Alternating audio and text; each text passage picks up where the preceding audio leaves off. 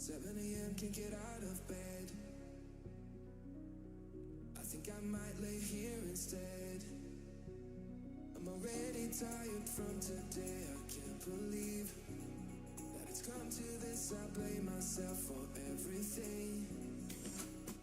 It's getting louder every day, getting tougher, can't you stay just a minute here with me?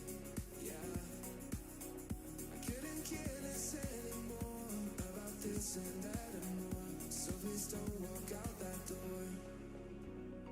Stay with me.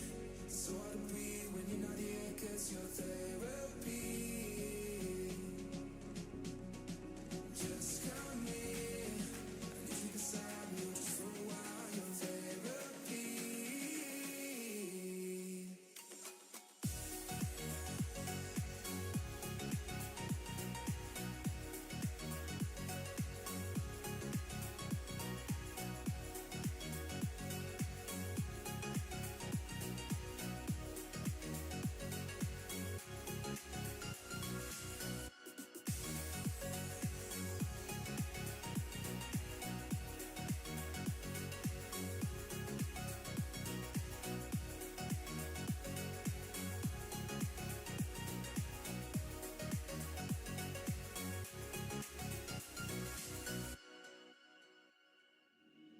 It's been a year since I've been here. Been treated well by you, my dear. And I realize that if you do your best at it, every day will get a little better. Just you wait and see. Oh, it's getting louder every day. It's getting better when you stay just a minute here with me. Yeah, I couldn't care less anymore about this and that and more. Isn't that what life is for? So stay with me. So easy to breathe when you're with me, 'cause you're therapy. Just come here. I need you beside me just for a while. You're therapy.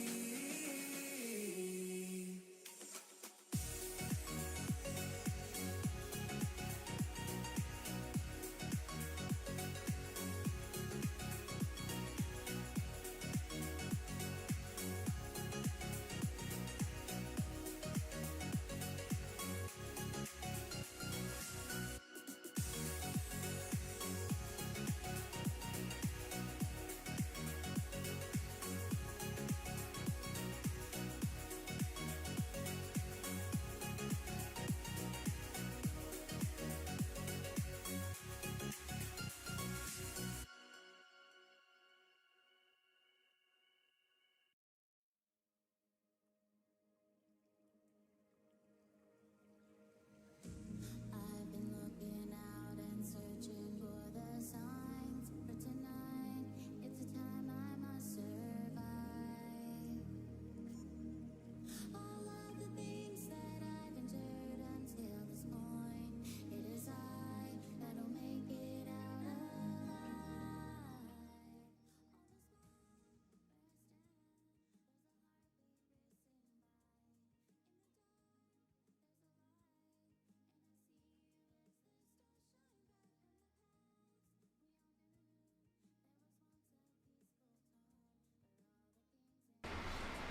All right, all right, all right. Hello, hello. Good evening. I suppose it's a good evening. It's always a good evening for some gaming. Just slightly disappointed with how the boys let a game get away from them tonight. Am I supposed to hide my disappointment? Wouldn't hide that from you guys. I'm here to bitch about it. We had a heck of an offensive performance today. 4 home runs, 5 home runs, and nothing to show for it now except an extra game in the loss column. Crazy. Crazy, crazy, crazy. Can't believe that I legitimately can't believe. And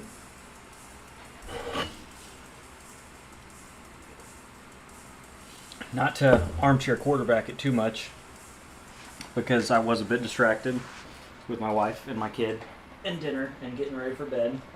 I did still have the game on my phone. Seems to be a general consensus so far this year about how poorly Snitker is managing the bullpen late in games. It's becoming a pretty consistent topic, and I'm tired of talking about it already.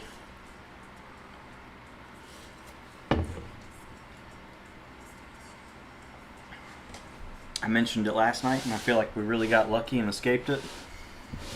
But couldn't believe with my own two eyes that I was seeing Chris Sale go out for the 7th at over 80 pitches with the way he's pitched this year, and the first thing he does is give up a solo jack to cut the lead to 1 run. And if it hadn't have been for Alex Cora also poorly handling his bullpen and leaving a guy out there to walk 5 players and giving us 2 free runs, we'd probably lost that game. Like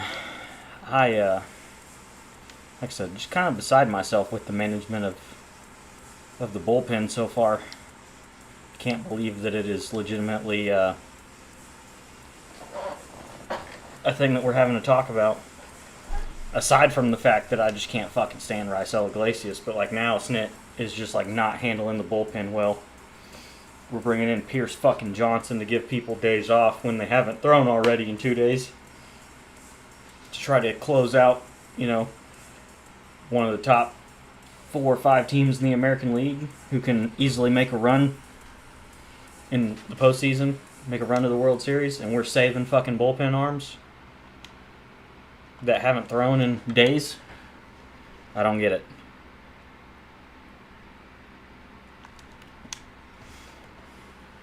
Don't understand. But what are you gonna do? Just move on with your life, and hopefully we win the rubber match tomorrow to take the series. Just can't believe we let them score 5 unanswered to win the game.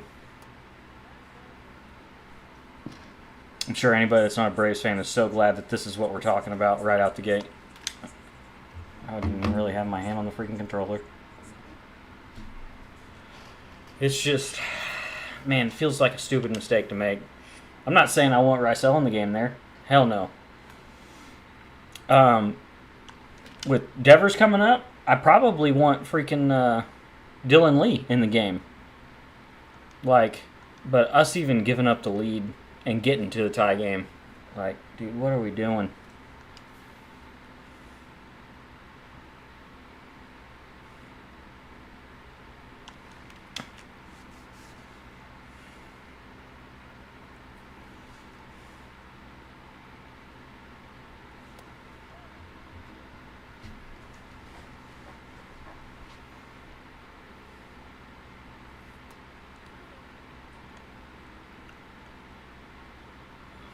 But how's everybody else doing this evening? Because Yasmani Grandal's doing pretty good. Like I said, I love that his attributes are just split enough that he's a power hitter type. Excellent. Excellent.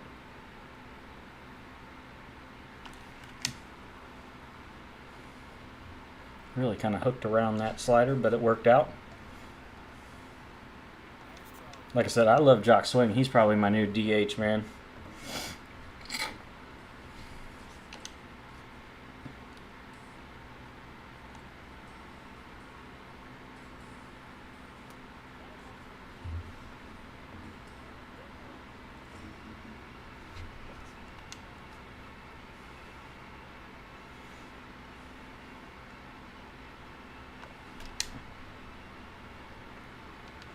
We're going to start trying to speed run through these games, getting our hits, getting our home runs, and getting ourselves out running the bases, and get this mini season knocked all the way out as fast as we can so that we can move on to playing moonshot games.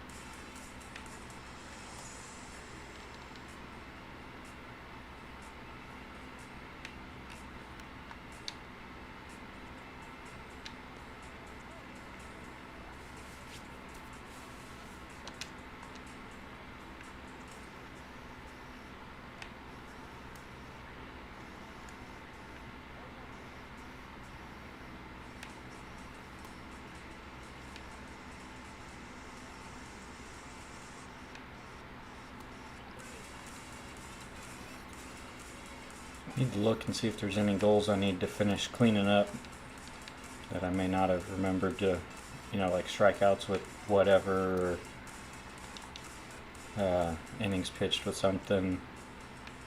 I don't think there's a hits one. Like, obviously the 100 hits or the 75 home runs, I just got to keep working towards that through the rest of the season as I'm playing these games out, but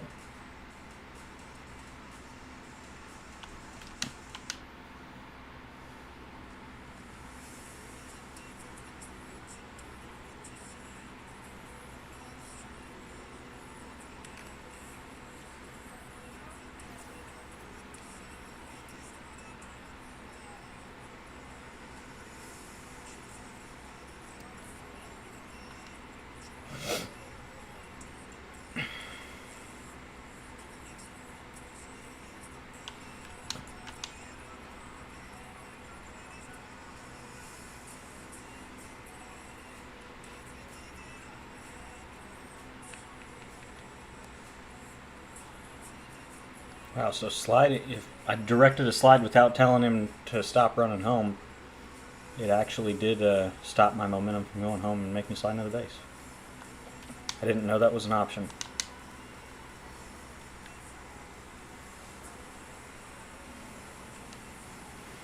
Man, poor Jason Dominguez, 0 for 2 tonight. 100-mile-an-hour ground out and a perfect.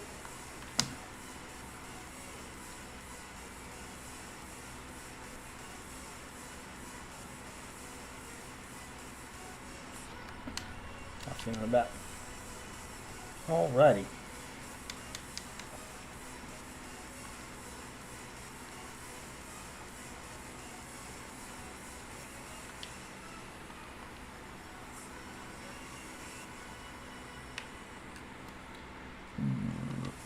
Excuse me.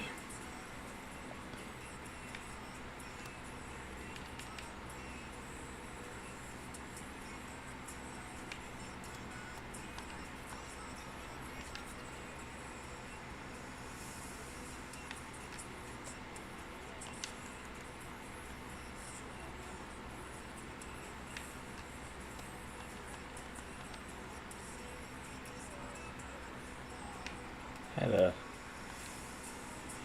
semi-productive late evening before hopping on. Swept and mopped the whole house. My sister-in-law gave us a rug that they didn't want anymore. They were moving into a new house. They gave us this rug for us to cover the. We got those little clip-together tiles for the living room for my daughter to play and not fall and hit her head on the. We have basically like it's like a laminate that looks like wood flooring, but we're on a foundation. We're not on a crawl space, so it's literally just concrete underneath it. And so we don't want her falling and bashing her head when she's playing. So my wife ordered those little clip-together tiles like you see in home gyms or stuff, in some more warm earth tones. We have like a warm heather gray and a tan instead of the very Spartan black or whatever you usually see in the gyms.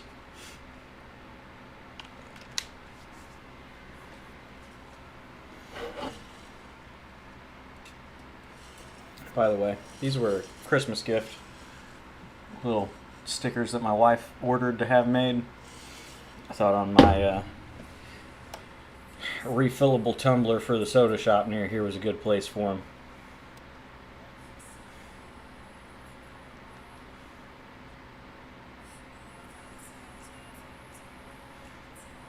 Can't really see them that great with the light off the ring light. Wow. That was a pretty good swing to just be a line out. It was 112 power. A little early, perfectly squared up. Again, no launch angle.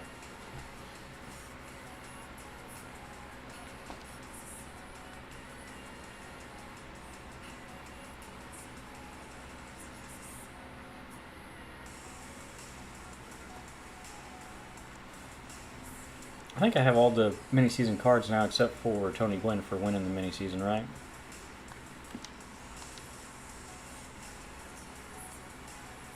Yeah, we're just going to run ourselves out after that lovely swing. I remember I didn't get to play and experience it, but I've been told that there was an old glitch you could do where you'd hit stop your runner right before you'd get to the base, and the infielder would just like whiff the tag, and then you could continue. It was a way that you could cheese like older extreme moments when you had to like hit a triple or so many extra base hits or something. I guess I used Joe Kelly the last mini-season game that we played last night. I do not remember that. So he is exhausted.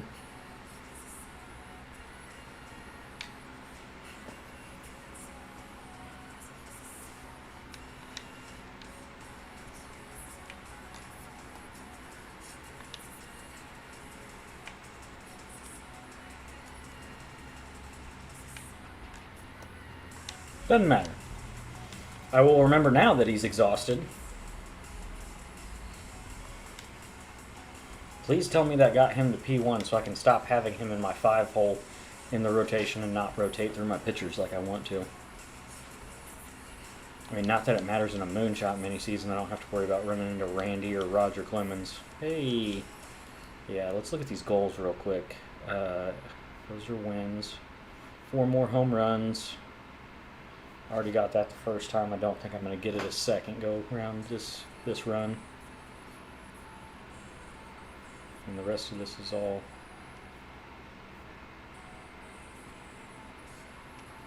Okay, there it is. I was going to say, you do still get a mini-season championship bundle for this, right? I still want those 15 packs. Lord have mercy. Well, this is all kinds of screwed up, man. I'm hoping that I have to play the Whales. They're the number 1 seed right now, and after a 2-game sweep of them, I'm hoping that puts me ahead of them. I would still like to be the 1 seed going into the playoffs. I know it really doesn't matter that much because you can still win games on the road on rookie.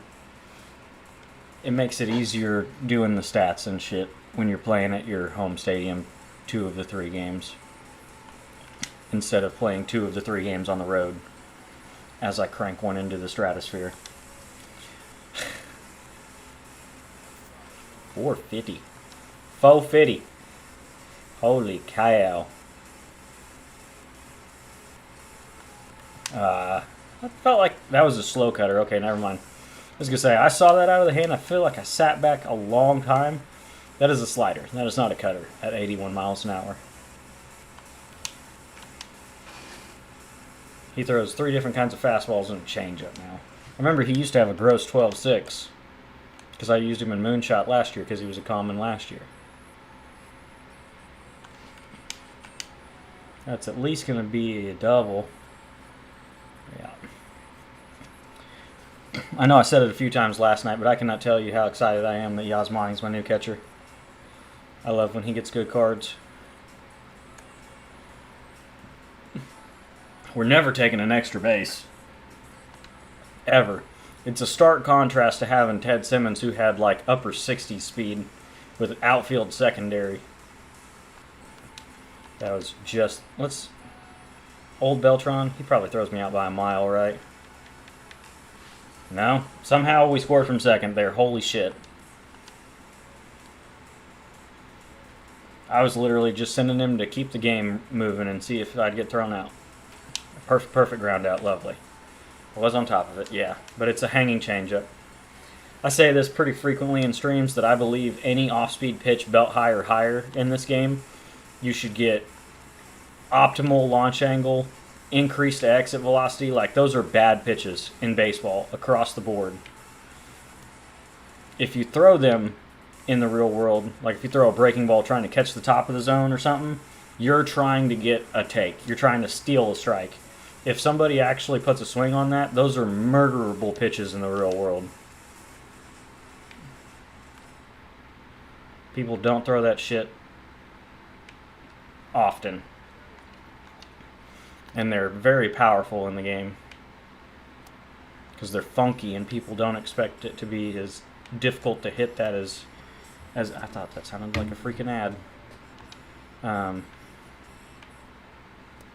Fuck you. Swing the bat. Fuck you, Jason Churio.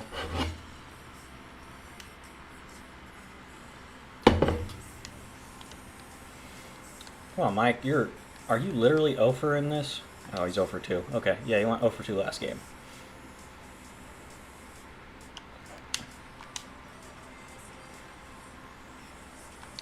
We'll stay. It's just a 2-run lead.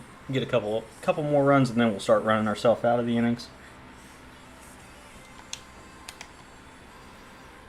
I think he's got really good clutch. I'd like the extra PXP with Mike, so steal that bag, please, sir. I'm really hoping the Color Splash Team Affinity cards that come out next Friday have captain abilities like the Jolt did. Because, you know, at this point we kind of need a boost to some power for some of these cards if the power creep's going to be this slow. Creep. Yeah, 101 clutch.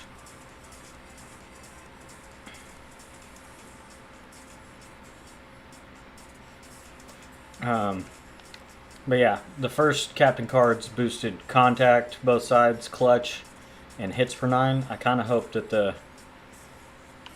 new one is power both sides, walks per 9, and pitching clutch. Because then you can actually start running theme teams for team. Like, you kind of can now, but not very good. Pretty much all of your cards that you use the boost with have to already have usable power. Contact's great and all, and contact hitters do play a little better this year.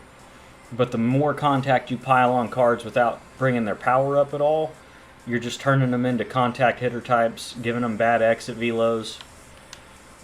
You basically have to take perfect swings with them to get good results. So I would like to see the Color Splash give, even if it's only maxes out at like 10 at tier 3, like let's add a little bit of power to these cards. Late there, wow.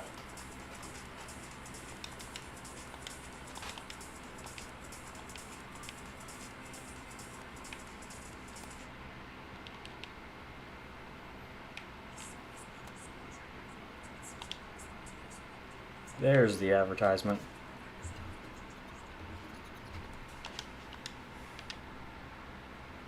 Did not pick the right pitch that I thought I did. I was looking for that one.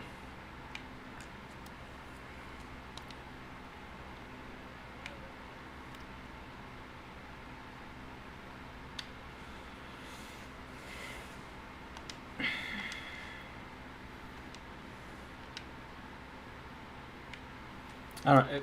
So, if anybody has an opinion on this, feel free to say it in the chat or leave a comment if you're watching this later as a VOD.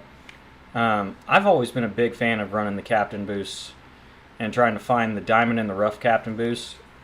And other than like a couple weeks ago, when the A's captain boost was way outpacing everything because they had a shit ton of Tops Now cards come out, there just really isn't one. It feels like they should have just not put captain boosts in the game if they wanted them to not be any good this year. Like, just take them back out then. You tried it for 2 years. You found out that you didn't like that there was always a meta captain boost to use. But I mean, that's how people play games and are competitive with them. That's all people are going to ever do is try to find the meta. That's why you can't just casually play Call of Duty. You can't just casually play some online games of FIFA or Madden or 2. People are going to find the meta. Even just playing Road to the Show. People are going to pick the meta archetype. That's why they got rid of the archetypes. Like I said, I've really enjoyed the captain since they added them into the game. And this year they just feel like they're not even there. They're useless as hell. Which was disappointing to me. Like I said, I've always enjoyed running the captain boost. Finding weird ones to run. Like running the Sir Anthony Dominguez with the Rafi Devers, because all of the live series Phillies cards that were good last year were bad fielders, so you double dipped on the boost. You double dipped on power. Both sides. You could do like plus 10 from the Phillies and get tier 3 with Devers and get plus, so you were getting plus 25 power to all of your Phillies players on that captain boost. It was ridiculous.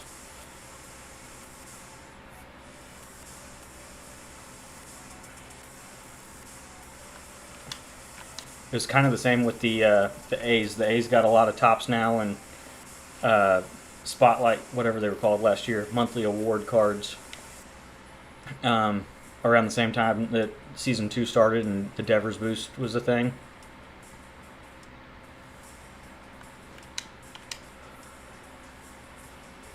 Is he cutting that off? He sure fucking is. Well, at least Harris has a couple hits. I'm using him because I'd like him to get some home runs and finish P5 in him. I'm over 7,000 PXP with him. But his power right took a hit in the first roster update because he's only really getting home runs against lefties. So he's got 70 plus power against lefties.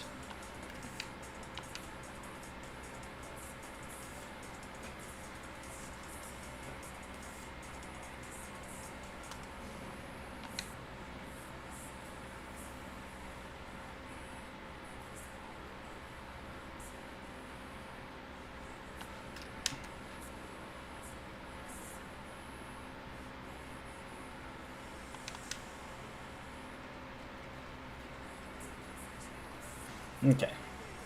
Back around to the top of the lineup. Time to start just running ourselves out. 22 steal on a Brian Roberts card. It's kind of wild. I'll get one more guy in at bat. No need to run myself completely out of the inning. Yeah, Griffey's had a rough go of it. Let's try to get a hit with Griffey.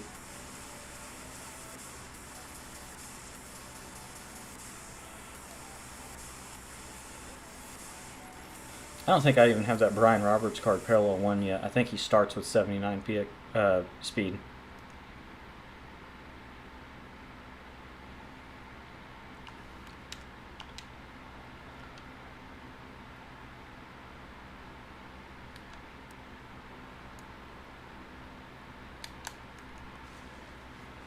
Okay. Hit an RBI. Made sure I got the RBI. Lovely. Perfect release. Of course, we missed to the bottom of the par.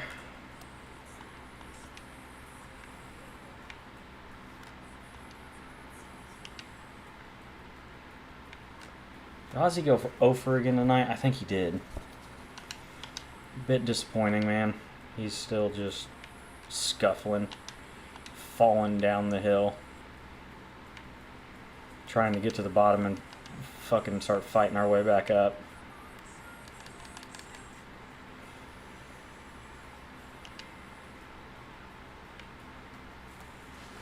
Why do they have a pitcher warming right now? You're down 10 in the bottom of the last inning, man. That's a hell of a pipe dream if you think you're going to need to bring that fella in.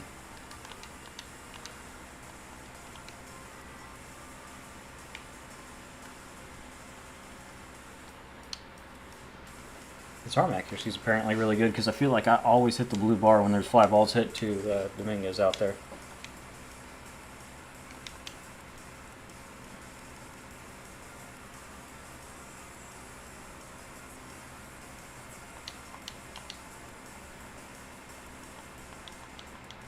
Yankees with beards.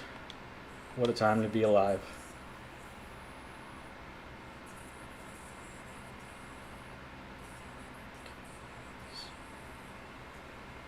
Could actually run a couple of number 1 starts and face that Baldo. Throw a Gibby, then I'll throw you Baldo.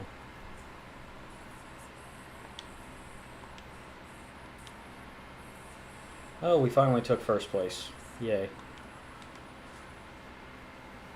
Oh, yay. It looks like my rotation's bugged all of a sudden. My 2 spot in my rotation has 0 energy all of a sudden. I see that this year, for some reason, it's still showing your parallels on cards on the other teams in mini-season, which makes sense. It's probably using your inventory, but It's a bit odd that, like, I'm giving away free 5 points for free across the board to, like, DeVries or Cattell. Sat back a little too long. I have yet to ever hit it here. I don't know if if anything actually happens at this ballpark. They added that last year, and I've been close a couple times, but I've never actually hit it. I would love to hit it and see if something actually happens. Not going to be that time, though, because I'm just late on a slider. Is that Tony Gwynn in left? No, I think that's Willie Stargell. I did see that Tony Gwynn is on this team. This is a pretty good team. Is that Chase Headley at third? DeVries at short. Cattell at third.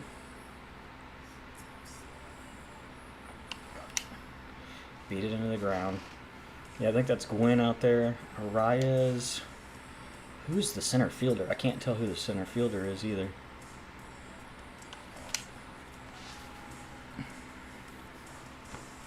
Go to the Flamingo. No, too far to the center fielder. I was going to say, go to the Flamingo sign.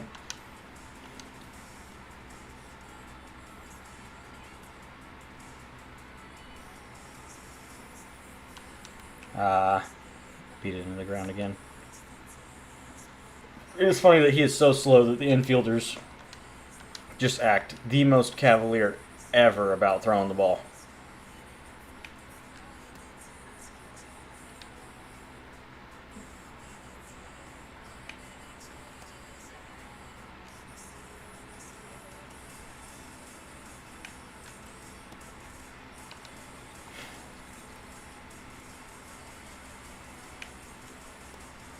I know I said this yesterday when I was doing the program, but it is awfully odd to me that Luis Arias doesn't have dead red or breaking ball. He won his third batting title in a row, and you mean to tell me he doesn't have those two quirks? Like, he literally hits everything. He's like Tony Gwynn. Let's just, out of curiosity, take a look at Tony Gwynn. Oh, dead red and breaking ball hitter. Luis Arias is literally the modern equivalent to Tony Gwynn. So, like, how does he not get dead red and breaking ball this year? He puts everything in play. Just like that. That fucking slappy bullshit into the shallow outfield.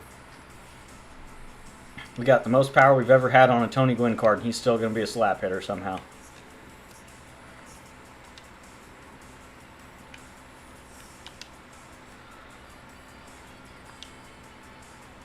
Not playing up against a righty today, I see.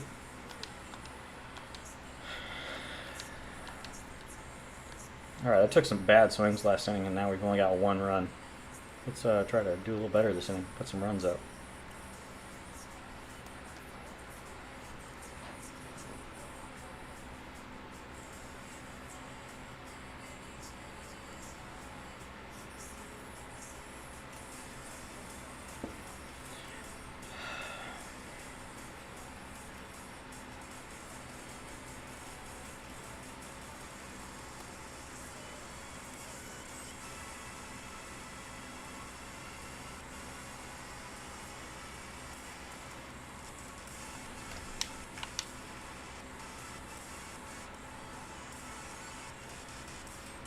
Oh, it's Duke Schneider out there, I think. Yeah, I think that's the Easter egg Duke Schneider. Which actually, not a terrible card against righties. Just can't hit lefties. I don't know that I'd really want to play him in center field either. I'd rather have him in a corner or pinch hit him. Wow. Unlock the Fiesta. Flock a Fiesta. I don't... One of these days, man. One of these days, Alice. Right to the moon.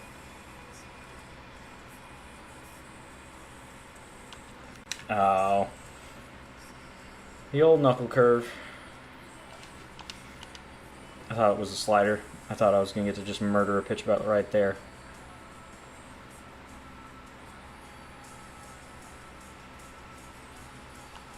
There's the slider.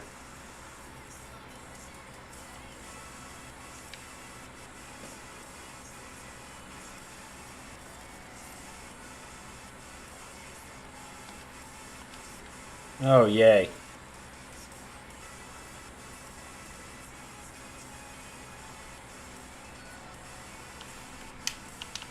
Give me that fucking run, bitch. Stupid ass fucking toxic pitcher.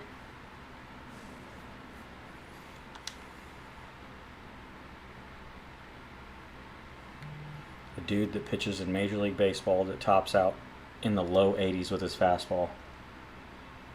Yeah, you'd have to release the ball by your ankle and do some weird shit to get away with that.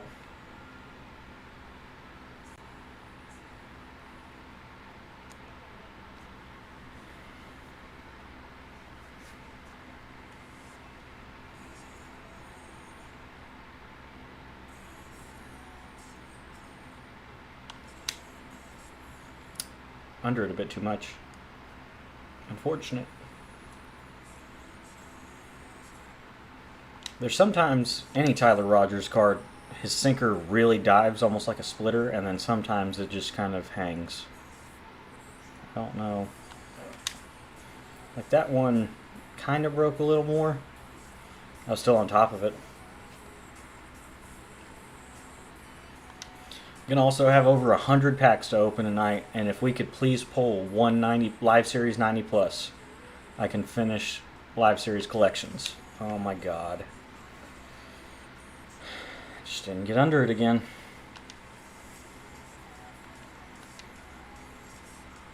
I need Shohei, Mookie, Freddie, Tatis, Soto, and Lindor, and I'm done. But I don't, like, it's just been slow going because I haven't pulled a single 90 plus Live Series all year. My best pulls this year have been Trout and Cattell. I did pull Mason Miller, I guess, after he went up to an 89, so he technically would count, but he's only like 60. Which, don't get me wrong, 60 is still a decent little chunk of stubs, but I think them adding the extra tier to the rarities of the pull rates, like, it's fucking horseshit, man. I also thought about trying to edit and like make my first legit video in a while, my first one ever for the show on this channel, but going back, reloading older MLB The Show games and getting captured footage of players across 22, 23, 24, and 25, and show that they nerfed Live Series across the board this year, and you can't tell me they didn't. Seager went from having like 40 speed every single year on his Live Series to 20 all of a sudden. Ronald went from getting low 80s to 60 all of a sudden, which is either a drastic overreaction because of a knee surgery, or they're following some stupid fucking metric way too much because Live Series Jake Berger's got more speed than Ronald Acuna Jr., who stole 70 bags 2 seasons ago. Kiss both sides of my ass with that horseshit metric. There's got to be a smarter way to measure people's speed than how they run down the line to first on routine ground balls. It's fucking stupid. Like, maybe measure their sprint speed when they're stealing a base. That's literally the same distance, and it gives you the same metric as home to first would. And I'm not saying their time from like stealing second, from the time they take off till they get to second. I'm talking about the speed at which their body is actually moving, miles per hour. I feel like Austin Riley's another one of those guys that always gets hit pretty hard by the speed metric until he gets a diamond card. He beat out an infield single last week, 2 weeks ago or something, and the Braves Twitter account shared that he was moving at like, I don't even remember now, 18 miles an hour or 20 miles an hour maybe. And it's like, that's moving it pretty good, man. You mean to tell me that's 60 speed or whatever he has on his Live Series card? Come on now.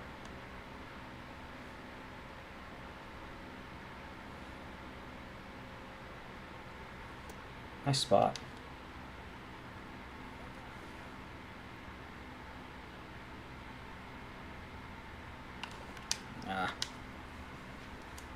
Thinking too much about hitting the Flocka Fiesta now, and I'm making myself late on good pitches to hit because I'm trying to go to left field with them.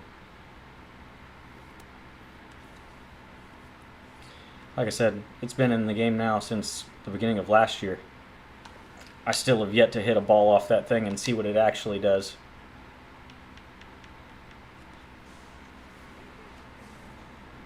If it like actually has music start playing or something. It'd be funny if even just like music played and everybody in the stadium started dancing.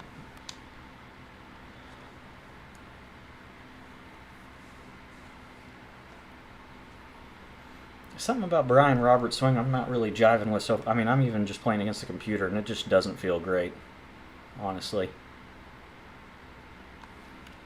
Wow, chain splitter up. My bad.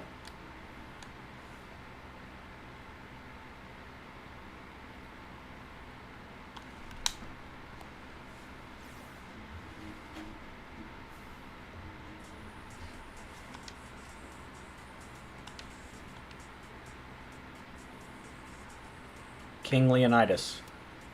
I loved this card at launch.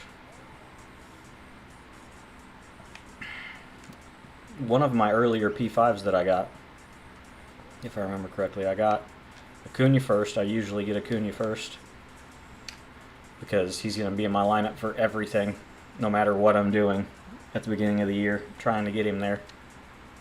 And then Trout. Trout's one that usually is on my team for just about everything. If I have to choose between him and Acuna, I usually will choose Acuna.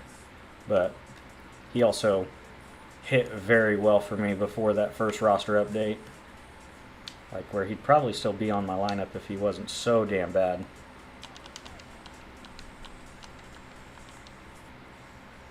That's gold Willie McCovey. I was giving him credit and thinking it was at least the Willie Stargell headliner card. Holy shit snacks. Okay, let's go to the bullpen.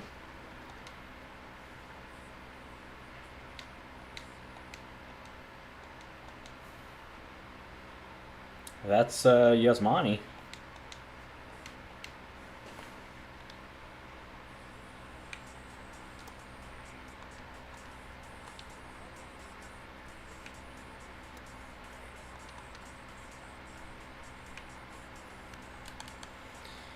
Most annoying hitter in baseball. Yep, because there it is. Fouls off a good splitter, late on another good one. Duck fart to left field for a hit. And then the flashback version of him and Tony Gwynn. Can I get you to hit a ground ball here? No, you're going to swing and miss.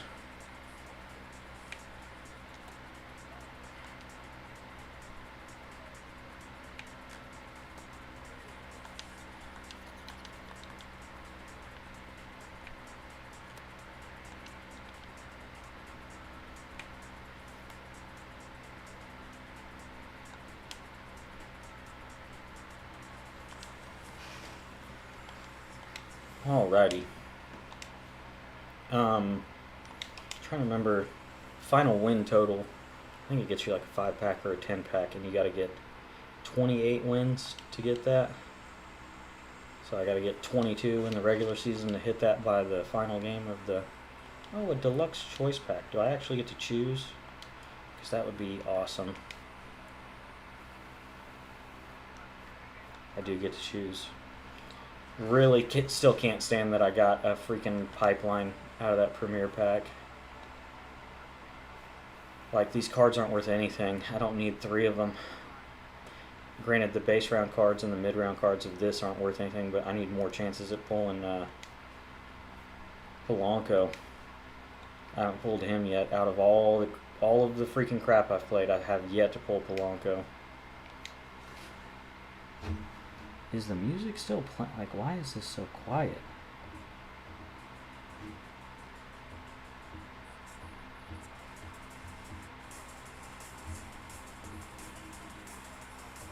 What was the deal with that song?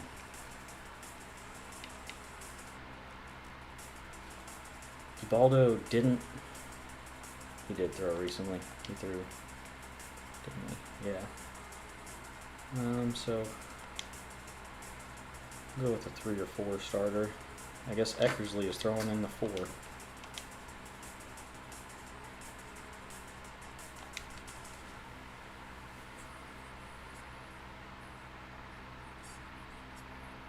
Landon Knack. Never heard of her.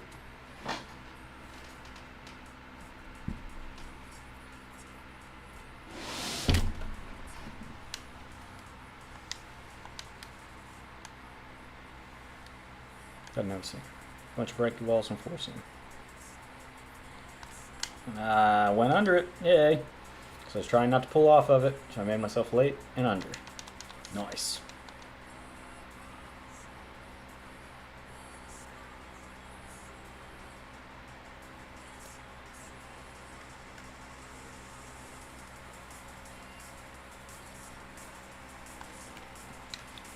Early.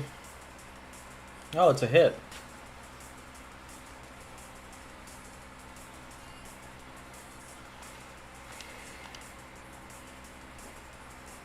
I know the reverse split was their way of trying to make a 90 overall Griffey a little bit more usable, but I have this strange feeling that he's just going to be off my team when the new content comes out next Friday. It's literally going to be one overall higher. And you would think with the legend, with the quirks and the swing that Griffey has, he wouldn't be so easily replaced by some live series guys getting 91 overalls. But I do believe he's going to end up being off my team, unfortunately. I don't even know who outfield-wise we'll be getting.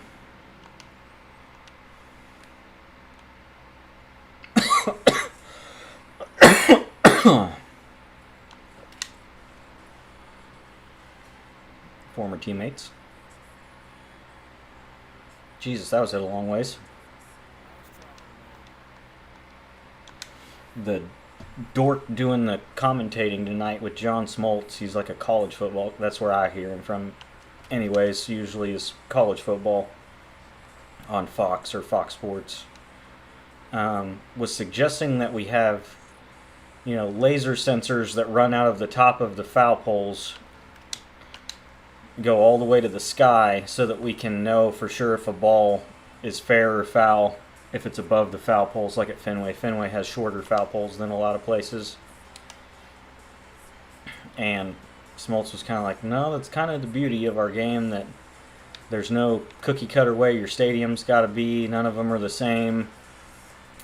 And he was like, yeah, Fenway's got shorter foul poles, and it's kind of just one of the quirks about it. Probably because they're the same height, and one of them is at ground level and the other one's 30 feet in the air on the monster.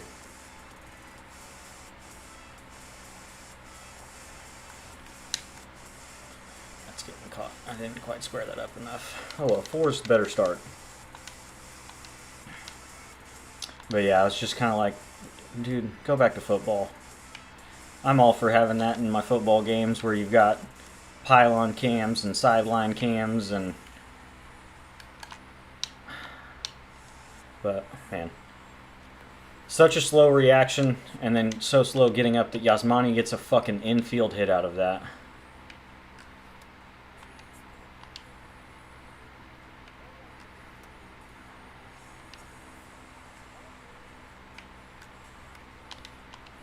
Nice.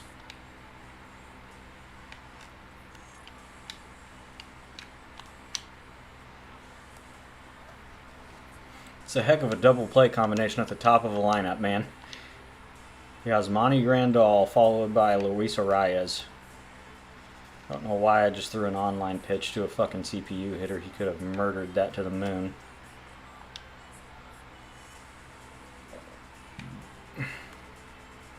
I would love to get that flawless Eckersley. I'm probably not going to have him in my bullpen anytime soon.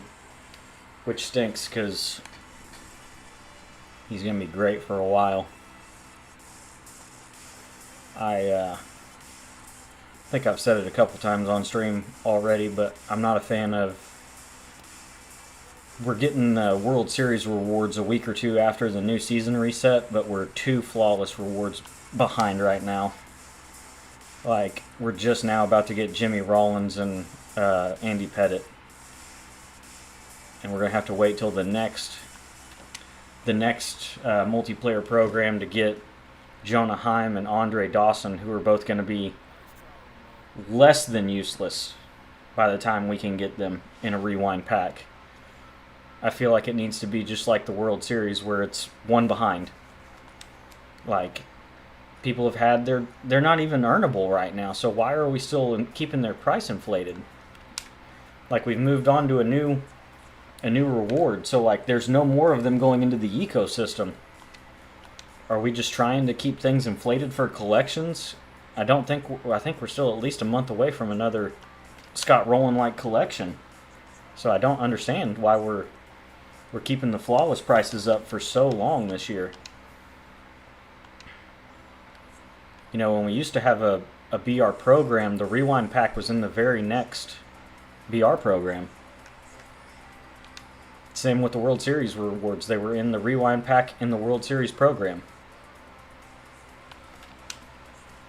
Swinging it a little better this game. That's nice. I think it's time to start running ourselves out if we don't hit home runs. I think that's what that choice pack was from, right? Was the 75 home run challenge.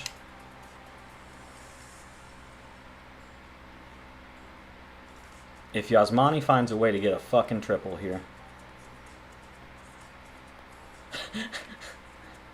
Out by 40 feet.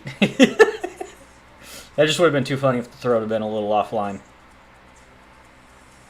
Like, that's a guy you're never hitting a triple with unless that play happens, he dives and misses, and it goes more towards left field, and the center fielder just kind of didn't get a jump at all. It'd be better if it was the right fielder, because then you'd have like no chance to throw just about anybody out. I mean, obviously Polo would be an option as well, I suppose.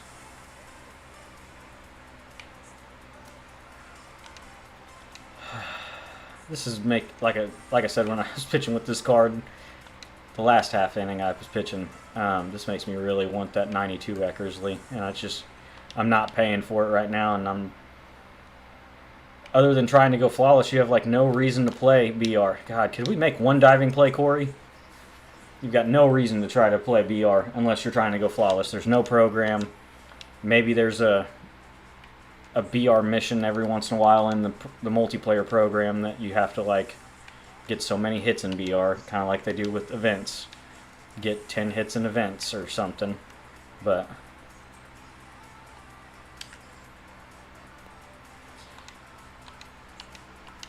BR was sweaty enough as it was, and now it's even sweatier because the only reason to play it is to go flawless. There's no other rewards. You fucking bitch.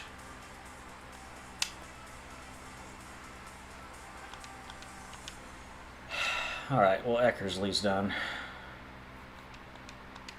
Come on, Duran, come on down.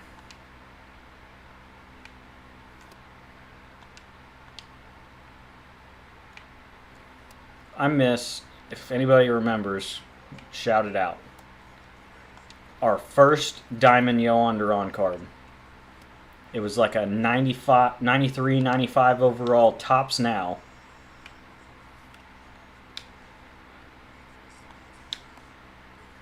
And he had outlier fastball, cutter, slider, splitter. And he didn't have an outlier splitter. He had an outlier four seam, and then a cutter and a slider. It was gross. You couldn't hit that card. The cutter played off the four seam and the slider perfectly, and the splitter played off the outlier four seam. Like, it was gross. I'm pretty sure it's the only reliever card I've ever P5'd. And it was because I used him as an opener until a 99 overall of him came out in the finest that year, and they took his cutter away. It was fastball 12-6, slider, splitter. Beat it into the ground. All day, baby.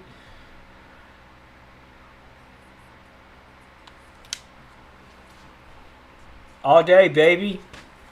Fucking computer.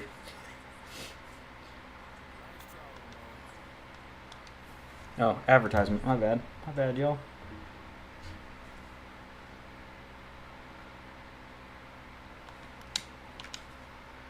Anytime I've done that, nobody's ever... Hold on, then the song's back now. Anytime I've ever had to do that, nobody's ever been like, man, I was listening to that. I was going to change my car insurance, and you just messed me up.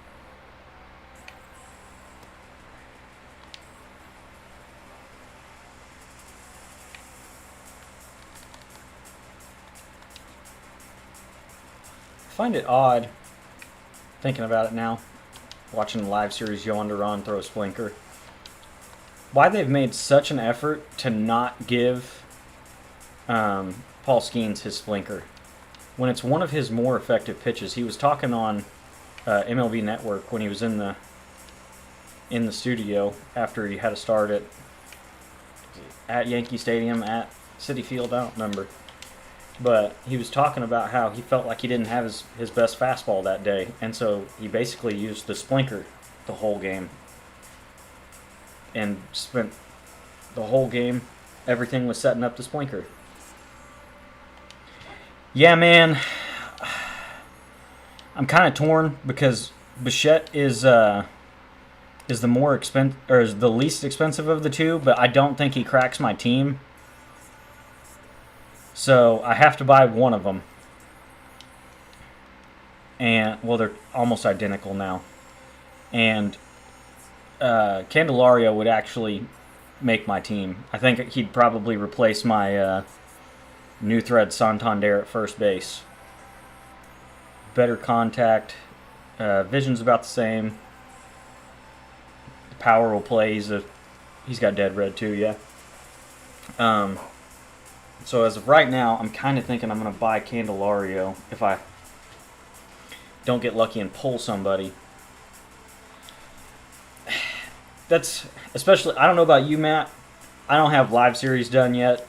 I'm close, but it's literally all the big boys in the NL I got to get. I got to get Mookie and Shohei, which I can buy Mookie. He's not expensive, but I got to get Tatis because I was debating on spending $60K on him. And I was like, no, I don't know if I can finish that division. I don't want to, spend the stub somewhere and then get hamstrung, not able to finish another division. Got to get these two to finish the NL East. And so, if I'm going to spend stubs on somebody, I need to be able to justify it by them actually being on my team. And I love Bo Bichette's swing. I love his cards usually. Maybe you can give me your opinion on it too. Is the hitting worth the silver fielding at shortstop for you? Or do you try to maybe play him at second so it doesn't hurt you as bad out of position? I remember I did that in 22 with his Lightning card because he wasn't that great defensively. And I loved that was the first Diamond Bo Bichette I remember using because I had just got back into playing the show in 22. And so I played Lightning Bo Bichette from September or October. I don't remember what month. Probably September. I don't think October they give monthly awards. But played him at second base for the rest of the year. P5'd him. This would be a nasty second base card if he can actually make some plays for you. I don't think I can play this at short on my team. He's got great vision, great contact, great clutch, great power. He has no quirks because he has a terrible year. But silver fielding, 70 arm strength at P5. With 50 speed. Yeah, I love Ellie's swing, but I've been playing on nothing but Hall of Fame. And the moment I hit Hall of Fame in the first ranked season, that's when I took a steep dive with Ellie, the live series. And I haven't even tried out the free 90 overall yet because, he's just not great against the lefty. And the vision on the 90 overall being lower than his live series is pretty lame. I loved using him when I had him. His stats don't show how well because I had 2 or 3 games on Hall of Fame where he didn't do great, and then I took him out of the lineup. He was hitting 450 in the leadoff for me for the longest time. Like I said, I gotta justify if I'm buying a card, it needs to be a card that I'm gonna use. And I think that's Candelario for me. And I did like his Egg Hunt card last year. it hurts that these cards are so expensive. Because, I mean, I like Cedric Mullins' swing, too. And you're not going to get much better of an offensive Cedric Mullins card than this. He's just bad against lefties. It is what it is. But he's good enough. Like at P5, he's 91, 95 with 84 vision and 106 clutch. Like, that'd play. And honestly, his defense is about the same as a Cedric Mullins card would be, other than the fact he's kind of slow for a Cedric Diamond. What is his price? He's almost the exact same price as them. Wild. The Chase card is almost the exact same price as the rare card from the other pack. When you know that the pull rate is way higher on these two, but people are actually keeping that one and they're selling this one. Because I don't know if I got this card if I keep him and he makes my lineup. I know I want Buxton, and he's probably my new right fielder. No, his arm strike's not that great. Left fielder or right fielder probably. I don't know that I'm playing him in center with his reaction and his speed not being over 90. But I love Buxton's swing. I got that captain card last year, P5, and it was effortless almost. Hit like over 500 with him. What's crazy? I mean, you gotta do what you gotta do, man. Everybody's trying to get new cards, complete collections. I think Will Vest would be a better one for me to. I never hit Chris Bassett cards very well. Will Warren. Honestly, it may be. Let's face some Grayson Rodriguez. Let's look at my rotation. Yeah, let's face some Grayson Rodriguez. A couple games. I'm hoping that after I beat these guys 2 times, I can start quitting out of more games. Right? Okay, yeah, that's... I thought that may have been what you were talking about. Like, how in the world is... Did they disable all my downloaded ones? Where the fuck... Okay, here we go.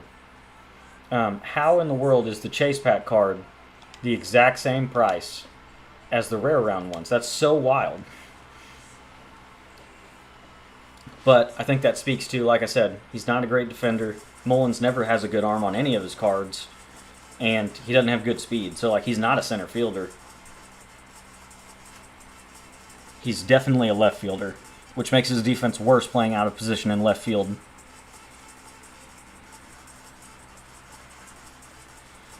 I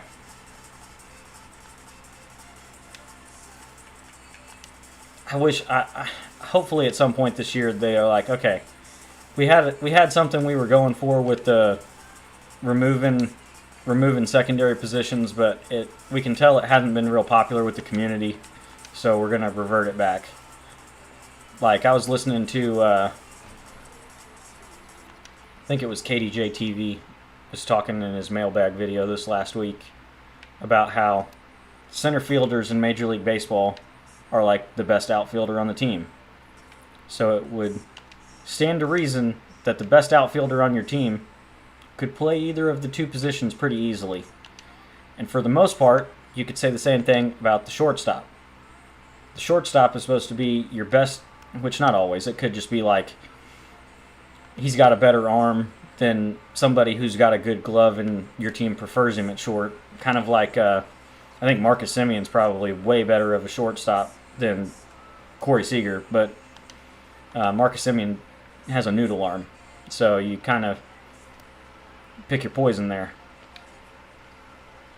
Which, I'm going to be honest, that's another one of those, I think the metric that they measure fielding by hurts somebody like Seager, because I feel like he's a great shortstop. I don't know about great. He's a very good shortstop, I should say. Great might be stretching it.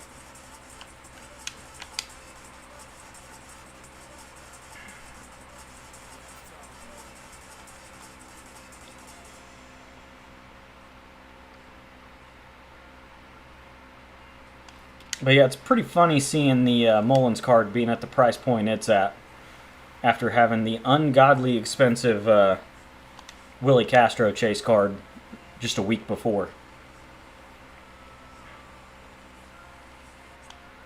I'd also really like it if maybe we could cool it with the Chase Pack cards. Remember when the chase pack card used to be like, it was still like the best card in the game other than the collection 99s, but it was like the chase card for a month or two. And so there was actually a chance for it to get pulled a little more, I feel like. Where now they're in packs for such a short amount of time that their price stays so inflated.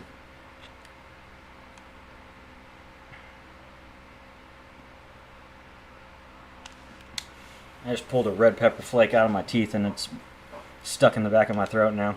That's nice. Little tingle. There's my new DH, by the way, though. I love Jock Swing. And him being half decent against lefties because this is basically a glorified home run derby card.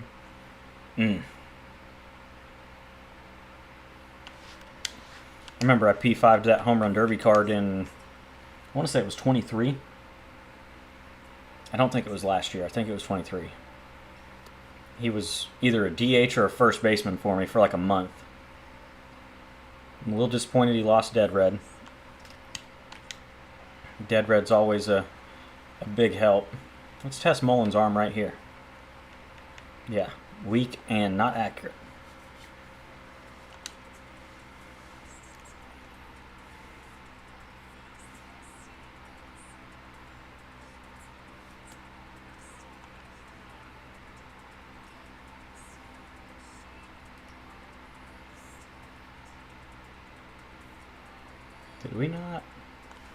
Did we not play up against Lucas Giolito today, Michael? I don't think it's late enough that it's swapped over to tomorrow's Inside Edge yet. Man. Why did I have to think about that? We lit Giolito up for 6 runs, and then our bullpen wasted a fucking game where we had an offensive outburst like that late and lose. Just fucking depressing. The life of a Braves fan this year, huh? Am I right, guys? I need Jupiter and Tricky in here to bitch about the Braves with me.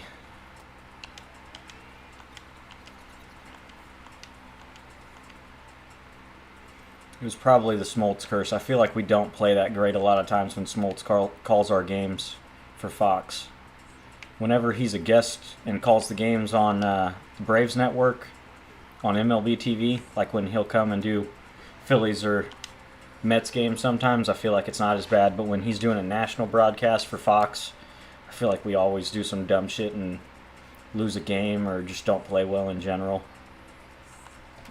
Which I had no doubt he was going to be calling this game because he played for both teams. Like,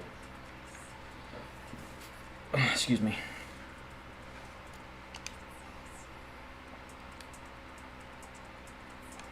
.276 in Moonshot mini season. 277 now. But just wild that I'm not enjoying that swing that much because I usually like Brian Roberts cards. Wow. Unhook the trailer, Smith. Jesus. I thought I was getting there pretty easy.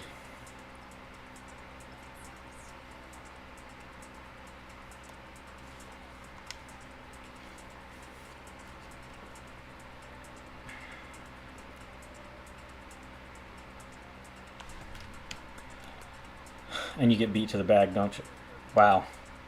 That was generous, because I feel like he got beat to the bag.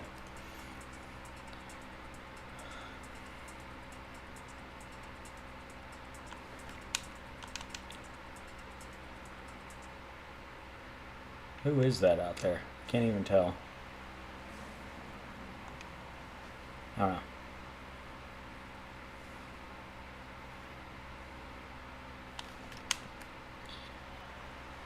Alright, surely Griffey is scoring from first on this, right? No, he's probably hosed too.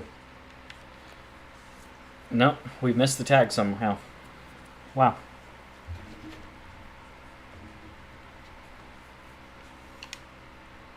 Sir Anthony Dominguez, where are we? He's Baltimore. Did he get traded there last year, or was that an off season? I don't remember now. Oh. I thought that was a sinker. First pitch. 2 bad swings with Yasmani this game. I'm quite disappointed in myself. Yeah, let's go Goose. Screw it. No, I don't want to warm up in a play versus CPU, actually.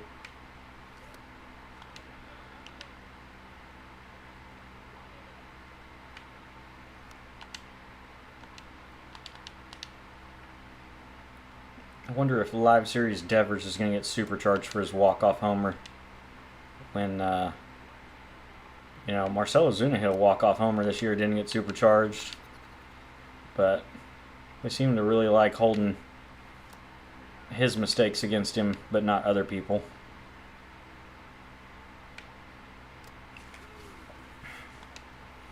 I wonder if Profar is going to get that treatment when he comes back from his PED suspension. Hey, what's up, man? I was just saying I needed you in here. In here bitching about how the Braves game went. Just can't believe how poorly we handled the back half of that game and waste an offensive outburst that we had like that.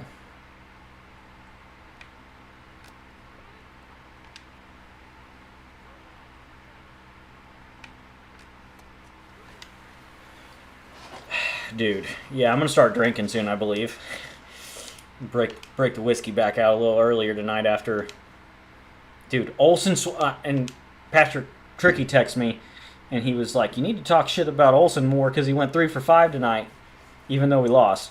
But like, dude, so fucking annoying to swing the bat as well as we did and end up with a loss out of that. Like, oh.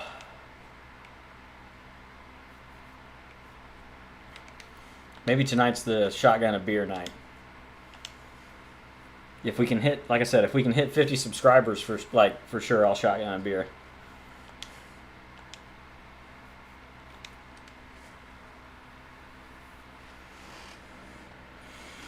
Dude, I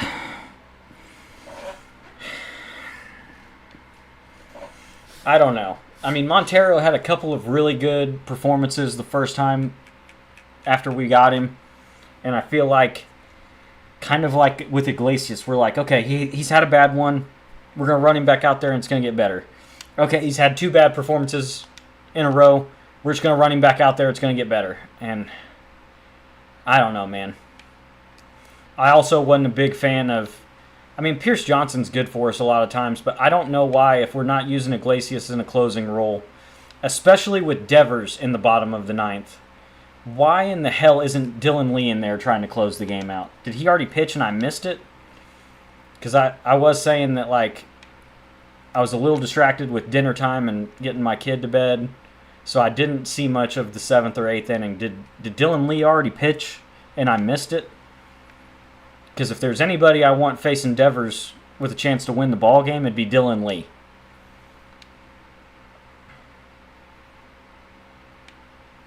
And honestly, with how few lefties we got in the pen, man, we really need a better performance out of Bummer. Giving up the lead when he came in and it getting to a tie game sucks.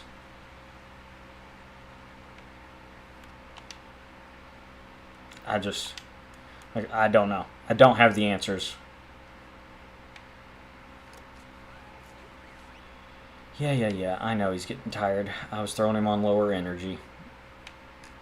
I just want him to get through 1 inning, and then I'll go to the bullpen.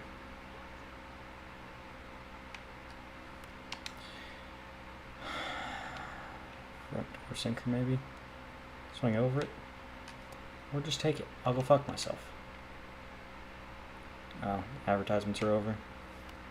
Dude, stop fouling the ball off. He's going to hit this to the fucking moon. Or maybe foul it off. Okay. Posada, please quit being mean. Please quit being mean to me. I love you. I just can't spin the stubs on you. Please quit being mean to me. Thank you.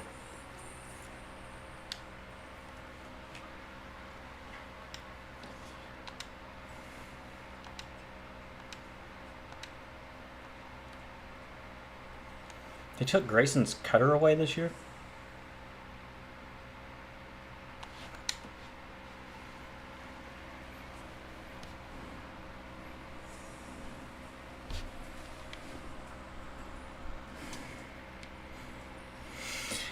That's what I'm saying. We shouldn't be expecting that, man. We don't have many lefties in our pen. We need him to be better. Exactly.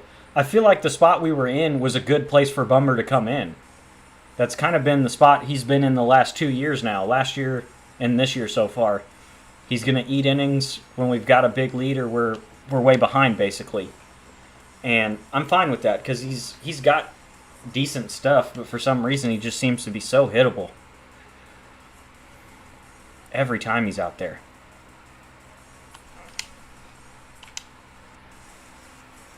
I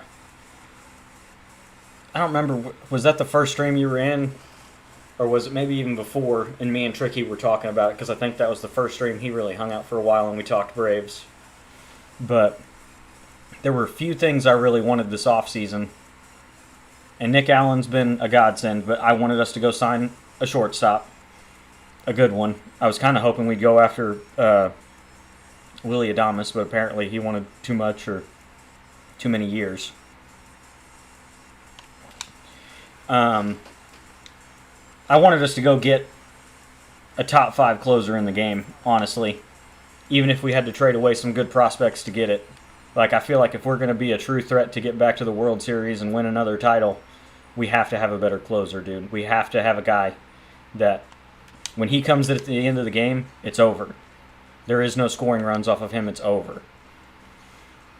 And then we let Minter and Matzik go, and we didn't really bring in much in the way of lefties for our pen. Like, I think we're kind of hoping that Dylan Dodd turns into a good lefty arm in the pen.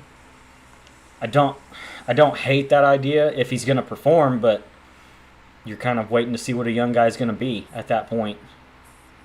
And that's tough to hang your hats on for a team that's, we were, other than the Dodgers, we were the favorite to win the World Series coming into this season.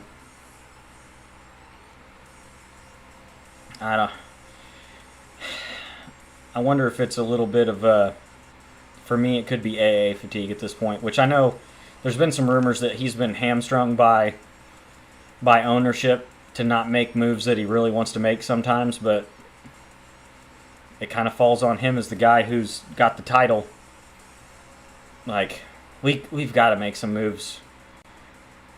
Maybe you were in here, because I remember saying, like, we can't be one of the top 3-5 most recognizable sports franchises in the world and be unwilling to spend money in the offseason.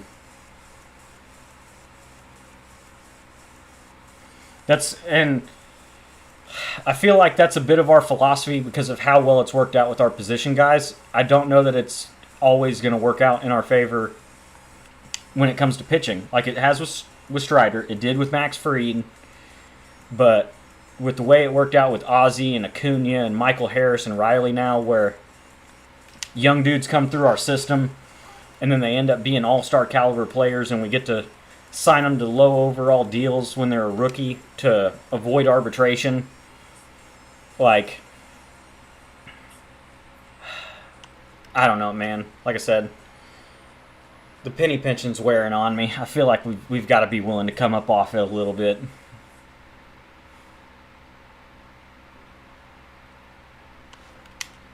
Too late.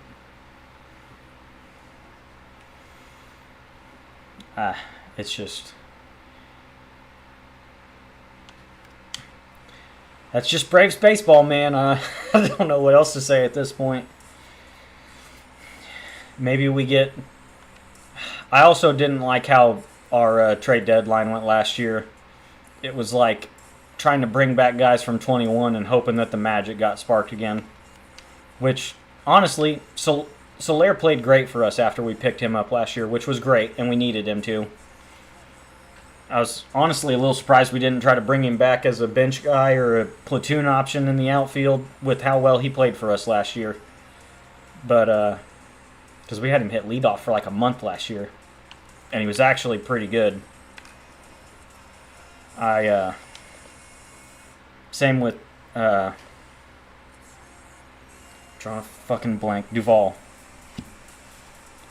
I love Adam Duvall, but like, it was kind of a weird choice to bring him back again, and used him a little when he first came back, and then we didn't really use him much at all.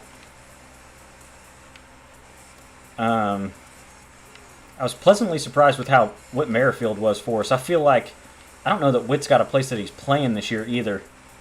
Talk about a great dude to have as a bench player. He's like a Luke Williams, but he's like a proven veteran. Like, you can play him anywhere on the infield. You can throw him in the outfield, and he's gonna do fine for you. I was kind of surprised we didn't bring him back on a minimum deal or something. Hope I'm not running off too many of the random viewers by just spouting off nonstop about Braves baseball, but that's why we're playing a baseball video game, man. We're baseball fans. Most people don't just play MLB The Show to play the video game, like they're also baseball fans. So if anybody's got another team they want to talk about, I try to keep up a lot with everybody. So I'm more than willing to talk to you about any team you want to talk about.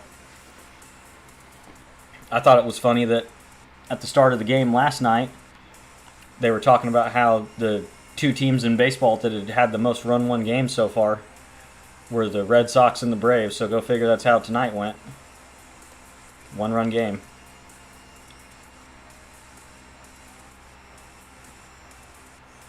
Still can't believe we lost. I guess I'm just not completely ready to let it go yet. Man, fuck you! Get there, fat ass. Okay. Another bad swing with Yasmani. He's 2 for 2 this game, though. But man, I took 2 bad swings last game with him.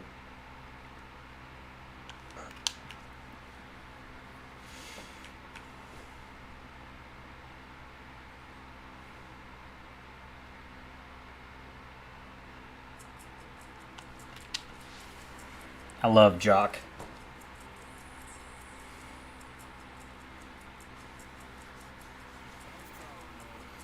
Right. It always cracks me up a little bit. Don't get me wrong. I love a lot of the show content creators I follow and watch every day. But it does crack me up how little some of them talk about real baseball. Or like, It's Playful will even admit that he doesn't follow anything besides the Red Sox. Like, he follows his favorite team, and that's kind of it. He doesn't know much about other baseball that's going on during the year.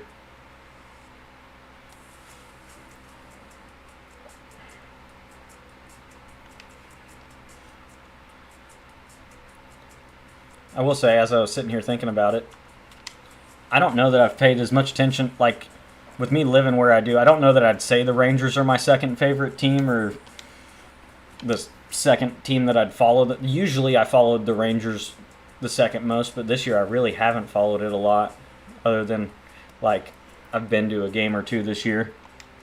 I've honestly debated on applying to do the standby EMT at the stadium part-time.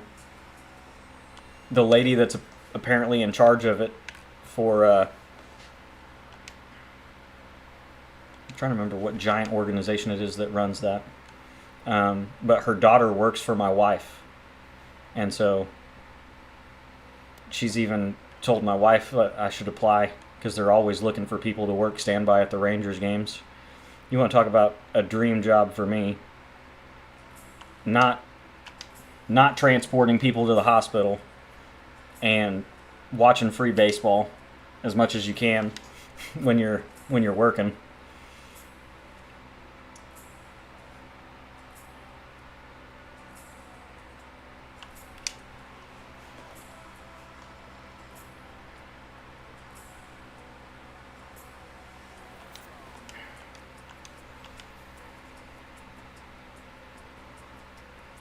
I remember there was a wild one that I saw a highlight of on Twitter. I think it was the Rockies.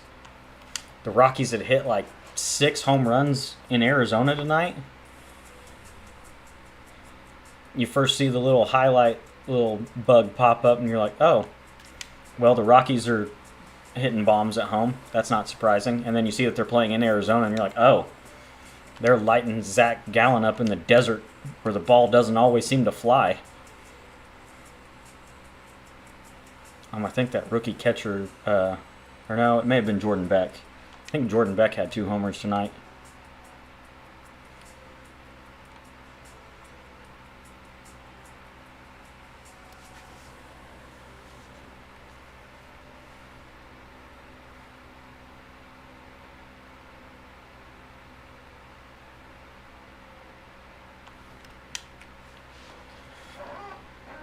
which I think I said something last night, Jupiter, but again, thank you for hanging out and just talking about whatever in here.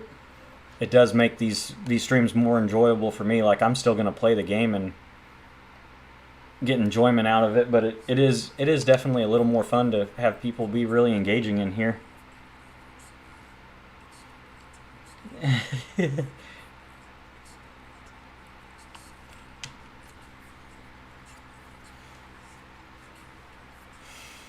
Yeah. Like, I don't know. I've only seen a couple of them around the stadium whenever we've been at games. Last time we were there, we walked by their little like station in center field that they apparently run all of it out of. I think the first time we went last year, past some of them like going in the stadium, going in like a side entrance for work. But yeah, it'd be pretty neat. Just one of those things I'd have to apply for and talk to her about, I guess. Man, if I could manage to work enough of those games for that to be a full-time job, I'd do that. I was telling my wife that, like, all of the parts of my job that people probably don't perceive as the difficult part is what wears me out and makes me not like my job.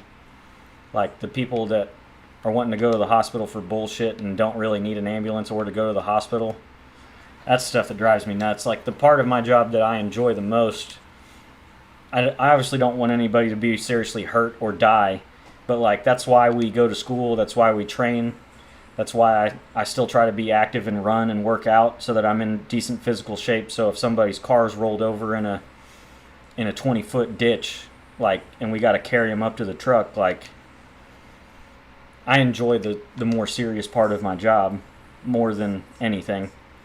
Like, you like feeling like what you're doing matters as opposed to some crackhead that wants to go get a free sandwich at 3 a.m. from the ER. So, doing standby at baseball would be more enjoyable to me than, you know, like I said, running your 5th nursing home call of the day where they've got abnormal lab values that have come back. We drew the labs 36 hours ago. We want them to go to the hospital now.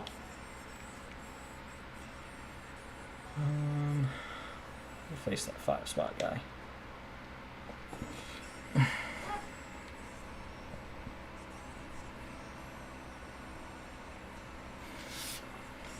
Absolutely, man. I appreciate that. You know,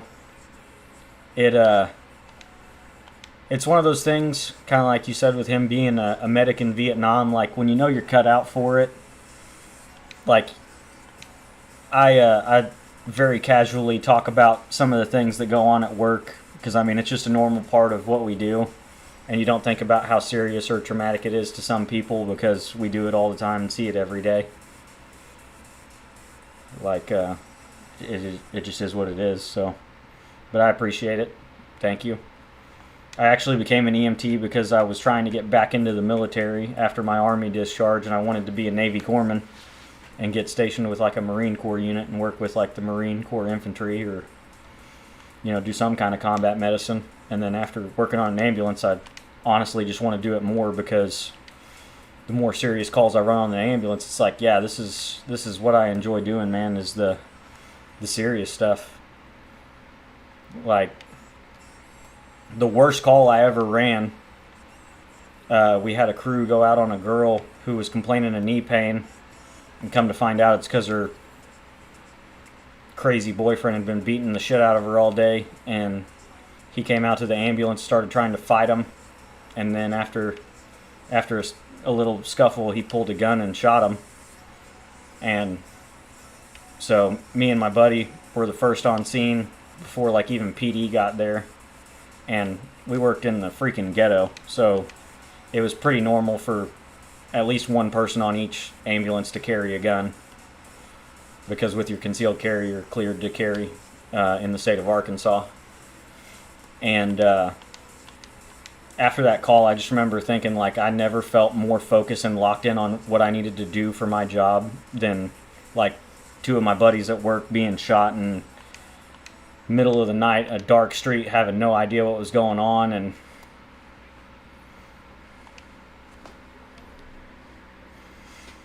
yeah, dude, my wife hates needles. She hates that, like, I did it yesterday to my daughter. There was like a vein.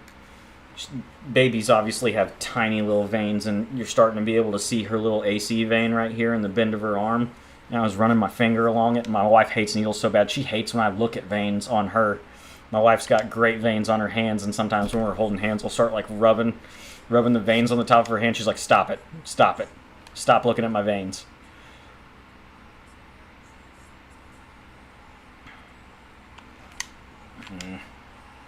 That may carry out. Holy cow. Yay for created stadium. 88 exit velo. Or 89, I guess, because it rounded it up to 90 there. But yeah, man, like I said, it is what it is. It only takes a few really serious calls, and you realizing that, like, it doesn't make you queasy. Like the first, I won't lie, like the first really serious call you run after you become an EMT, there is a little bit of that, like, deer in the headlights effect where you're like, holy shit, this is real. We're doing this. And then the, like, eye-opening moment for me was, like, we did absolutely everything on a code that we ran. Like, we call it a code for short, like a code blue, where somebody's heart stops for whatever reason. It's usually assumed cardiac arrest or whatever, but my first code that I ran, we threw everything in the truck at him. Like, the truck was a fucking disaster. And then we got him to the ER, and the ER worked on him for like another 20 minutes. And when it's people's time to go, man, it's their time to go, and you can't really dwell on it. Dude, I don't know what it is. Like, fetish is probably the right word, because you can't help but notice people's veins when you start doing this. Like, when my wife gets queasy about me looking at hers, it's like, listen, I'm just making sure I know where the good ones are in case there's ever anything serious going on. I need to know how to help you. Which wouldn't be hard. Like I said, my wife's got some freaking ropes on the back of her hands that would be easy to hit. Like throwing a dart.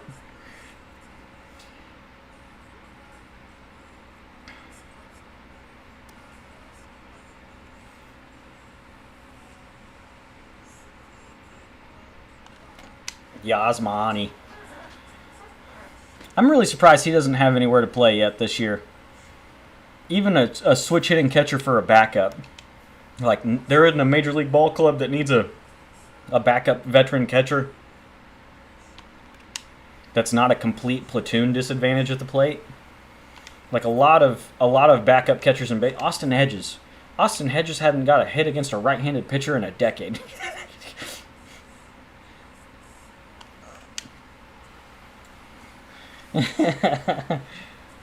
Right.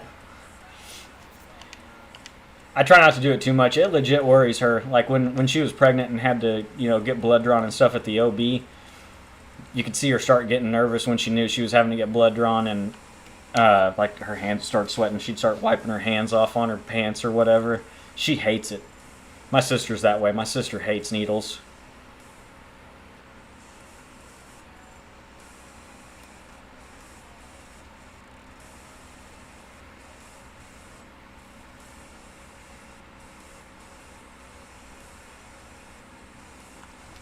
Oh my god, what a swing.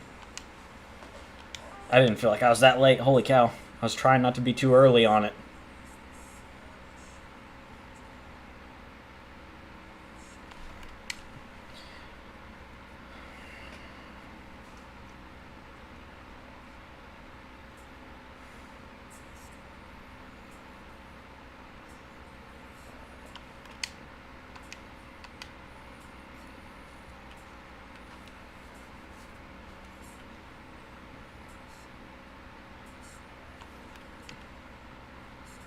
Nope, caught.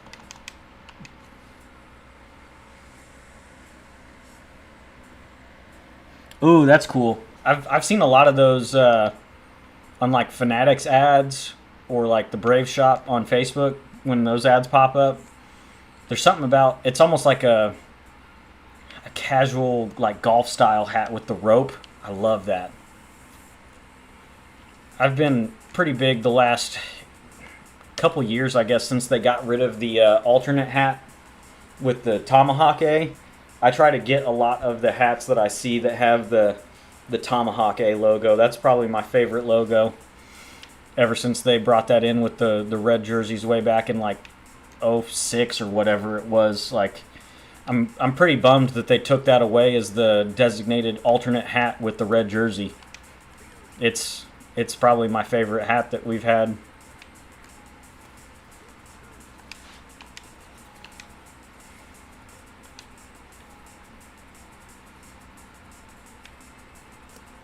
That and I really kind of hope we get a good 4th of July hat this year. They've gone to some weird ones the last few years. I've liked when they've done like some cool, legit, like military style camos. They did desert marine pattern camouflage back in 2014 or 15, where then they had either navy blue or red for the bill and the button on top. And then like the next year they did like jungle marpat. Yeah, I honestly I wasn't sure what I was gonna throw on to stream tonight because I was sweeping the floors and mopping and stuff before this, so I wasn't gonna wear the sweaty shirt I had on. And I saw this hanging in the closet. I was like, they wore the military appreciation hats this weekend. I think this is from last year or 2 years ago, and this is probably my favorite, just like casual hat, the 47 snapback. I wear it all the time. I have a lot of the Braves fitted caps, but I don't wear them a ton now. I don't know. I'll wear them if I'm going to a game, but I've kind of moved away from wearing fitted hats a whole lot.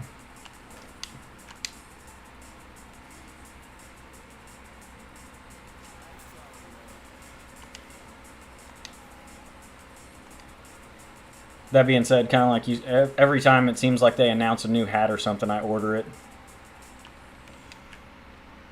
But like I said, moving away from fitted hats, I ordered the City Connect stuff when it all got announced, and then at the beginning of last season, I bought this all white snapback hat that's got the City Connect A and color scheme.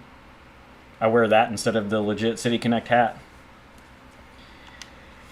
I don't think they look bad on me necessarily. I've always, probably just being a ball player, like having the slight curve to the bill. I don't know. Especially gaming. I don't wear hats forward a lot when I game, especially with where my camera position is. I feel like you just wouldn't see my face at all. And the snapbacks seem to feel a little more comfortable when I wear them backwards.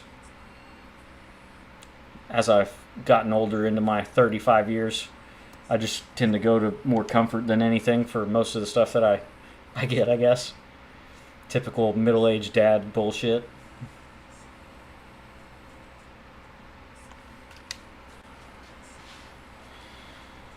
I was joking.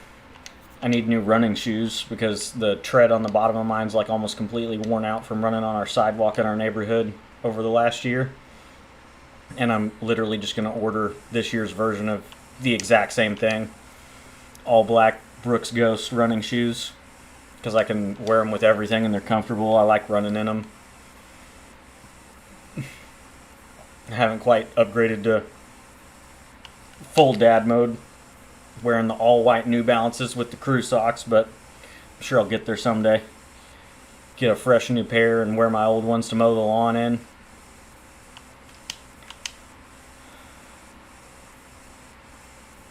We're going to push that just to see if he can get to. Man, I'd really like to get Mike P5 tonight.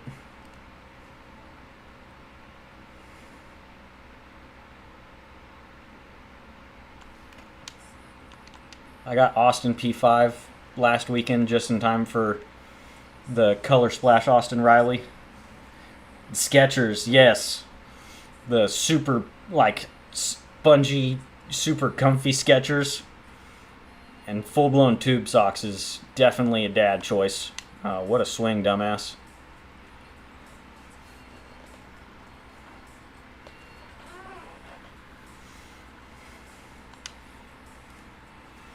We did some funny stuff like that when I was in junior college. We'd always go support our basketball teams when they were playing home games, and we'd have like a night where we'd wear suits and like intentionally dress up too much, and then we'd have certain nights where we'd show up all dressed like dads, wearing fanny packs tucked into our with our shirts tucked into our jeans, and I had a pair of the freaking double Velcro like orthopedic shoes from Walmart that I'd wear with my outfit. Junior college was a blast, dude. I didn't learn much. I learned how to hit the ball to the opposite field. That was about it.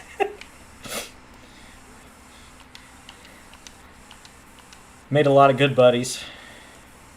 Made a lot of good buddies over college baseball times, but I was actually even just talking to my wife today about, wanting to probably work my way out of EMS and get into get my degree and get more of a normal job to get to be home more normal and more normal time. Dude, yeah. I've tried some of those things on before. Those things are where it's at.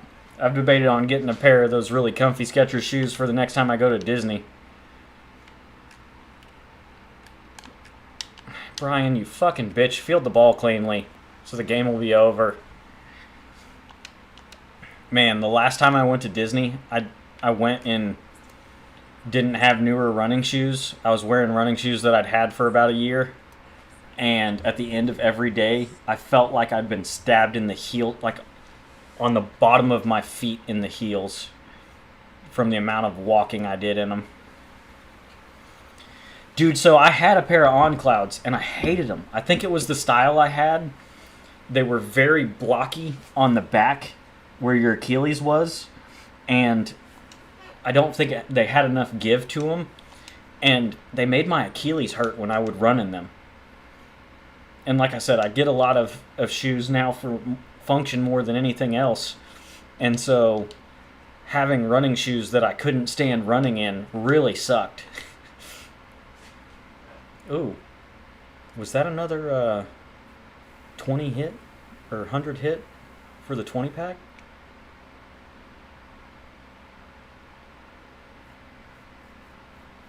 It may have been. Brother, I'm going to have so many fucking packs to open tonight.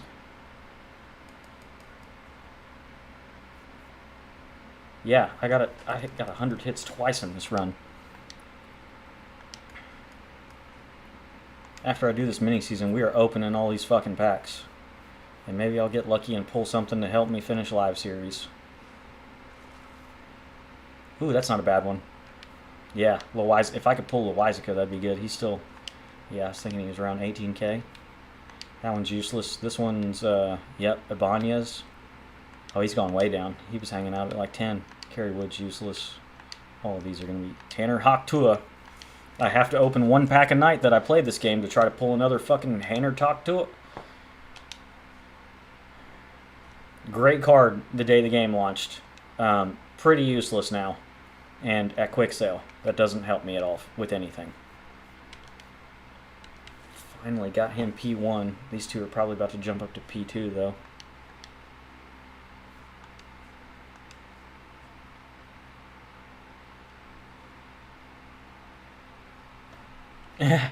My mom actually said she was going to order... so my brother-in-law... Tell me how crazy this is. Brooks offers a discount to like sports medicine and physical therapy. Like you just make an account, show your license or your credentials or whatever to get a discount, like a 40% discount on Brooks.com, Brooks Running Shoes or whatever.com. They don't offer like military or first responder discount though, so I can't get a discount with them. So I literally have to have my brother, who's a physical therapist, order me running shoes to get a discount from them. I suppose I could go to like GovX and order the same running shoes for a discount probably, with the military first responder discount that I get there.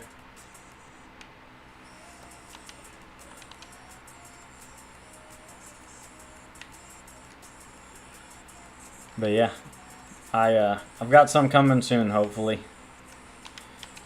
because I've been having to break out the old patella tendon bands for my knees. like I said, running on the concrete sidewalk in my neighborhood in some year-old running shoes has started to make my knees ache a little afterwards.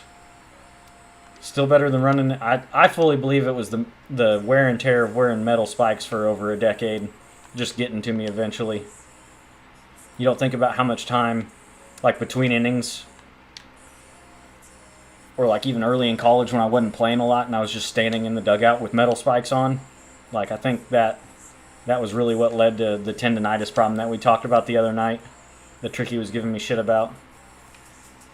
Wearing metal spikes for over a decade, and then it finally caught up to me.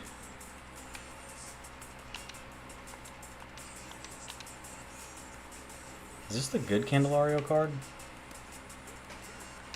We'll never know. Wifey did her job, though, man. She, like I said last night, she got me a jogging stroller. I got it a couple weeks ago early for my birthday. So that, like, because a lot of weekdays when I'm not at work, I'm home with our kid alone. So we don't have to pay for her to go to daycare 5 days a week. And so it was really hard for me to run while I was home during the day with the kid. I was having to basically just wait till they went to bed and run in the dark at nighttime. And so I was having to run holding a flashlight or something so I didn't break my fucking ankles.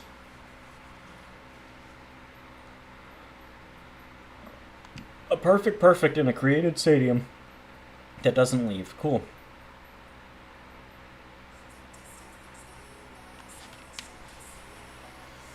But yeah, my wife's one of those, man. She's great at finding amazing value stuff on Facebook Marketplace. She got me it's like a $700 jogging stroller, and we got it for like $150. And it had like barely been used. It was like somebody bought it for their wife, their kid, or something, and they barely used it. It was like brand new, basically. It still had the tiny little rubber things that stick up off the tires, like bike tires, the really small little rubber spokes that stick up off of them. It still had all of those on all the tires. I was like, have they even used this thing? Good Lord. The tire still had like a very new rubber smell to them. And we got it for like 20% of the price. My wife and some of her closest friends are all about that, finding the great values on Facebook Marketplace. We have a really good LG washing machine that she said a friend of hers found for her on Facebook Marketplace a couple years ago. Try to get a stolen base with Michael.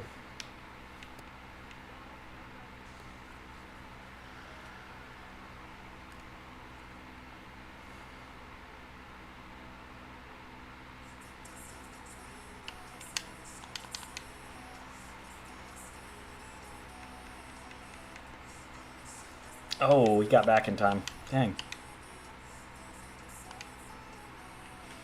A buddy of mine sent me some pictures today. Him and his wife are in Chicago. She had like a work trip she had to go on.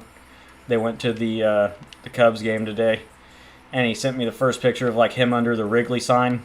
The big red Wrigley sign out front. And I was like, tell Dansby he's a bitch. And he hadn't even responded yet. And I sent him another one. And I was like, his wife has a flat ass. I love Dansby. I hate that we made a free agency decision based off of where our wife plays professional women's soccer. Not where we've won a World Series and played our whole Major League Baseball career at and grown. Like, he's from 30 minutes outside of Atlanta, too, I believe. Like, he's just so wild to me that was the decision we came to in free agency to go to the Cubs. Like, it's working out better for him this year. The Cubs are actually playing good this year, but like the last 2 years, it was just kind of like you went to Chicago to not go to the playoffs, man. What a choice. Like I said, though, I love Dansby. I hate that I have to feel that way about him. I don't hate him by any means. It's just I hold a bit more of a grudge against him than I do Freddie because of what came out with Freddie's agent not telling him about the Braves' final offer, with it being like 1 year less and like something small in Major League Baseball player money, like 10 million less or something. I don't remember, but that broke my heart. Immediately after his first series back in Atlanta, he finds out that his agent didn't tell him about the Braves' final offer. And so everybody just has to wonder, like, would he have taken a little less money and one less year to stay in Atlanta? Probably. What a fucking douchebag. I wish he could go to jail for some shit like that.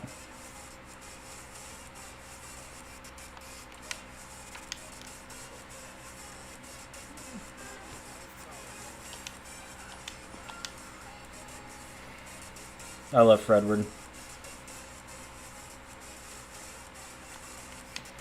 I don't remember if you were in here. I know me and Tricky talked about it, but and don't get me wrong, Matt's great when he's hitting well, but where do you stand on the whole, like, would you rather have Olsen, who can possibly hit you 50 home runs, or would you rather have Freddie that's going to hit 300 every year? I'm going to be honest, man. I'm very much in the give me the consistency. I don't know. I know there's definitely a need for your first baseman to hit some home runs in Major League Baseball, but guy 2 years removed from winning the MVP and helping you win the World Series, and you don't bring him back. I guess that's what was so sad to me about the Freddie thing, is that it even got to the point where it was that competitive. Like, we didn't offer him something that made it a no-doubt choice to come back. We tried to save ourselves as much money as possible, and then the final offer was okay, this would be your club friendly to stay here. And at that point, he didn't get told about it.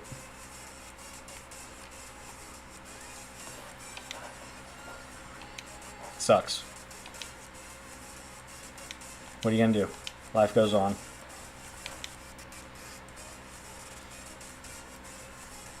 I do think we've got to the point, we're far enough away from the 21 World Series championship now that, like, I would like to start seeing a little more success again in the postseason.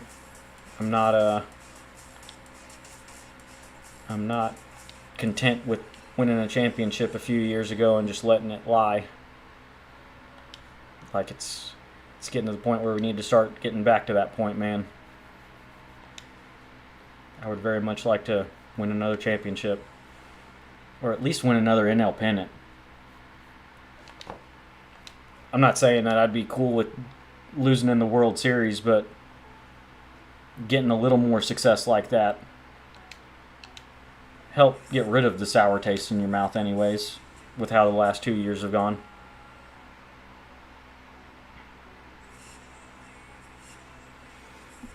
Yeah, it may be more than two technically. Like Ozzy, I think Ozzy and Austin are the only starters left. Arcia was technically on the bench. Trying to think if anybody in the bullpen was technically on the roster. I don't think so.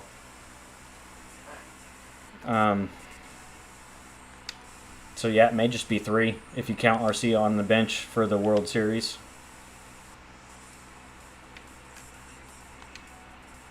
Which I don't know how many of the, I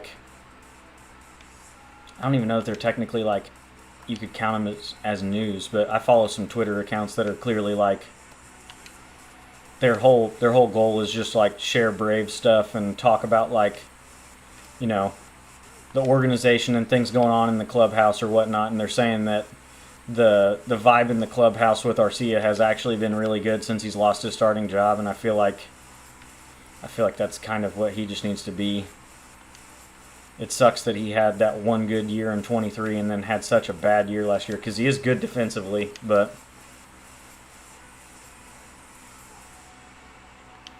yeah. Which I know everybody deals with that a good bit, where you have turnover after you win a championship because people show out and show what they're capable of and grow their way into more money.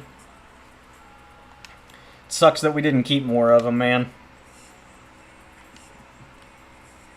We've been very lucky this year with the production we've got out of the bottom of our starting rotation, because with, you know, Strider having this hamstring issue and going right back out of the rotation, the first thing I thought, like almost immediately after that too, they made the announcement that Charlie Morton was getting removed from the rotation for Baltimore, and it's like, sure wouldn't mind having a veteran to just eat up some starts while we get guys healthy, man.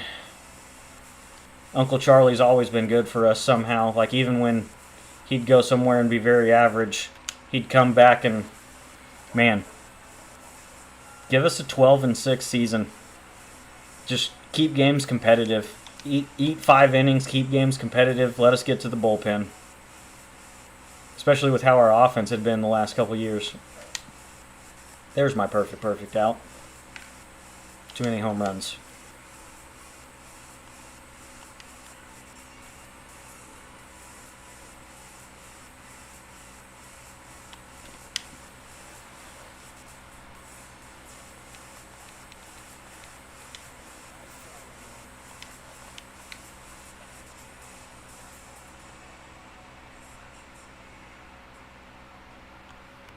Woo. Chase that one. That was not good. Already got Jock P3. I love this 5 times home run XP that's going on this weekend, especially offline grinding this collection.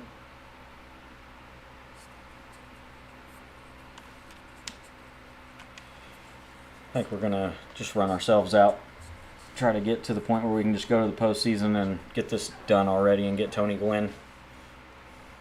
I still need to do the Diamond Quest guys. Depending on their price, if they're around 10K, I may just buy them so I don't have to spend time doing it. I'd rather play some moonshot games online than grind out Diamond Quests after this. I've already got like 150 packs to open tonight.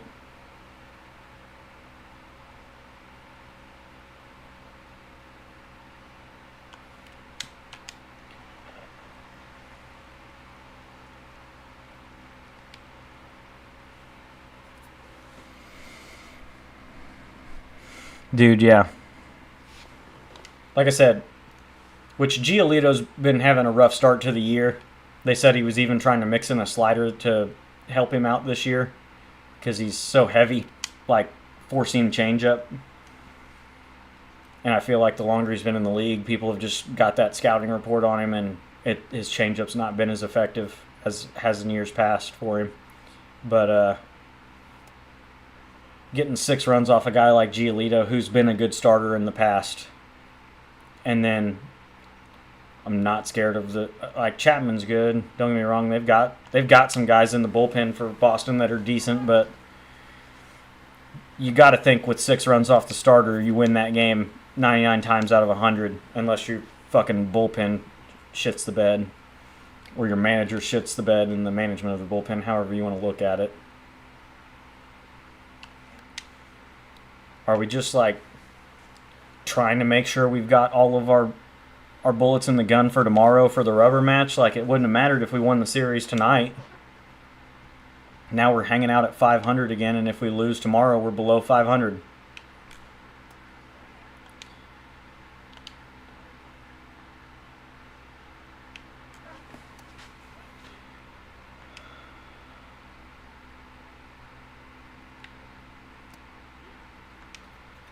I need to look back through the box score and see who, like, I don't think Ozzy got a hit tonight, did he? I know Nick Allen got 1. I saw Nick Allen get 1 hit at least. Eli White had a couple hits. Ozuna hit 2 bombs. Olsen had 3 hits. Like, it was a great offensive night. Exactamente.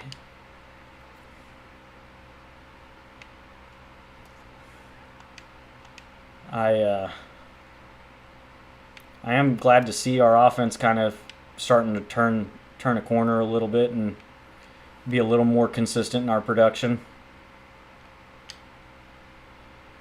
We just gotta get more out of the bullpen, man. I think that's what bothers me the most, because what made the 21 team great was how good our bullpen performed. what made us so dominant in 22 and 23 was our bullpen just not giving up leads. Dude, you want to talk about a dream job? I would love to work for someplace like John Boy Media and do just like social media analytic breakdown stuff. As you can probably tell, I've got a good amount of buddies. Like Tricky and his brother are both Braves fans. My best friend who went to the Cubs game today, he's a Braves fan. Like, I thought it would be fun for us to start even if we were just like playing COD and talking and it was like podcast form, I thought something like that would be fun for us to do. It'd be getting all of us on at the same time and people getting webcams and figuring out how to get it all to run. That would be the harder part.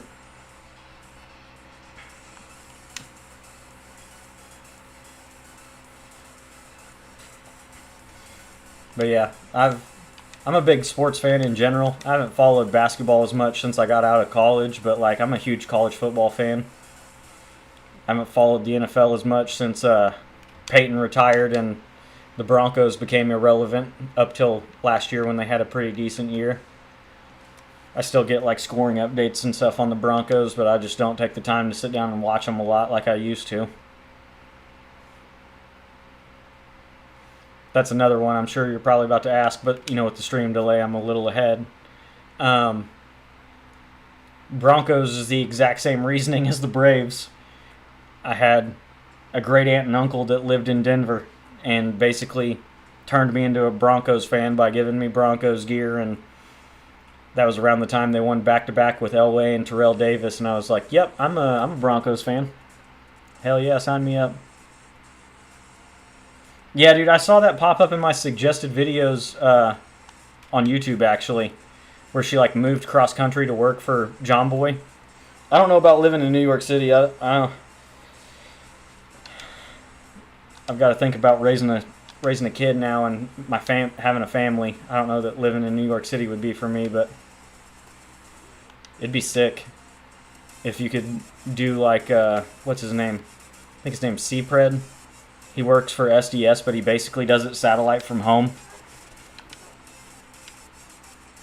I mean, I got fiber optic internet, and I need to upgrade my webcam. It's very obvious when I was doing like short form, like TikTok funny edit content when I was doing COD when Black Ops 6 came out, and when you zoom the webcam in a bit more to do the vertical style content, you can tell that the quality of my camera is not great. It's just a little Razer Kaiju with a ring light on it. Nice little starter webcam. I run it all off of a gaming laptop that I got this last year because I haven't had a laptop since college, since my last one took a dump. And so I finally just got to the point where I wanted to get a laptop again, so I went ahead and bought a, what is this, a Lenovo? Yeah, Lenovo gaming laptop. Just one of those things, man. I started doing the whole streaming thing because, like, I still game a good bit when I have time, but with me and all my buddies being in our 30s now with kids and a family, it was hard for us to schedule out time to game together. And so I was honestly starting the stream to try to find people to game with on Call of Duty. Try to party up with people. I started like a Facebook gaming page to try to like find new people that may want to play the same games that I was playing. Whether it was Call of Duty, I like playing Battlefield too. I'm pretty excited about the new Battlefield coming out. I've been seeing, some of the feedback from the people that got into the early access, like alpha test or whatever that's going on. Every time I've tried to look at it, the website won't even load. Like, it's just crashing every time I try to go sign up for it. So, it is what it is. And anyways, like, Tricky giving me crap about not playing zombies. I've been enjoying the show so much since it came out that I'm just kind of focused on playing the show at the moment.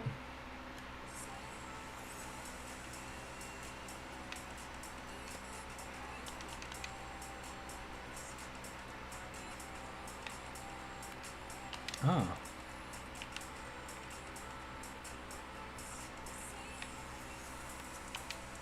Okay.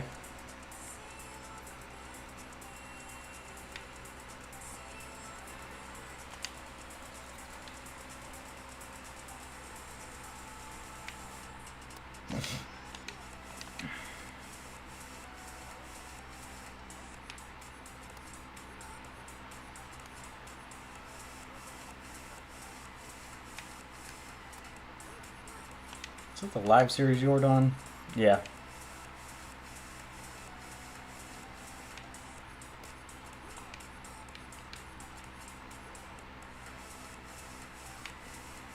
I know there's a little bit of give and take with them giving such good hitting attributes to these cards, but I would have loved to be able to actually use this J.P. Crawford card on my team. But he's so bad defensively. I love his swing. He's pretty balanced across the board hitting wise, but he's a liability in the field and he's slow. That's the nice part about some of them, like if they've at least got decent speed, you can kind of make up for bad reactions in the field. Oh, that fell in.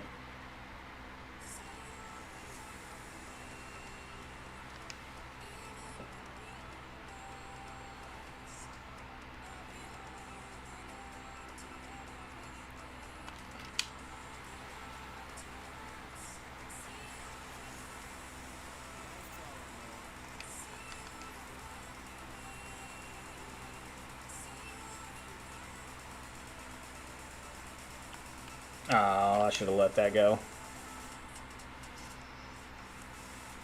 Either that or I probably got to take it more to center field. Free parking up there on the top of the stadium, huh? Thank you, guys. That's so kind of you.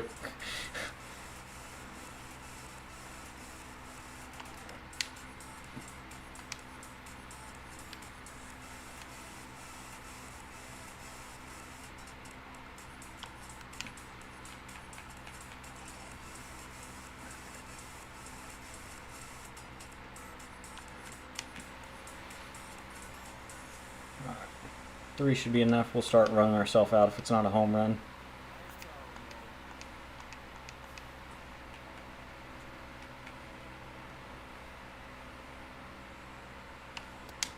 Whoa, I thought that was the changeup. I'm glad my eye is doing a lot better today, at least, though. Where my daughter stabbed me with her little finger. It's started to drain some of the blood out of it, and it doesn't look so terrible. Maybe when I go back to work Monday, it won't look like I got pink eye and scare the shit out of every patient we have. I had a nurse even come up to me, but she was like giving us a patient report in the ER for somebody we were taking back home. And she was like, "Are you okay?" I was like, "Yeah, I'm good." I was like, "It's not pink eye." My daughter jabbed her finger in my eye the other night when I was giving her a bottle. Bad swing.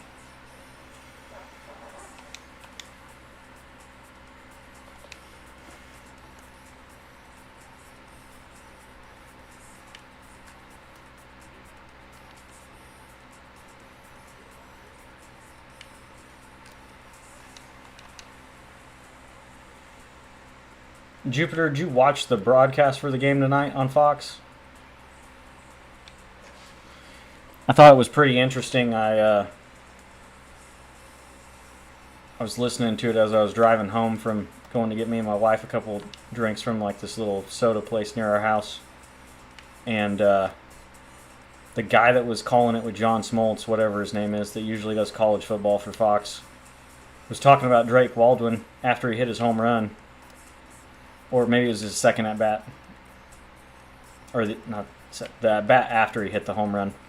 Talking about how, with Sean Murphy coming back, people had been asking Snit if he was going back down to AAA, and I was just like, does this idiot realize that you keep two catchers on your roster? Because catching is kind of hard on the body, and every once in a while your catcher just needs a day off. He was asking, it's like, yeah, we're going to send the rookie down so that Chadwick Trump gets a start once every 4 games with his career 160 batting average. What the fuck?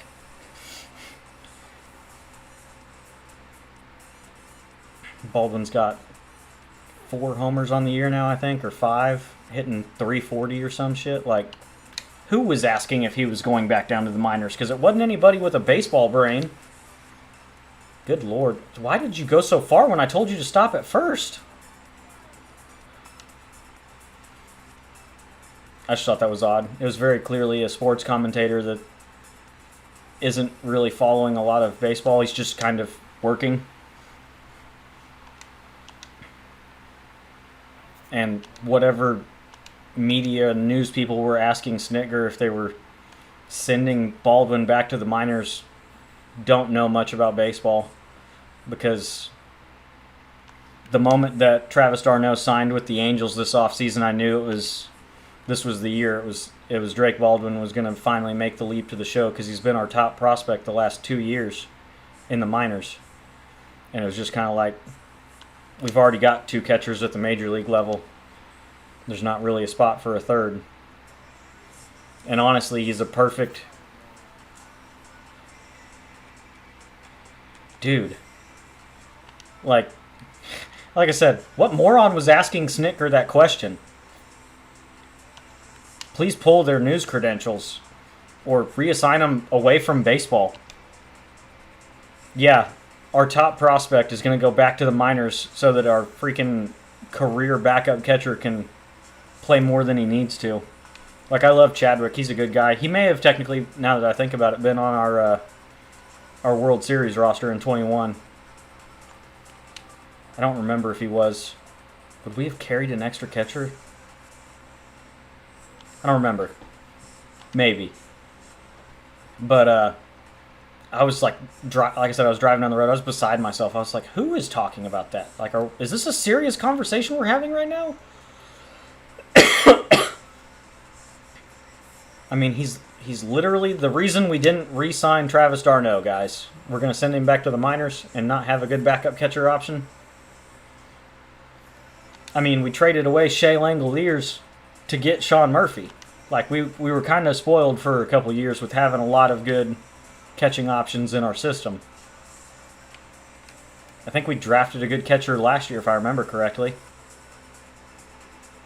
Trying to remember. Because when we did, I went to the Future Stars game last year, and Baldwin hit a home run into the bullpen in right center at Globe Life. And then I think I remember seeing when we drafted a catcher, I was like, why did we draft another catcher? When we had Murphy, d'Arnaud, and Baldwin in the minors, and Chadwick Trump still, like, I was like, we got so many dang catchers now? We're not talking about, like, outfield or infielders, like, we don't need to carry 6 of them things. Which, I suppose it doesn't hurt to have 2 on each team through your farm system, so that you're not wearing one dude out catching every game, causing an unnecessary injury to him. You bitch. Can we just end this game and move on to the next?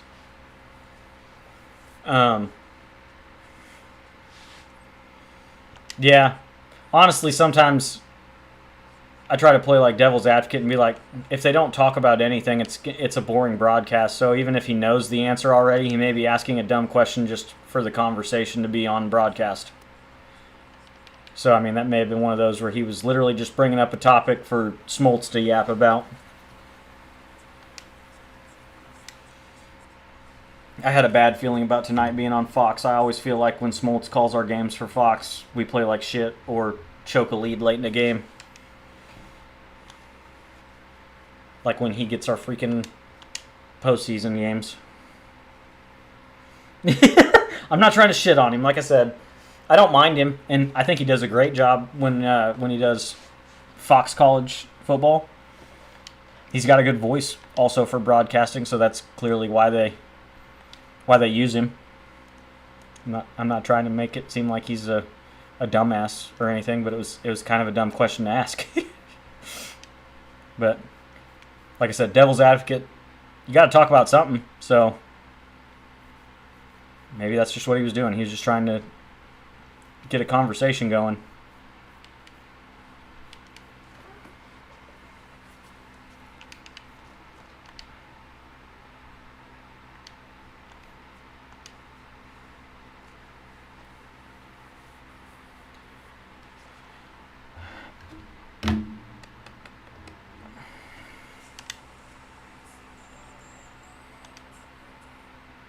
Yeah. Which I know nationwide people talk a lot of shit about him broadcasting, and it's probably the Braves fan in me. Like, I don't mind him as a broadcaster, honestly. I know they give him a little bit of shit about almost having like John Maddenisms where he like gets too simple with explanations on things. And it's like, yeah, man, everybody already gets that. Thank you. But like, kind of like I said, if you don't talk about something, like, what are the broadcasters even there for? Like, they got to talk about something.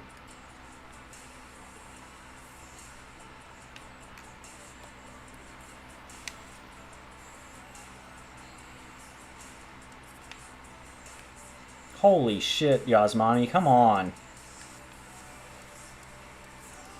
It's his second homer in this mini season off of me.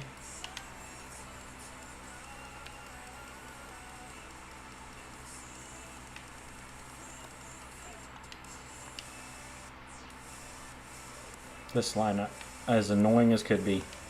Luis Arias in the 2-hole with Tony Gwynn right behind him. Two guys that are going to foul off every fucking pitch and find a way to get on base against you. I'm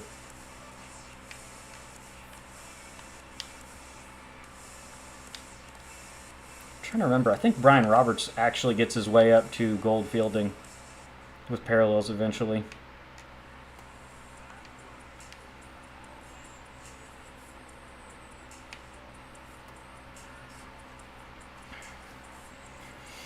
I am not. I specifically select non-copyright playlist or some shit on Spotify.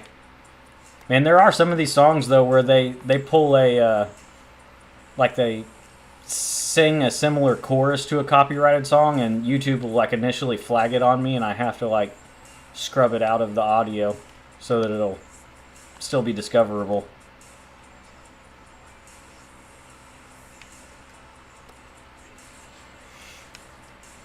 I wish I had the time to like learn how to do some video editing too, because like taking recordings from online games I play and turning them into, you know, a little 10-minute video of a game that I play that I score a lot of runs, or it's a close game that I win late would be cool. I don't know a single thing about video editing, man. I tried doing a little bit of it with some of the really good games I had in Black Ops 6. Like I made a video out of my first 100 kill game in Black Ops 6, and then I made a video out of my game where I got a nuke. But I don't know how to edit. I'd probably like to be more of the like inserting funny little clips or memes when things happen. Kind of like Playful used to do, but he doesn't do it anymore. He basically just posts the gameplay raw now. No condom. Just, I remember he used to always like have little clips that he'd pop up when somebody hit a home run or something. That's how I got into following him and watching his content all the time, because it was pretty funny. Now he's just kind of the entertainment, the things he says while he's playing, which he's a pretty cool one. He wasn't that big when I first started watching the show gaming content. And now he's like closing in on like 200,000 subs or something. I think it's always cool to see guys like that, especially when you start watching them when they're a little smaller, and then you see the success that they get. And like Little Man, AJ, Little Man 17. I think he said, when did he start making content? Like the show 20 or 21? It's wild how much of a following he has now. If that's how long he's only been doing it, for at most 5 years. Love seeing his success. I think he's a good guy. He's very good at interacting with his viewers as well. And I remember one time, like, I went into his stream on Twitch a couple times, like twice in a week. And the first time I was in there, he didn't have a whole lot of people in there yet, and so I said something about the content that had came out, and he like asked if I had done it yet or something, and I was like, nah man, I just worked a 24-hour shift yesterday. And he even like engaged with me and asked what I did for work, and I told him that I was an EMT. And then the next time I went in his stream, he remembered my name and remembered that I was an EMT. And so I even said something to him. I was like, holy shit, you remembered what I do for work? And he was like, yeah, man. I was like, that's cool. That's how you build like dedicated followers and get them coming back all the time.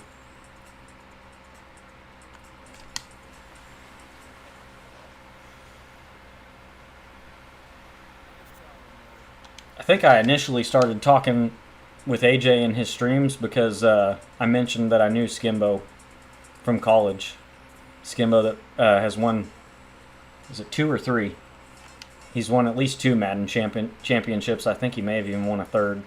But my last year of baseball, we went to the same college and spent a decent amount of time hanging out in the dorms or around school. He's also from Oklahoma, so that was kind of how we connected at school.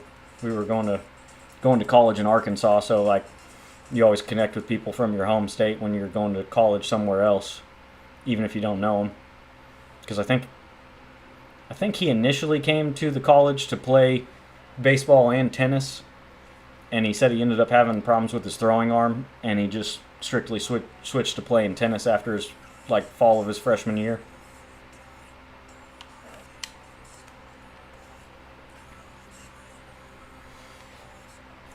I appreciate that, man. Like I said, I can't thank you or Patrick's a good buddy of mine. He has been for a long time since we played baseball together. But I told my wife after that first night when you all were in here talking to me, like hands down the most enjoyable stream I'd had, because people being engaging and talking with me, it makes it more fun for me to do, and I really do think it hits the algorithm better when people are keeping the chat active. As opposed to like, there's been nights where I've had up to, I think I peaked one night at like 40 viewers, but like nobody was saying anything. It was just people using me as background noise, I guess.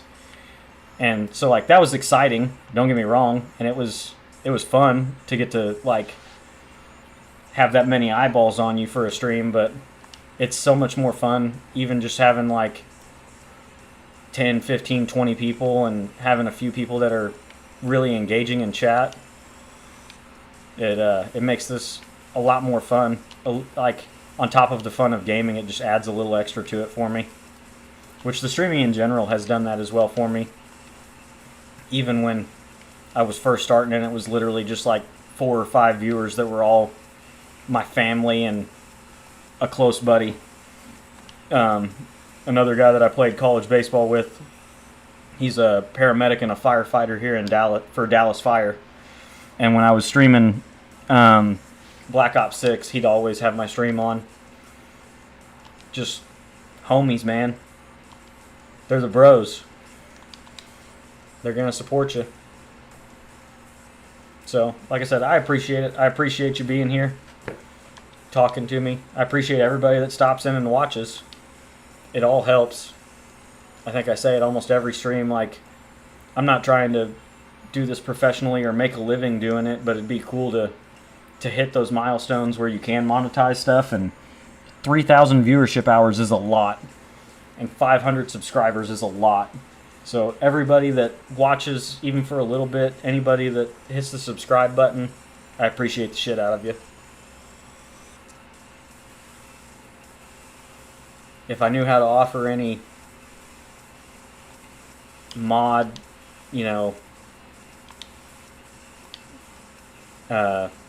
any of that crap where it like makes you more important to the stream, like I'd be more than willing to do stuff for that, for like people that keep coming back. I'm an idiot and I don't know how to do that stuff. So, oh well.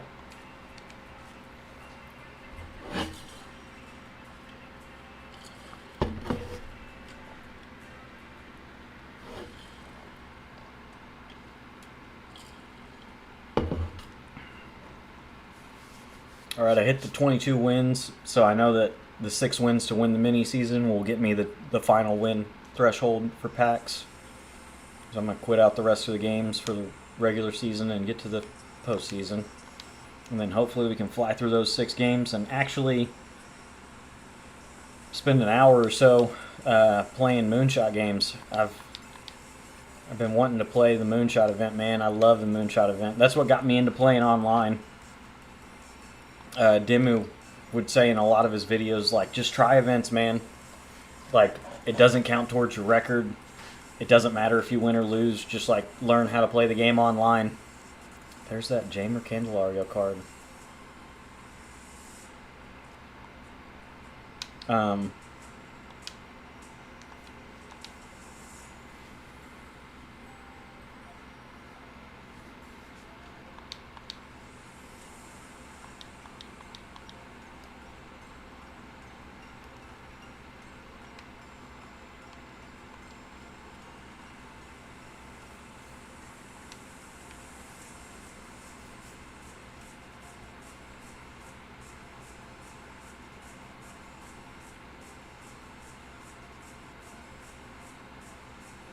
I thought it was a bit odd that they finally gave us a Moonshot event that didn't have some kind of restriction on the hitters, or because it was, the last one was like only Legends and Live Series cards, only Legends and like Live Series hitters or some shit. Hey, my last boss pack. Hell yes. Yeah, why would any of my freaking hitters get MVP? Corbin Carroll's the only one even in the top 5.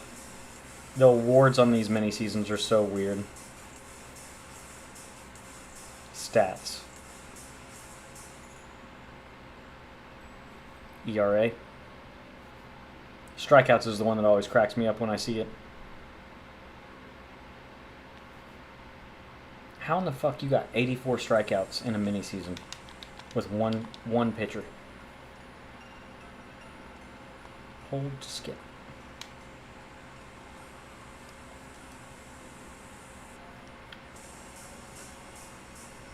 Is this for a single pack? Why did I waste my time with that? I thought it was like at least a 5 bundle. Good God. Are these guys still even kind of expensive? I would really like to get Bernie Williams for my team, but they're still like, okay, no, they've gone down a bit. I may get Bernie then. I like his swing.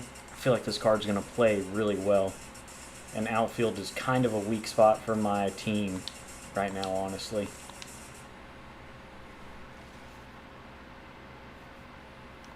I never have very much success with Eric Gagne cards. I need somebody to have at least 2 kinds of a fastball. I know he's got Outlier, and then the Vulcan change is funky. And they got rid of his curveball and made it a slurve, but I never do well with his cards.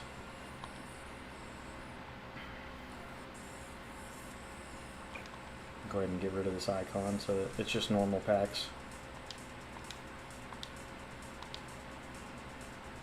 Yeah, man, with it being Saturday night, he's probably doing the boyfriend thing tonight. I usually assume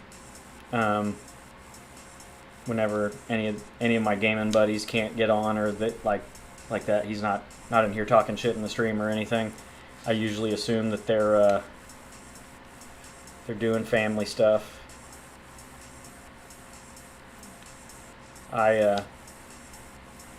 I've been fortunate, I would say, I guess, that this first year that my daughter's been alive, to even have any time to game, because like she legit just won't sleep unless she's cuddled next to my wife, and so I've still had time to game because I put them to bed, and I'll do dishes, or like tonight I swept and mopped the house, and then I game afterwards. I try to do something to try to be helpful around the house most nights, and then get a little gaming time in. It's hard not to be romantic about baseball. You are right. Didn't we just have another one of those? It was like a guy that got his first major league hit at like 32 years old or something, and he made his major league debut like 7 years ago, and just hadn't, he played like 1 or 2 games and then got sent back down. But I want to say It bugs me when I can't remember, which I know you can't be expected to remember every little detail. I want to say it was like he was a Diamondback and is now a National, or he got his first hit with the Diamondbacks. I don't even remember now. But I love stuff like that. What was that dude's name last year for the Pirates? He was like a 30-year-old rookie. He was, I want to say he's a catcher. But they ended up using him at like first base, and he got like a little 5-game stretch where he got to play in the majors, and he got some hits. He got a Tops Now card. I love stuff like that. It's also cool, the little extra aspect of it, playing the show, where you get to see some of the romantic stuff get rewarded. Like that. This dude that, like, his baseball career is, like, it's cool to play minor league baseball for sure. Like, I'd have killed somebody to play minor league baseball. But, like, he's never going to be a Hall of Famer. He's never going to be, an everyday starter for a major league team. And he gets called up, gets a hit, and he got a Diamond Tops Now card in MLB The Show that his friends and family could see, or he may have kids.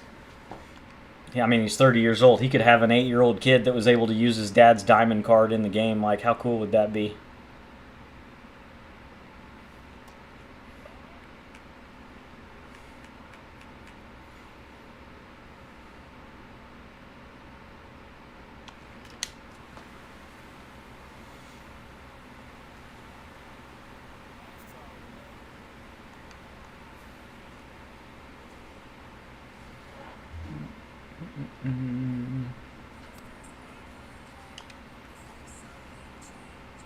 Corey Seager's got to be getting kind of close to P4, I would think, after all these home runs in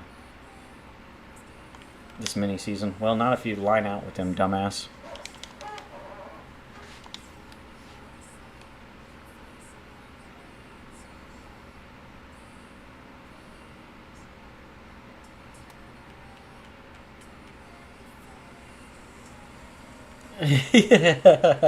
Yeah, that'd be funny. Dad, your card sucks in MLB The Show. I do think it's always funny when, like, guys. I know Kyle plays a little bit with, like, he's played with Lucas Giolito in the past, or Blake Snell, and they talk about how, because of the type of pitcher they are in real baseball, they don't, like, necessarily have the meta stuff in game. Like, a lot of dudes that throw a hard, like, running or almost like rising four seam. Like, Blake Snell doesn't throw a sinker or a cutter. And so anytime he gets cards in the game, it's just kind of like, okay, whatever. Same with Lucas Giolito. He's primarily a fastball changeup pitcher. He doesn't throw a sinker. He throws very average, like, curveball slider. And so when he gets diamond cards in the game, it's just kind of like, whatever. I'm trying to think of a good hitter example that's like that. Guys that perform really well in real life, but they just don't translate to the I guess before this year it would have been like the contact hitter type, like Lou Brock, Tony Gwynn, Luis Arias. Like, it doesn't matter how much contact you gave those guys in previous years. Like, they're going to hit perfect fly balls that don't leave the ballpark. I don't know what they figured out this year to kind of help give them a little more of like the dying line drives, so that their solid hit balls are falling in front of the outfield if they're not in the gaps. But it's been nice that there's a little more diversity for your hitter types. One of my favorite cards in this last rank season run was the Honus Wagner card, who's like high contact and pretty low power. Oh. I did hit a walk-off home run with him, though, in the Weekend Classic off of Bruce Sutter. That was pretty awesome.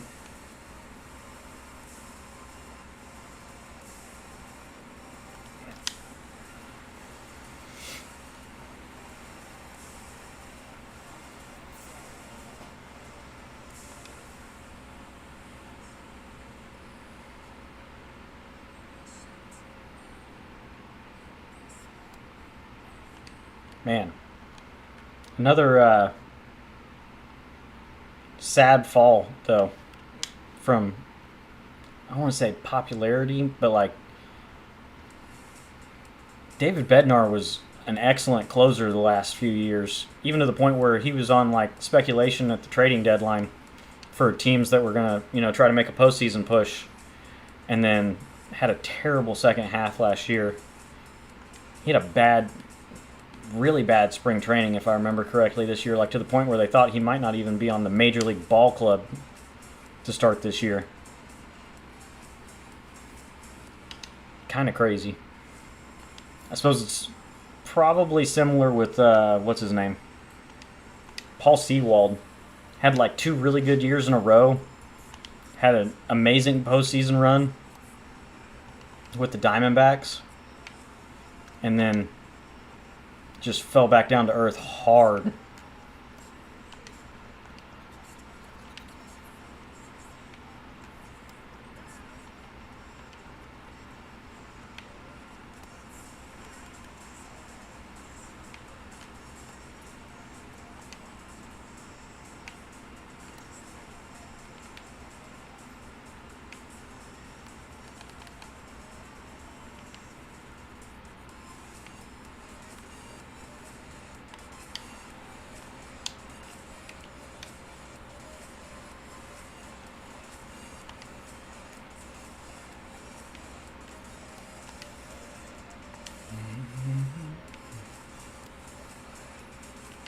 I know a good hitter example that I just thought of.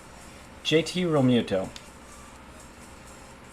I was complaining about that the other night when I was talking about the upcoming Team Affinity cards, because he is a great offensive catcher. Hits for a pretty good average as far as catchers go. Doesn't hit for a ton of power for a catcher, but I mean, he'll give you a decent amount of home runs every year. But because of the fact that he's like the fastest catcher in baseball, and he's amazing defensively, they can't build a good card for him in MLB The Show. They always like give him reverse splits, and then he has like no power against lefties, or he just like doesn't have enough power against either side and has really high contact. But he's a great hitter. He has been now for like close to 10 years. I don't know why I didn't think of that one sooner, because it always irks me. I played Legion Ball against JT Realmuto for like 3 years. That dude is a dog. I don't know how else to describe him, honestly. That dude never caught a single pitch when I played against him, like playing American Legion from like 17 to 19. And he was either the starting shortstop or he was on the mound throwing low 90s. Hitting 3-hole form, hitting fucking bombs. And he had committed to go to Oklahoma State and then ended up getting drafted in like the 3rd round or something. And a few years later, surprise, he's the starting catcher for the Marlins. And I was like, what the shit? It was like the opposite of Bryce Harper. I saw Bryce Harper play in a summer showcase tournament in Oklahoma one summer when he was a catcher. And he was pitching, throwing like 100 off the mound. And then he all of a sudden is having like viral highlights in the minor leagues, or makes his debut as an outfielder, when there was a lot of speculation like before Shohei that he would be kind of like a Shohei type, where is he going to play right field and maybe close games? How do you utilize him to his full potential?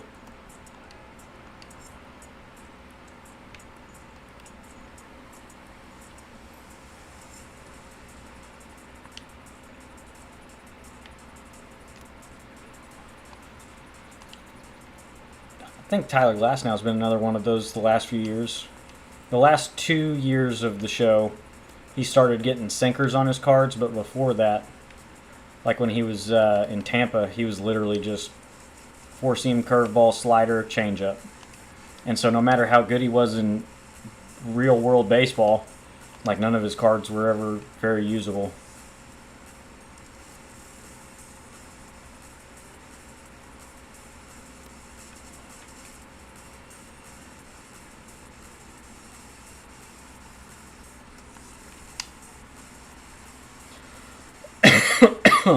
Excuse me.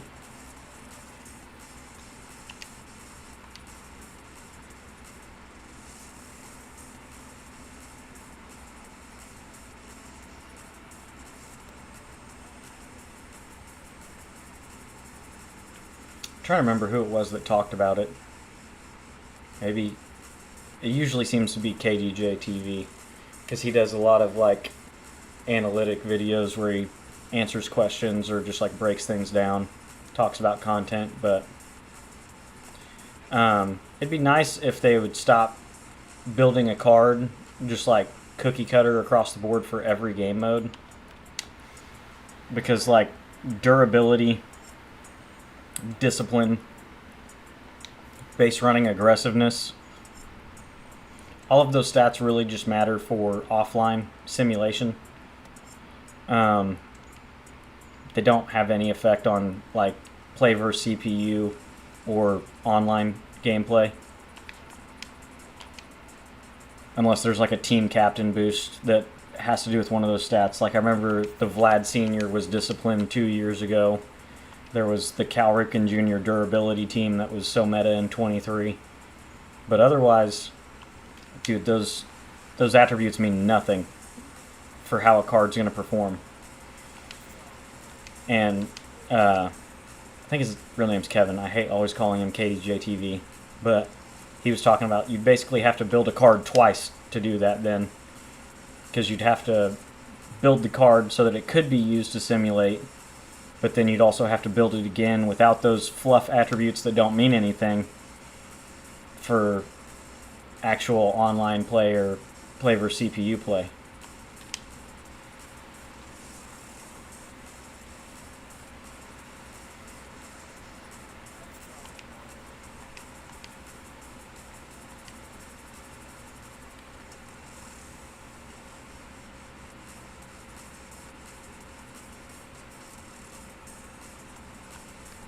I got pulled at more. I had a couple of home runs with Michael and not done great the last couple games now. Like I said, I'm really hoping to get him P5 this weekend.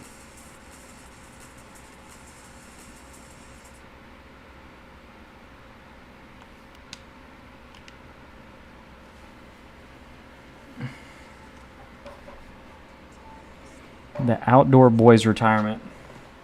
I'm not sure. I'm not really sure what you're referring to, man. I'm sorry. It may just be brain farting, but yeah, it's not ringing a bell for some reason. Outdoor boys retirement.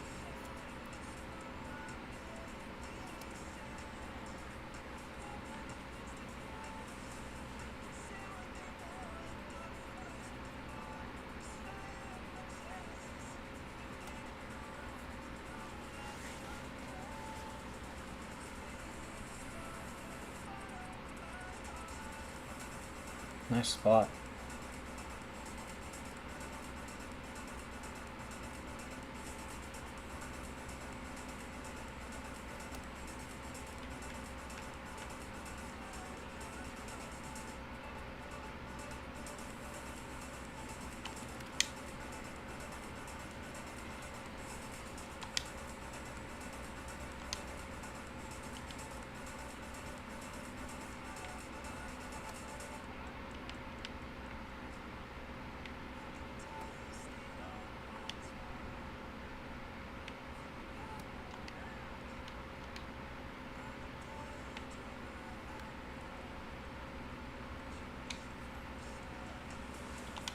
Yeah, like I said, that's not ringing a bell for some reason. I may have to Google that. And is it like a channel that announced that they were retiring and stopping making content or something?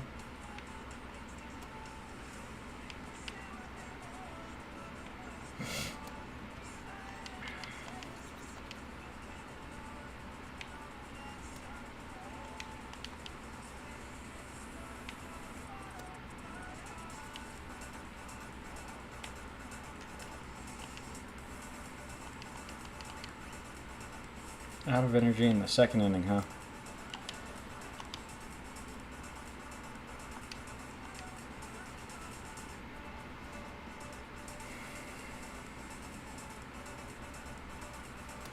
I do like that you don't have to, like, you don't get punished for not warming up pitchers and getting them ready to come in now. I wish I could still, like, pull up my bullpen right now and, like, tell the game that I want this person to come in the next half inning instead of having to like load into the inning and then doing it. I don't know, it just felt cleaner being able to do it that way.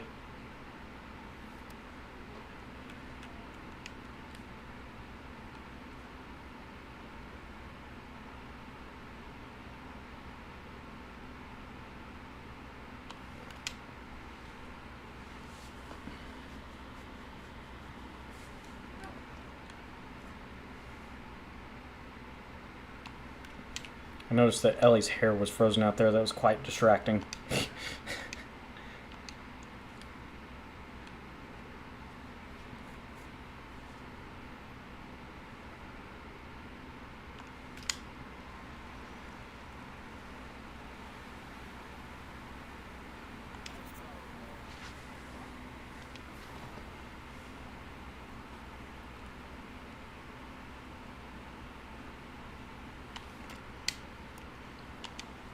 Okay.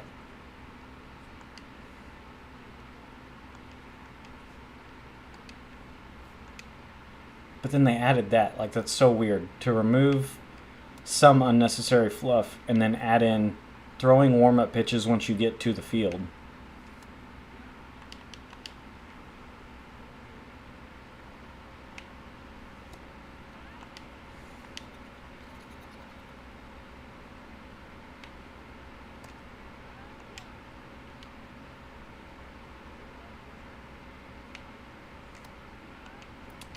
I found it a little odd as well that they had this Goose card and the Tom Seaver card that you got, but then they didn't make them commons, or they didn't make them usable in the mini season even though they were silvers.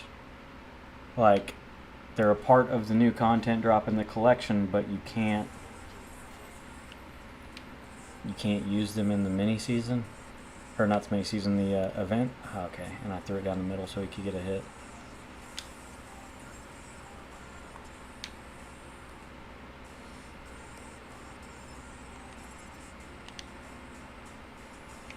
That was way too fast.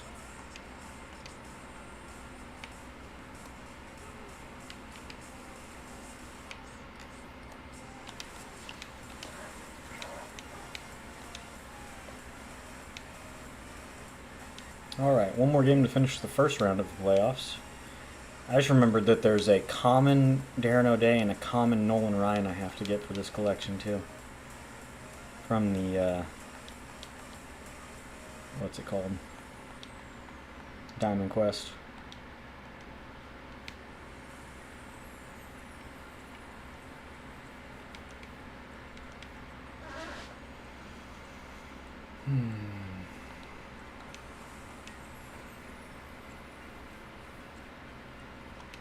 Nope, not that one. My bad. Boop, boop, boop, boop, boop.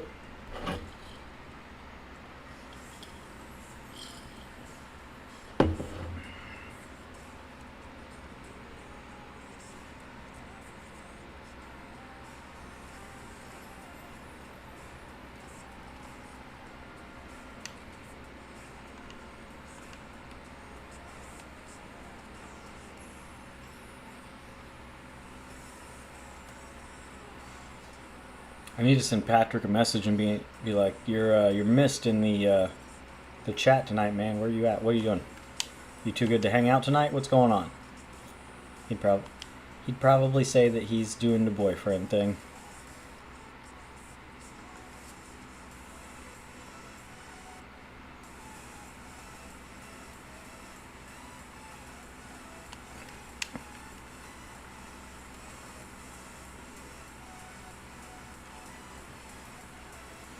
I did like the Kaiju event. That was pretty cool in 23. With all the Kaiju cards, and they added them to a bunch of the stadiums and had their own special stadiums. I thought that was a pretty neat event.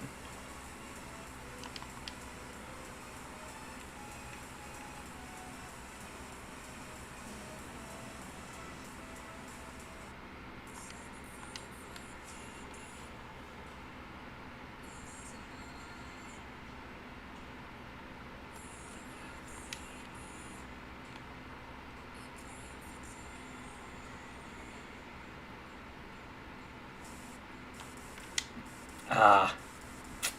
Dang.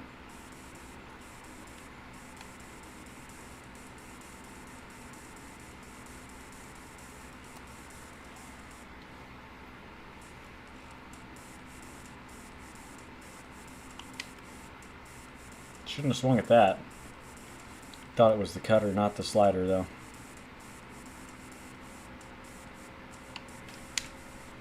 There was the cutter.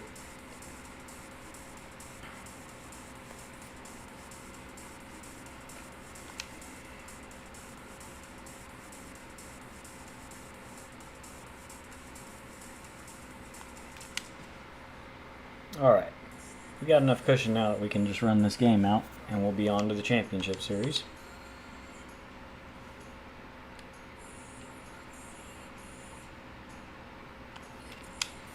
I love Delgado's swing. I don't remember what his attributes are against lefties, though.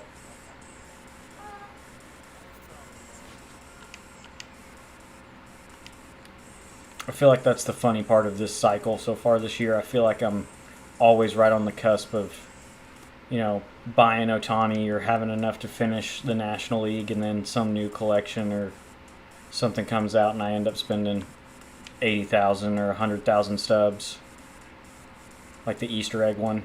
It was probably like 70,000 to get Jacob deGrom when it first happened, and then this one I bought a bunch of the cards so that I can get Buxton once I finish doing this crap.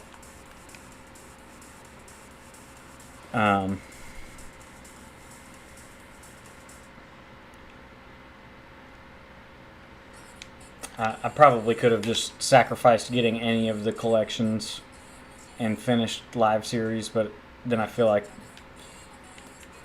a lot of those, it fluctuates so much. I feel like if you don't get a lot of the base round or cheaper overall cards right when the pack comes out, sometimes their prices can inflate and get higher, and then you're going back and trying to catch back up.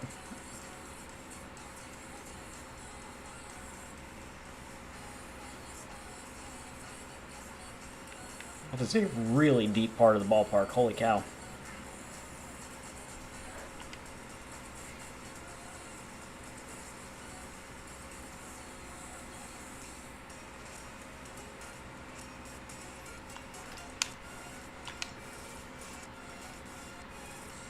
Ooh, I don't know if you've seen anything about, or you probably know at least about it somewhat, the Home Run Derby X, where they go around and do like different hitting competitions around the country. It was announced, I want to say Thursday when I was at work, that Andrew Jones is going to participate in it this year. And I have been begging the last few years for Andrew Jones to get back in the game. Especially since I feel like he should have made the Hall of Fame last year or year before. But they have in the past brought the Home Run Derby X cards into the game. I think the last time they did it was in 20... Did they do it in 20? I know they did in 22. I don't remember if they did in 23.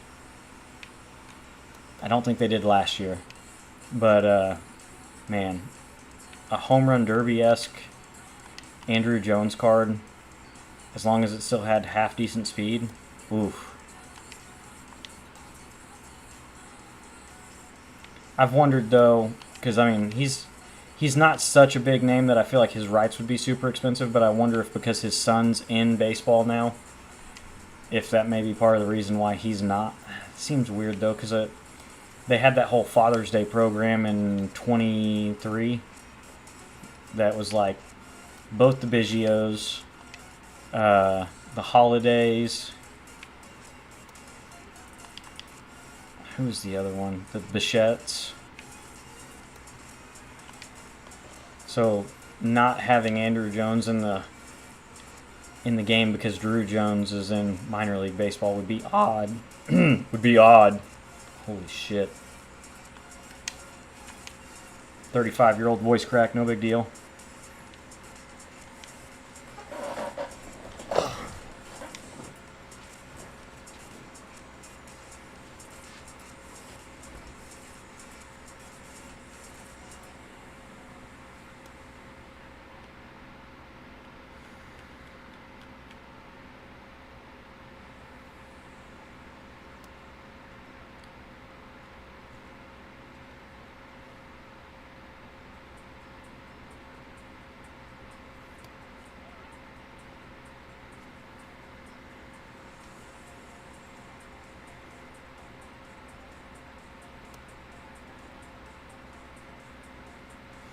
I'm just ready to get to the point this year, man, where I have live series done, and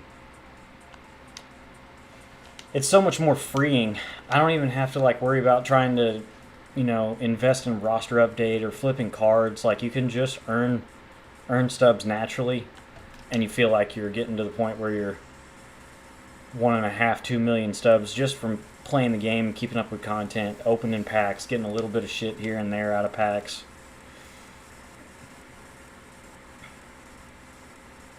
You got to get live series done to get to that point, though. Otherwise, you're just basically praying for a good pull, or saving up. Like I said, I haven't pulled a single 90+ live series diamond this year, so I'm just saving, trying to buy the ones that I need all freaking year so far. It did help that I got Trout and Cattell opening night, but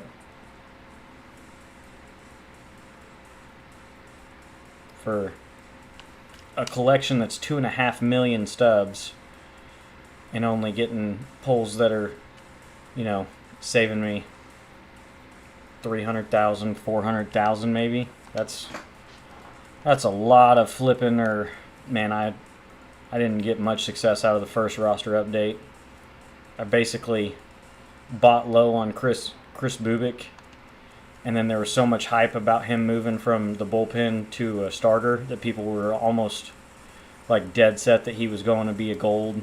And so I thankfully sold off all of mine for pretty big profit a few days before the update, and then he didn't get enough of a stamina boost, or they tweaked another stat and raised his stamina. He didn't go up. He stayed right at a 79.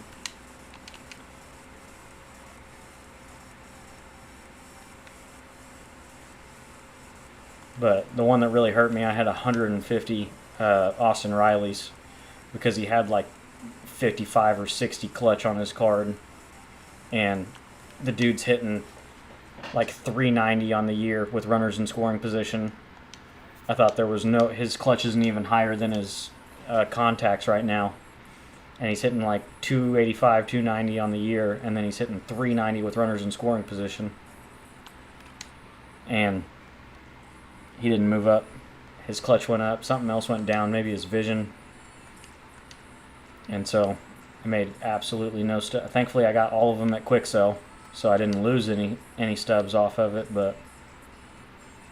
And I've been trying to keep my eye out for like a sure moneymaker in this update, just to try to, like I said, get over that hump and get enough stubs to finish live series, and then just play the game the rest of the year and earn stubs just from playing content and keeping up with stuff. But it seems like everybody's pretty well informed this year about who's going to be money makers in updates, and by the time you get around to it, the margins, like, you can still make stubs, but then you're running the risk of, like the Austin Riley one, if you don't get some cards at quick sell, then you're kind of screwed if they don't go up in overall, if you have to pay out a little bit, or it just eats into your profit margin even if they do go up.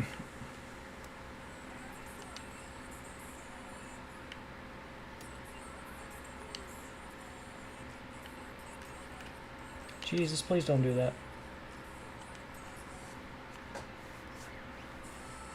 Yeah, he's getting tired. Okay, cool. It's 15-0.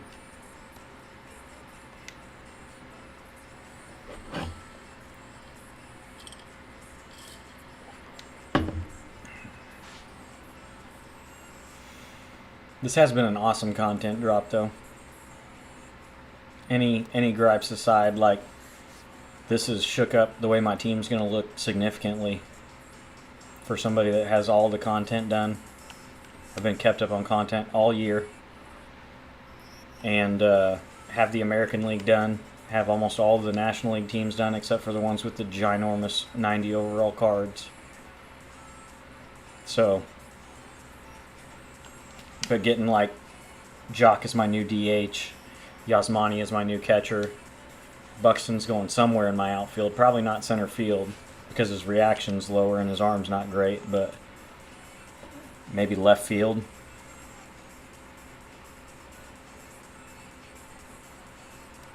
Oh, that hit the top of the strike zone.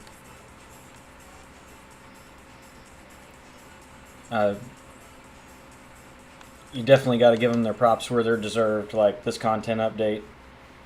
Especially for people that aren't swiping the credit card and just buying everything in the game. You know, the type of folks that had Beltron the first week the game was out, or bought Willie Castro last weekend for the Weekend Classic at 300,000 stubs. I've thought this update's been great. You can get a lot of really good cards to improve your team for free, which is only going to continue to be the case and get better next weekend with the new Team Affinity coming out. I said something in, I think it was another KDJ video that I was watching.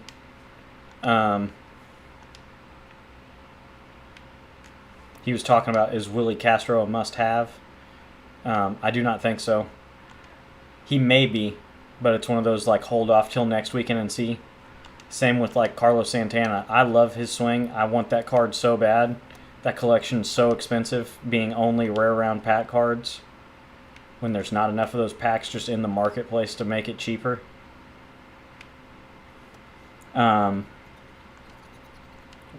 Before we even knew we were getting this Yasmani, I knew that because of the fan vote thing, that we were going to get a free 91 overall Keibert Ruiz next week, because he won the Nationals fan vote to get the Team Affinity card in Drop 2.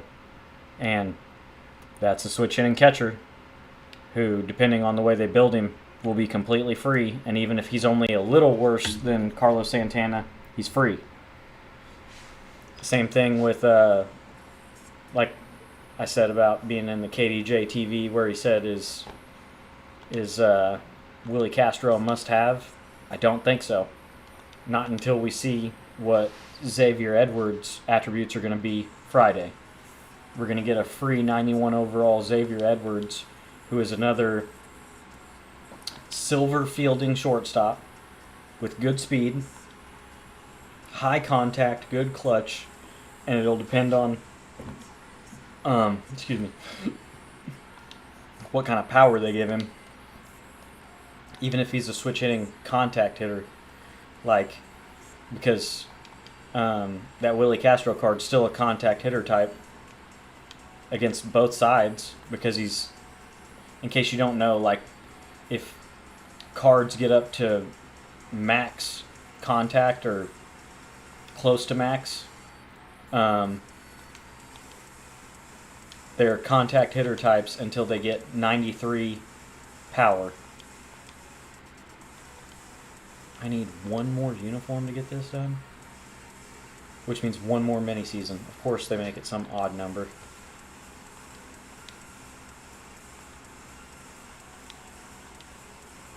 Wow, that's crazy. I don't think I already exchanged those last time. But yeah, so he's super expensive. He's one of the best hitters in the game. He's the best hitter in the game you can just buy for sure. But yeah, I don't know that he's a must-have. Wait and see. Like a lot of these things, wait 2 weeks, hold on, and wait and see what we're gonna get before you make that decision for sure. Because stubs aren't easy to come by this year, man. Flipping's harder than it's ever been. I feel like the margins are super low on the market.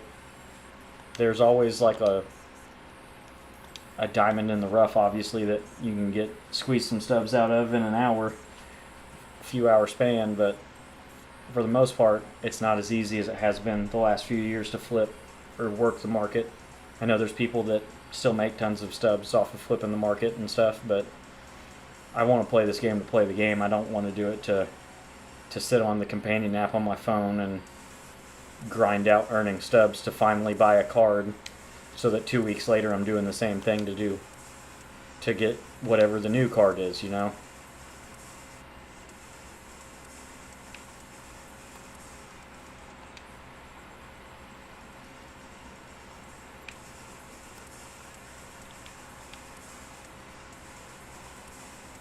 Even like this, I'd prefer playing mini seasons or grinding Diamond Quest as opposed to flipping the market. That's not playing the virtual baseball game.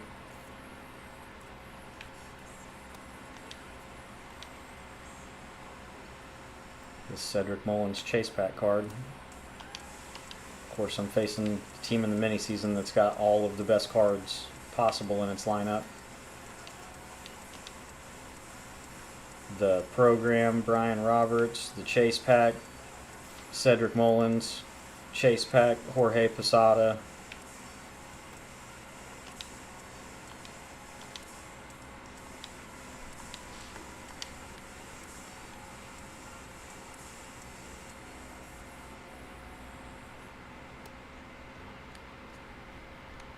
I wonder why this team has this thing where it shows like defensive switches after their first at-bat every time. Nice reaction out of a silver fielder there. Wow.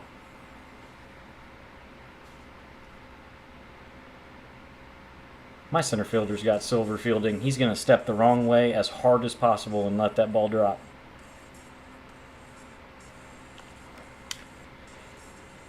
That was a good splitter. Dang.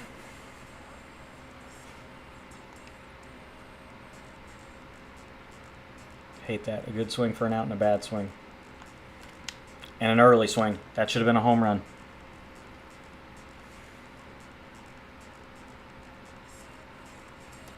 Don't want to swing at a backdoor slider without it in 2 strikes.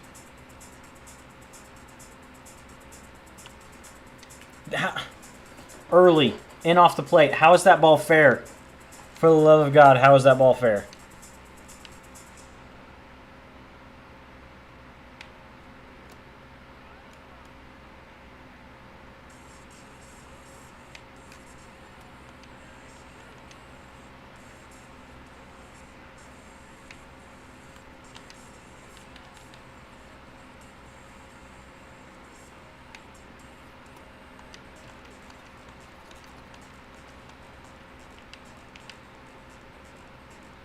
I really enjoyed this Jason Giambi card when I was trying to get the Spotlight program done for the Jason Dominguez. I used this card in this mini season. I used him, I used Trent Grisham, I used Jazz. Is there another Yankee that I used? I don't remember. I don't have the New Threads Bellinger. That's the downside about early in the year, man. If you're not spending money on the game and you're not one of the top 1% of players that's able to go flawless all the time whenever you want, hit 1,000 rating and shit. There's so much early game content that I feel like I just never really use. Like the best cards from the WBC 2 years ago. I don't feel like I used hardly any of those. I didn't use that 99 Hiroki Sasaki. I didn't use that 99 Trout. I do think I got that Trout in set 2, maybe. And I used him a little bit as a wild card. Maybe it was at the end of set 1. I don't remember. But, same with this year. The rare round, pipeline cards. By the time they were cheap enough that I could have bought any of them and used them, like, they weren't good enough attribute-wise to use. The New Threads, like that Cody Bellinger... There's no world where that Cody Bellinger's on my team now.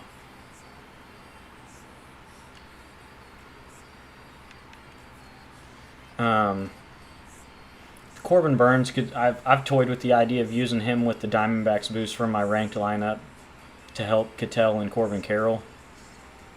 Which, I'm going to be honest, I don't know that Corbin Carroll's on my team anymore. Or in my lineup. He may be on the bench. But, with the good outfielders we've gotten this week, why in the world would I use a card that I started 1 for 20 with that struggles to hit lefties? I could use Jason Dominguez, who's attribute-wise, not great against lefties, but he's a switch hitter. Granted, he's worse defensively and he's slower, but push comes to shove, you got to score runs to win online games, man.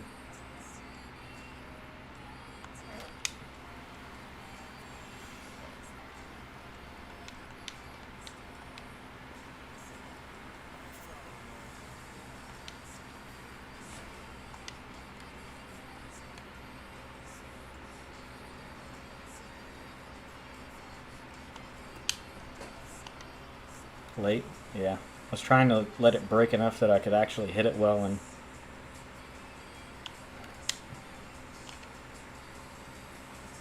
Man. It says he's a silver fielder, but he sure gets great reactions and seems really fast for 65 speed.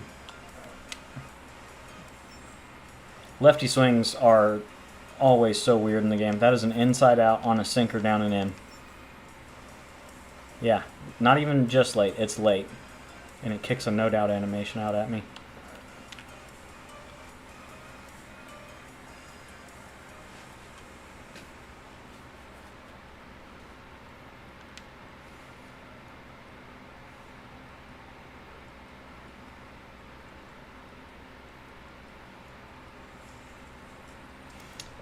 It's just kind of weird thinking about it, I guess, with the collections.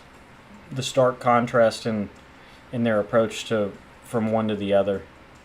Like, obviously live series is always hard to do early in the year because you start with 0 stubs, and if you're not putting real money into the game, it's hard to get expensive cards. Scott Rowland was difficult to do when he first dropped, and I got him for almost free 2 weeks later, just from keeping caught up on content. I've made World Series both seasons. I've gone 3-3 and not nothing amazing. I've gone 3-3 in both of my weekend classic runs that I've done. But I do all the programs.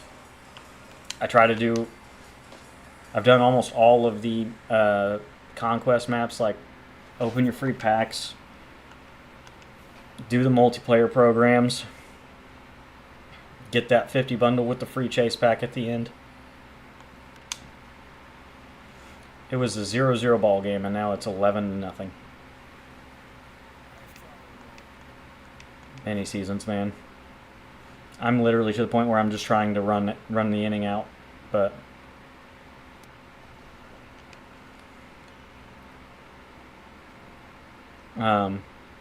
yeah. So like the Easter egg collection, thinking about the collections, what the whole point started about. Being considerate enough to be like, you need all the cards but one, knowing that Jorge Polanco is going to be grossly more expensive than even the other rare round cards in the same pack as him. I don't remember who the pitcher was in that round. There was one, I'm pretty sure. But then like Dansby was the other one. That's a home run at 293. Hell yeah. This stadium's usable online, by the way, if anybody's wondering. I tried to change the walls to make them higher and a little bit deeper so it didn't play so fucking fluky. I still want to use created stadiums that look cool like this, or play up and play a little more, give you a little more run production. But I don't want screwy shit like that to happen. And it told me I couldn't use it online because of the dimensions or something being broken, and I was like, I literally made the fences farther away and taller to fix it.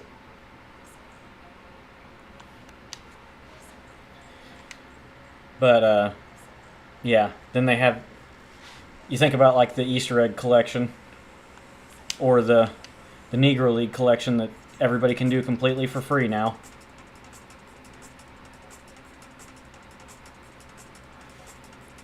But then they have the Retro Lightning collection that they're doing again. You can still see it in-game. We're going to have to collect every rare round, pack card from the May Spotlight to get some other flashback Lightning card that's going to probably be like a 94 or 95 overall that's going to be the best fucking card in the game. It's just kind of strange, the diversity that they've showed with content this year. I don't know if diversity is even the right word to use. Whatever. It's fucking 12-0. Contrast.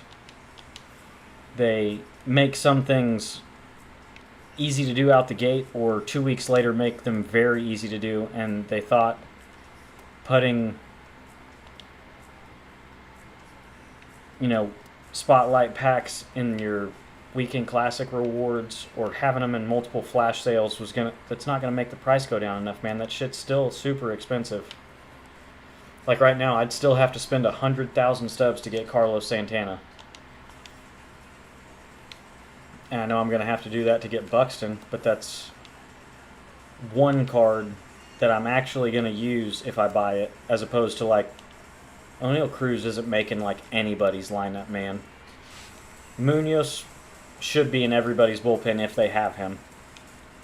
Max hit and clutch on a 91 overall or whatever the shit he is.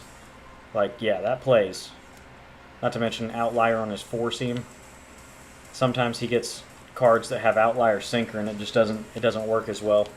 Because then both of his fastballs are the same speed. They're both 100. Because with 99 velocity, his four seam's 100, and then his sinker's 100. And then it's just about if they square it up at that point, because the timing's the same. You have to get Cal Raleigh, who's got no contact. Like, you might use him on All-Star, because he's got great power and good defense, but Matthew Liberatore, who's terrible, with like 70 pitching clutch or some bullshit. I don't even remember.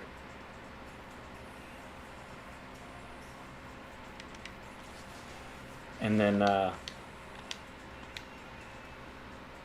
yeah, like I said, I was talking to, I think his name was Matt earlier. I can't justify, when I don't have live series done, I'm cool with spending stubs to do some side collection for a card. But when I spend stubs on it, the collection reward's got to be worth it. And if I have to spend a significant amount of stubs on a card, I'd like to get some use out of that card for a while. Like having to buy Bo Bichette or Jamer. Jamer can probably be my new first baseman for a while, being a switch hitter with the attributes he's got. And I like his swing from the Easter egg card he got last year. Like, I can justify coming up off a little bit of stubs for that while still trying to figure out how to get live series done. Because honestly, unless Tatis is playing up against a lefty, I don't know that at this point in the year he makes my team.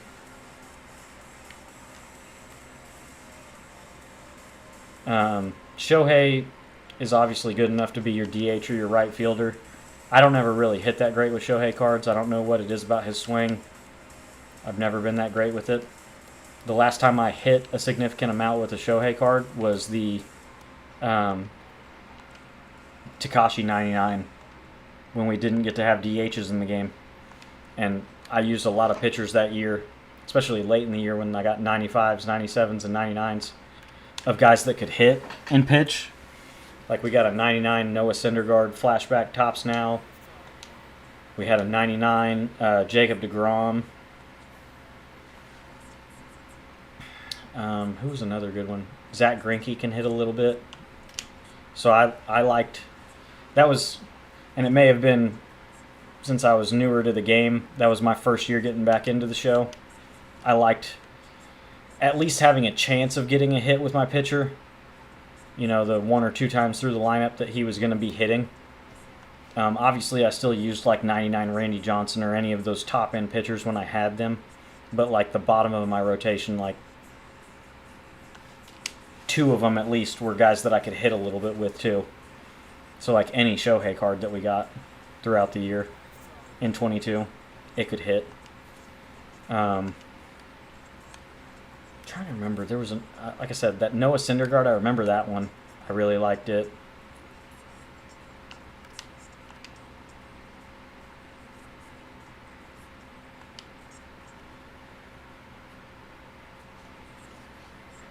Oops, sorry about the advertisement. That was very quiet. I couldn't hear that at all.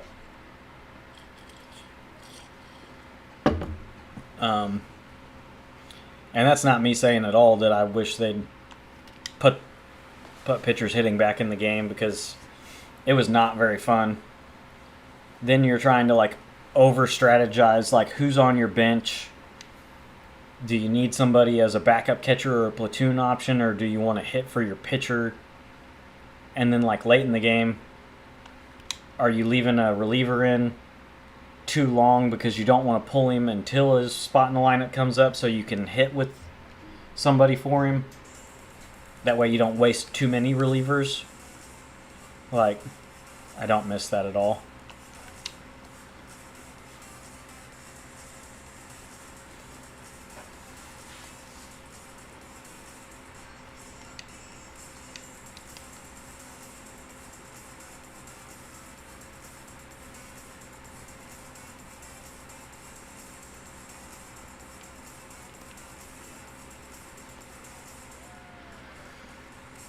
stealing this year, man. It's so dumb.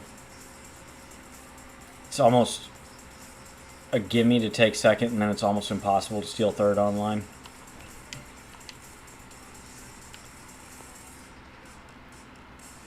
I've been thrown out multiple times this year with like Ellie and Ricky Henderson trying to steal third with a perfect jump and a step to extend the lead. And because of the fact that the throw meter like lags the game when it pops up, to give your opponent a chance to throw you out, your runner completely stops running, and then he has to start his momentum off again from 0. And then you're thrown out by like 10 feet at third every time. Your only chance is if it's like a breaking ball that takes the catcher away from third.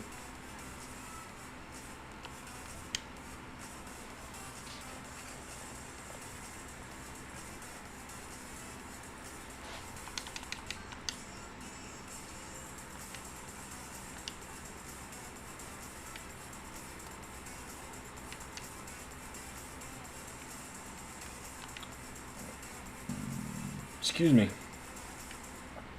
Dr. Pepper.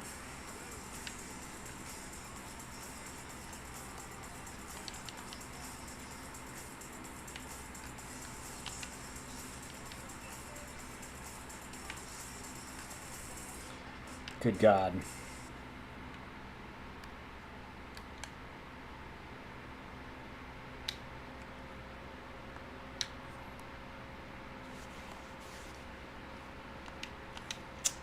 Lovely.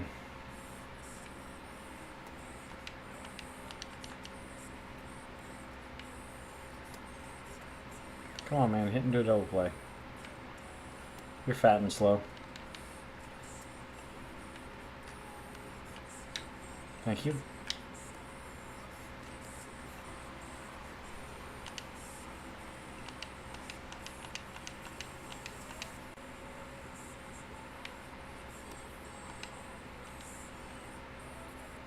Probably not a smart pitch. He took it, though. Gunnar Henderson used to. Maybe he doesn't this year. He used to always get breaking ball hitter after his rookie year. I feel like this year, guys with breaking ball hitter really punish breaking balls for some reason. Kind of like, was it last year or 2 years ago? Polanco was still getting dead red on his cards. And it was one of those, I'm trying to remember who even said it. It may have been Kyle. Or maybe it was AJ. Like, there are some guys, it feels like a quirk on them overperforms as compared to other guys. Like, some of them you don't even notice. Or you're just so used to them having everything that, like, Griffey, you don't think about the fact that that may have been dead red or first pitch that helped me pull a cutter down the middle away early. But that Polanco card, it seemed like, it was like a gold that you used in BR. If he got a fastball to hit, dude, he murdered it.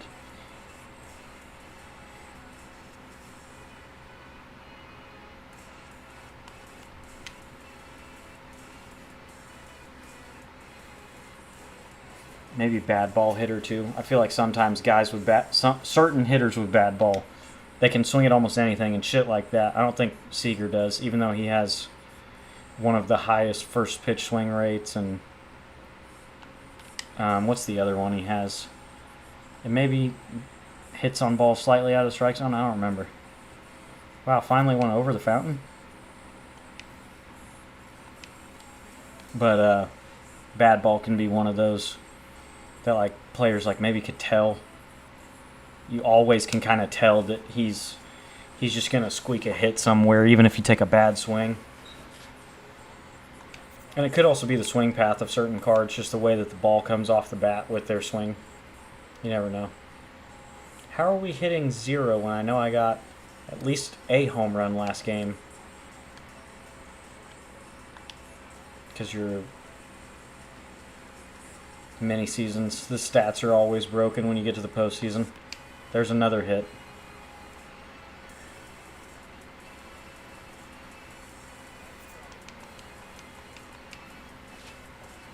We are approaching the finish line. Man, this took way longer than I thought it was going to.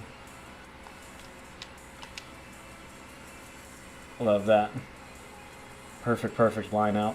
Max elevated created stadium with the shortest walls possible.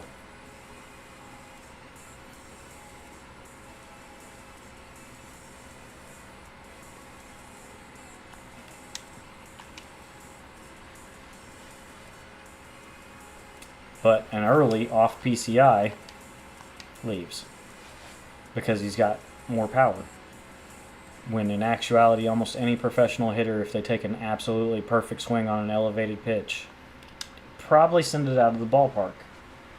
Especially if it's a teeny tiny ballpark in Denver, Colorado with max elevation.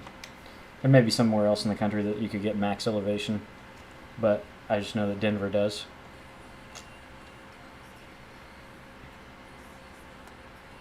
Moonshot games that ship at this event, am I remembering that correctly? Odd that they wouldn't have it at Coors again, but whatever. Since you don't want to just let people select stadiums and custom stadiums are broken online.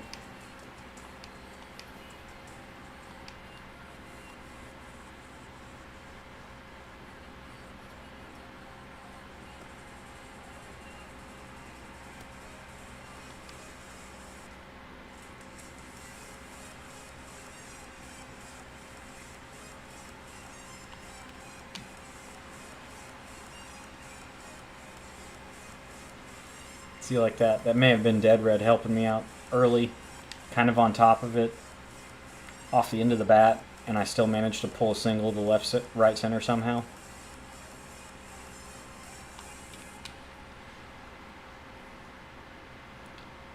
I'm really trying to just run the inning out, but I guess I should have ran Griffey out if I was really trying to do that.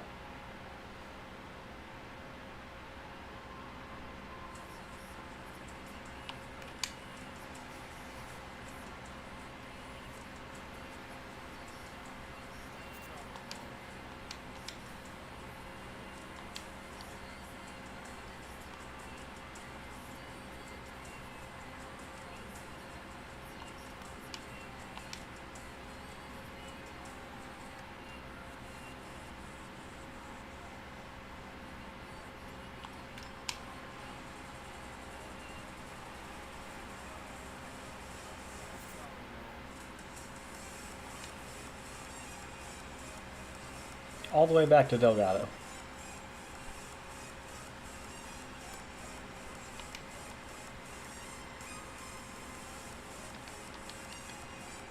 He's actually got decent stats against lefties. Holy shit, I didn't remember that. He's got better contact, better power against lefties. Damn.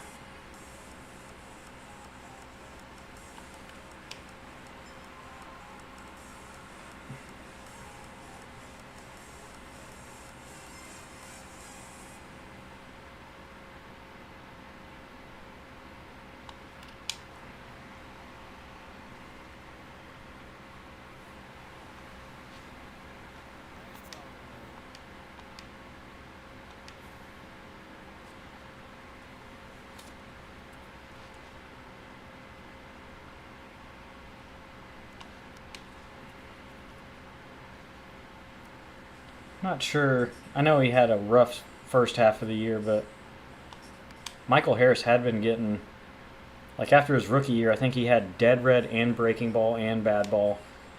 And then last year I want to say he just had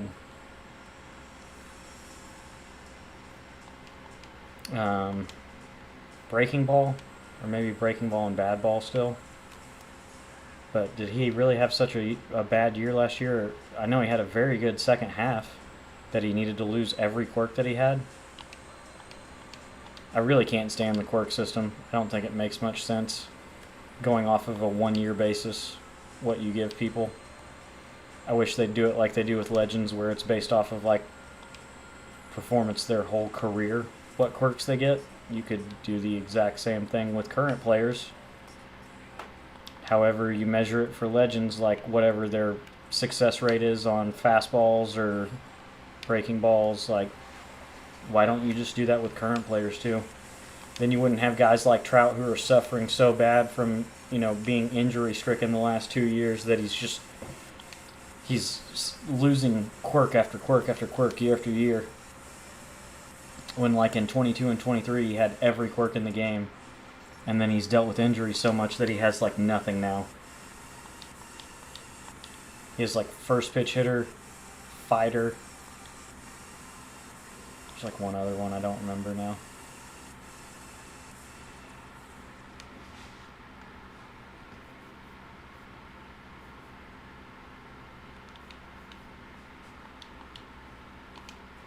give old Bob Gibson the ball for the final game. He hadn't got to pitch a lot since he's been P2 the whole time and higher than everybody else.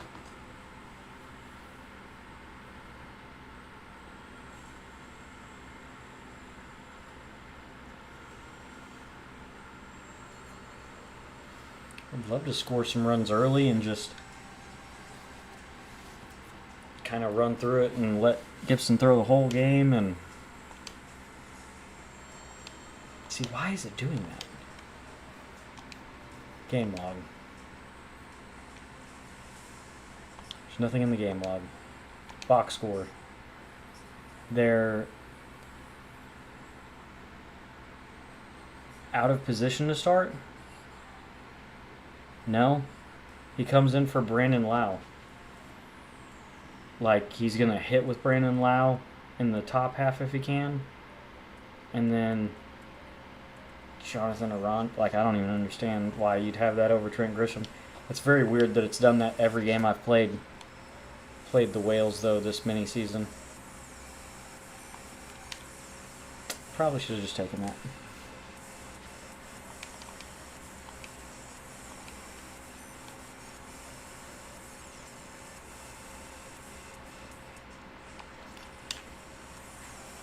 Wish I'd have got under that for a homer, but oh well.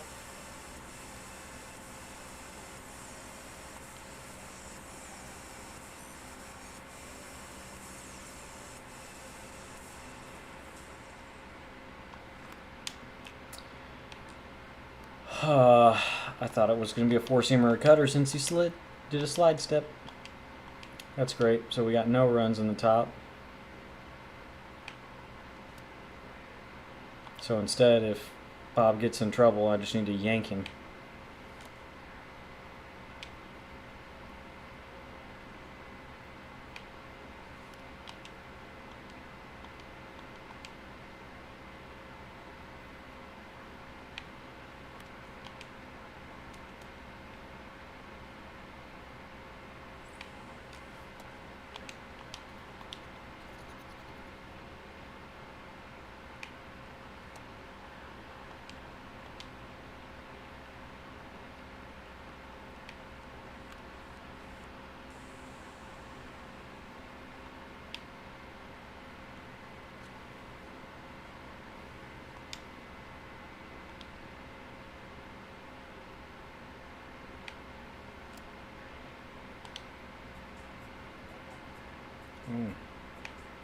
Don't know why I made that so bad on the back half of that pinpoint.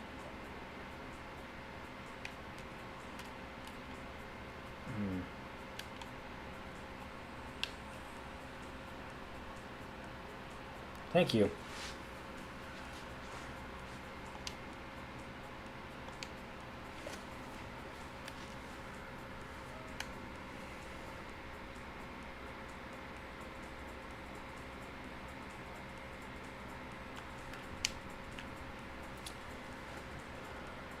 Oof.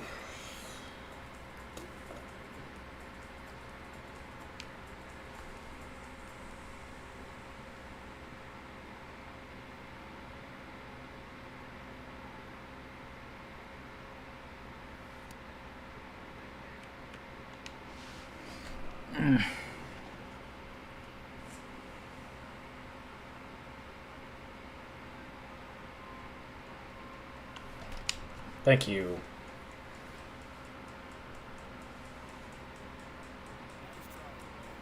Nice catch by that lady out there.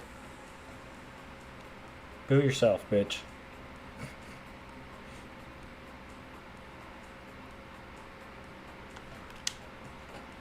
Change up and away is definitely a choice on the first pitch.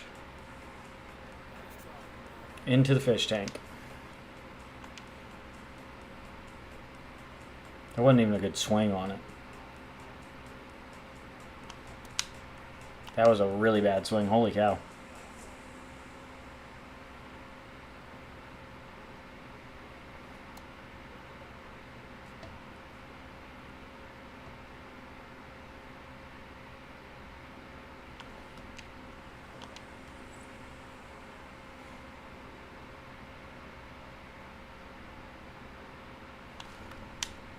Fair ball.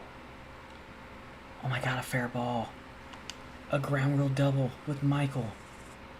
Thank you.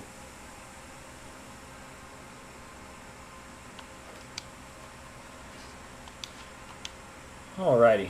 That pretty much locks up the championship, so we will just run ourselves out of the innings now. I'm going to sit back in the chair again a little more.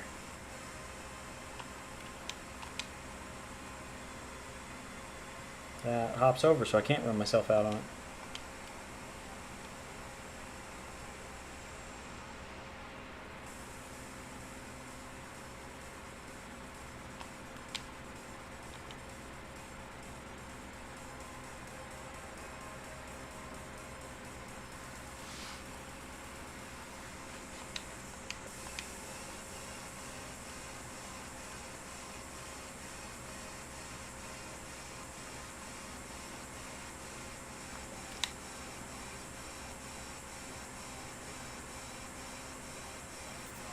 It's amazing how well that card plays with 74 power. Yeah.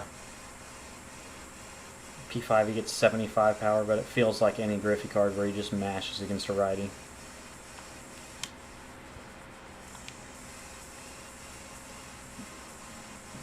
Excuse me.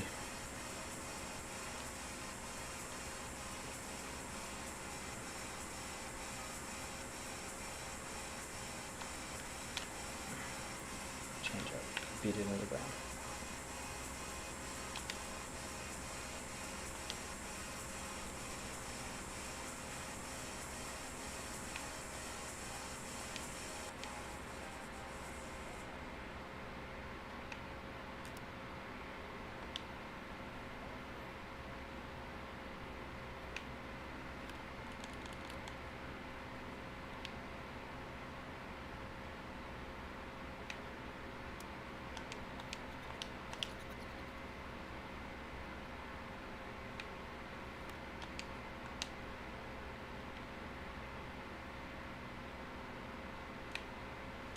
Did I not get a strikeout in the first inning? I heard the chipmunk laugh, and I feel like I didn't hear it the whole first inning.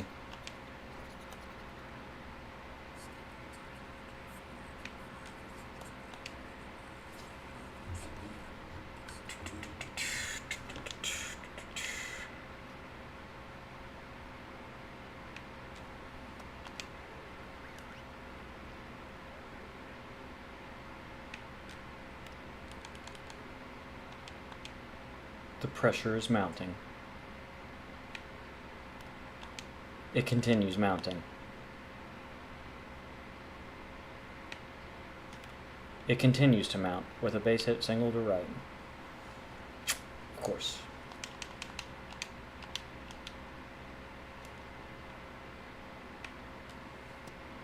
Is this the good Devers card? It sure fucking is, man.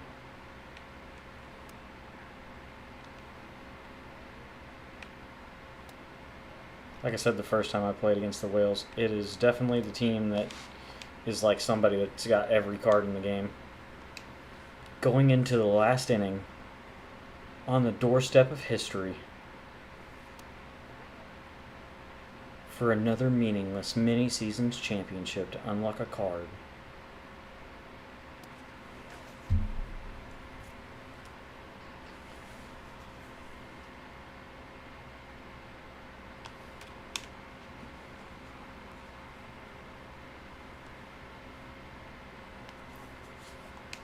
I am intrigued to try some of these cards, though, even if it's just in the Moonshot.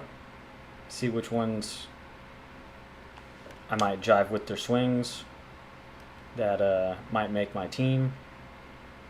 Jock is scoring from first on a fucking double to left field because of that weird deep area at the edge of the tank. That's so odd. Guess I should have just kept running with Delgado and got him out to make this inning move along faster.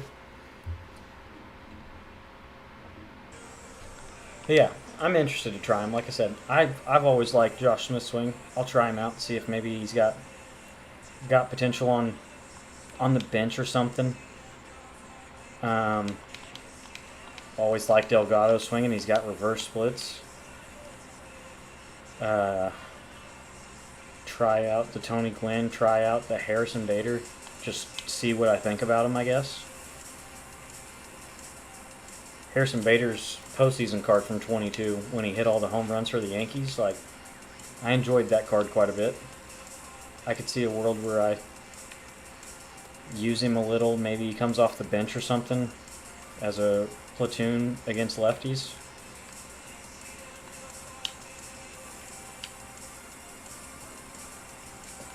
It's just kind of tough because with the way pitching is overpowering hitters so far in the power creep, switch hitters are kind of the way to go.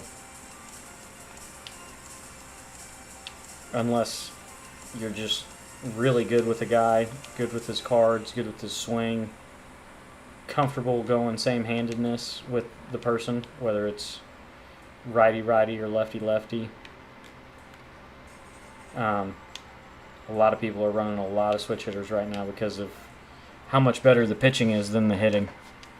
There's a lot of pitchers in the game, whether they're 99s or low 90s with high hits per nine, high clutch for this point, while we're trying to work with 80s and 90s contact.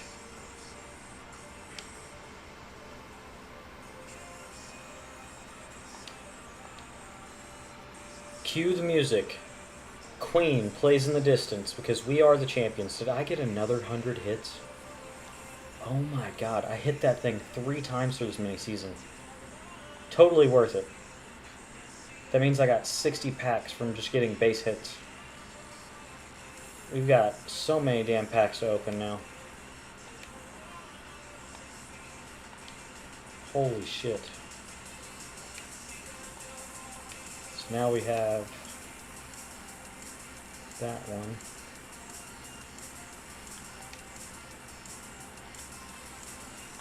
$12K. I'm gonna be honest, yeah, it's kind of worth it to me not to have to grind through.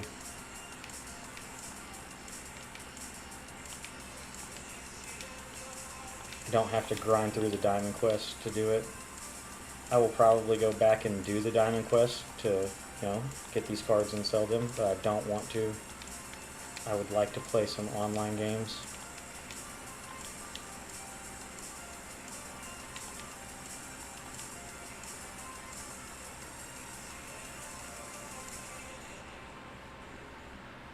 These aren't sellable.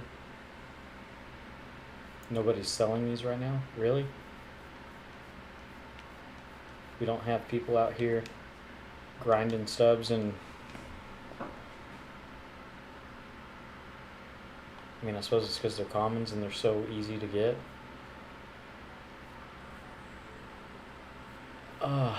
It's painful. What are we at with these guys now?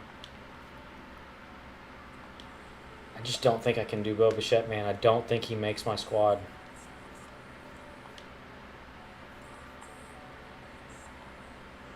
That really is a kick in the nuts, though, because I can't even buy the 2 commons to finish.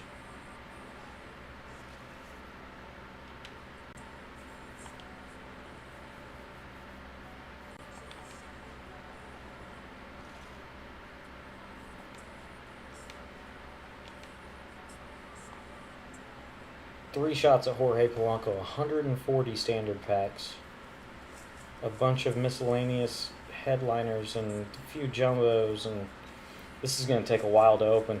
Holy cow. But we could pull something spectacular and be able to finish live series tonight if we get lucky. Man, I would really love for... I am wanting to try that as well. See if Yasmani can play a decent first base out of position. Surprised that he doesn't get first base secondary on that card.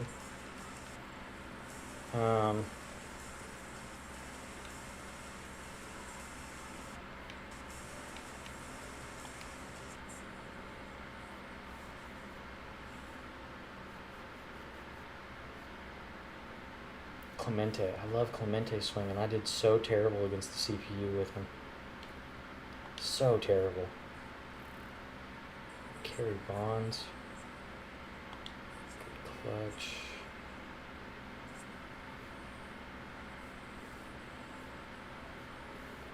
Where's that Josh Smith card at? There we go. Just no arm, bad defense, bad speed. As much as I like his swing, and this would be a decent hitting card,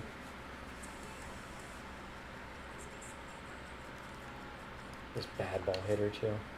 Dang.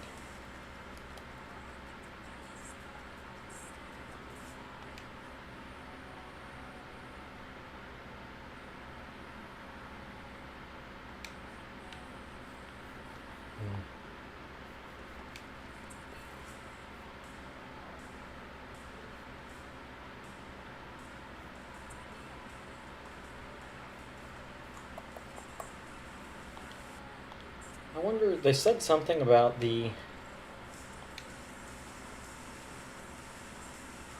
or moonshot hater. That's awesome. So I can use the moonshot hater to do a mission for progress. Nice. I'm ready to get next week's missions in so I can get my chipper back. Even though he's not that spectacular. I P5 almost every chipper card every year. I haven't done like the silver rookie cards ever, but I do any diamond chipper that comes out. And you gotta get your chase back eventually at the end. Good God.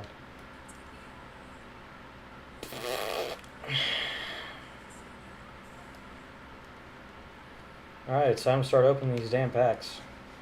I think we're gonna start down here and just see if we get Polanco. That'd be an excellent start if we get Polanco. Second base. Relief pitcher, Gregory Soto. Not a bad base round pull. Kind of is because everybody's got him now. I was going to say, he's usually gone for more than the other base round guys. Second base. Relief pitcher, Gregory Soto again. Yay. Thank you. The nice thing is, at least there's so many fucking packs that, like, there's a decent amount of stubs in here, even from just selling what I get. Even if it's quick selling the diamonds out of some of these. Did I just pull 3 of him? Oh no, I got Sean Jelly that time. Good lord. Alright, let's open this piece of shit and see what's in here. A gold. A gold. Wow, that couldn't have gone any worse. I didn't even get a diamond out of that. That was why I was not excited to get that pack right there. Didn't get Loiska out of that one. That stinks. Oh well.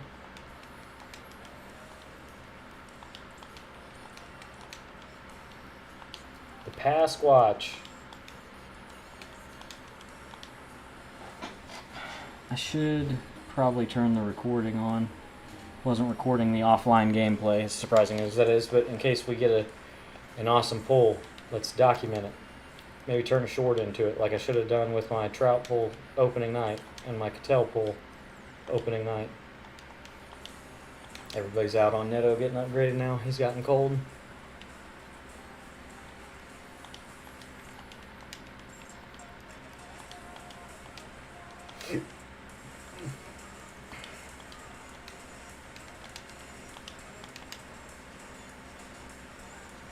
Is this Don Sutton? I think the next one is the good one. Is Ibanez. I say that, he's kind of gone down as well. Nope, that one was Ibanez. Okay.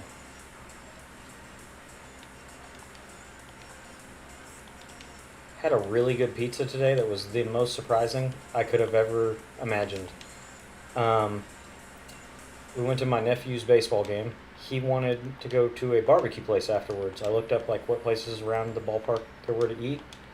We pull up, and number 1 barbecue is actually Korean barbecue. Did not state that on Apple Maps. It just said barbecue.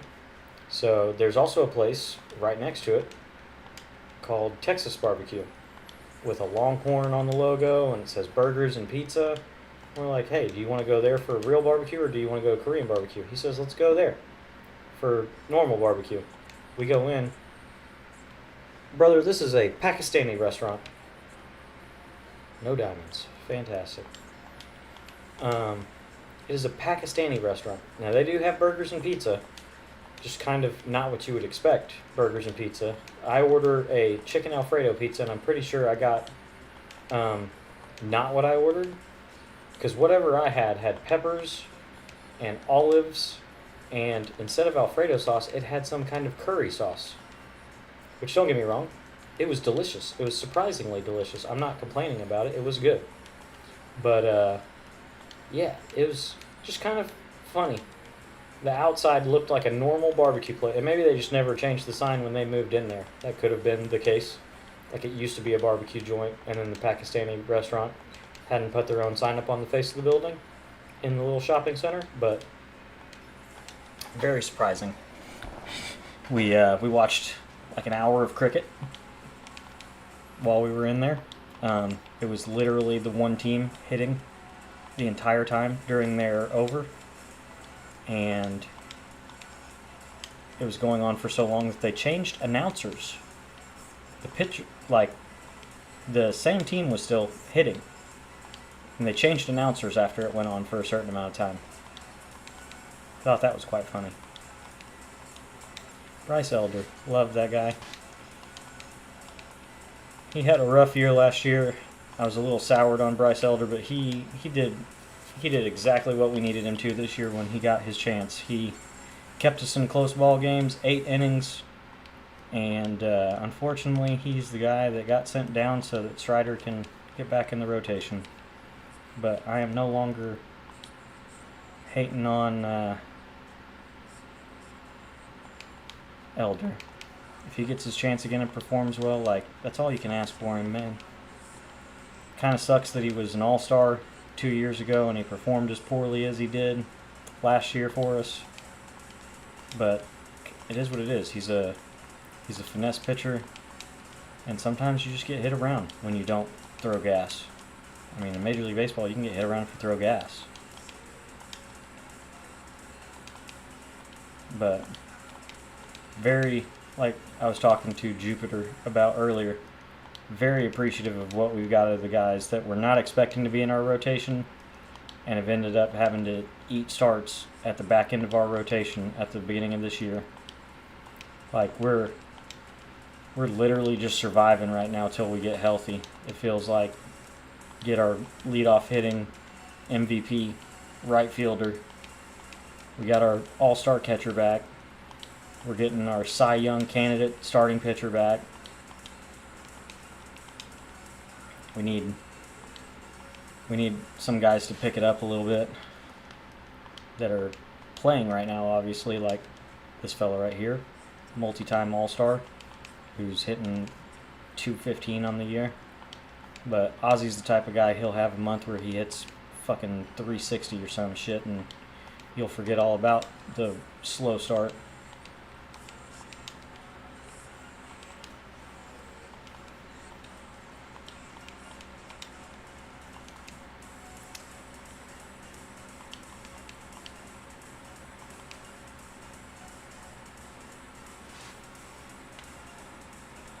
No diamonds. I don't think I've got a diamond out of a jumbo pack this year. And it's supposed to have slightly improved odds. I just never get that, I guess. Rosario actually swung it decent against the Braves in the series this last week. Was kind of surprised to see that, because that's kind of been the knock against him ever since he left Cleveland, was that he can hit lefties and he's basically just a platoon guy. And he actually swung it pretty well. All 3 games, I feel like. He's playing third base, I think, for them every day right now. And I like to think that I'm not really a hater on any. I like to see dudes succeed, especially after they have rough stretches. Like, I think he got DFA'd twice last year by people.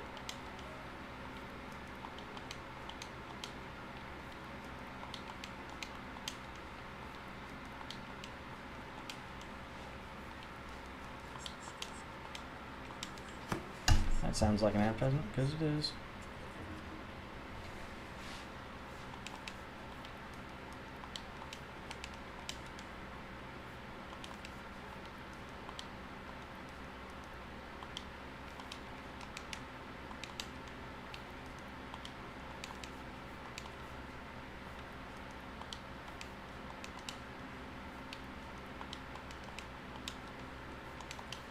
Willie Calhoun's still in baseball, huh? Couldn't have told you that if you asked me 5 minutes ago.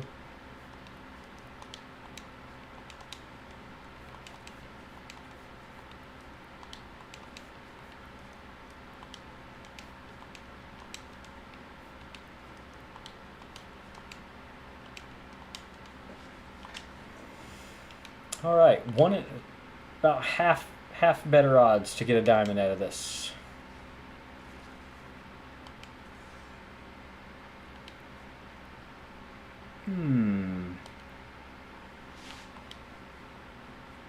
Do we hang on to Yimmy in case he goes up? I don't think he's been doing amazing, but even if it's just off of hype alone, maybe he goes up. So I'll sit on him. 3 for 3 on golds. Oh, a diamond. It's purple. It's a second base. It's Cattell. Holy shit. That's helpful. It should be helpful. 9-1-3-6-5. Holy shit. Thank you. Thank you, Ramon. Thank you, SDS.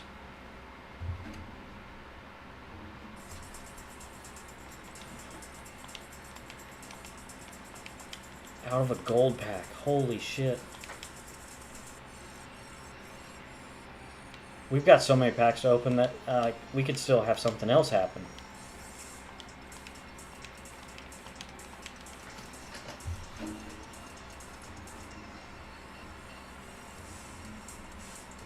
Just reset the recording because that's decent.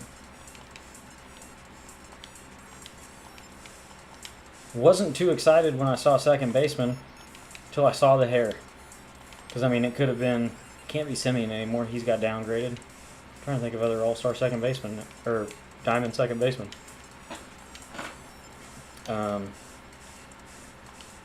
Shit, he may be the only one right now that I think about it.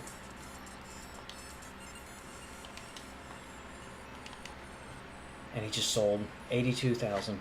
Wow, thank you.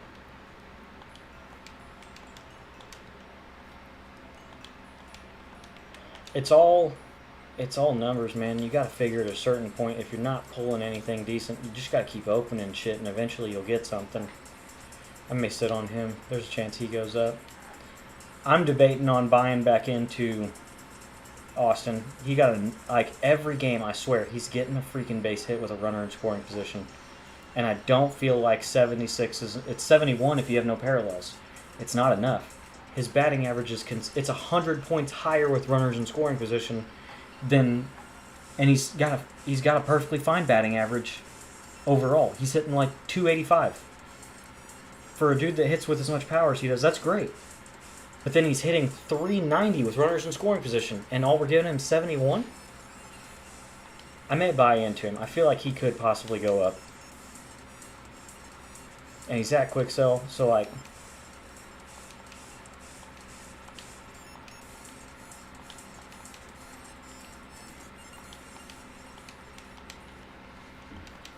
Jordan Westbrook. Hot start to the season. Came crashing back down to earth afterwards. Is there a chance you're going up? Why are you going for a little more than what a silver should be? Is David Fry hurt? I know I ask this every time he pops up in a pack, but the dude was an all-star for them last year, and he can play everywhere. He can play left field, he can play first, he can play third, he catches, he's a good catcher, he's got a good arm, he can hit. He had a monster home run for them in the postseason.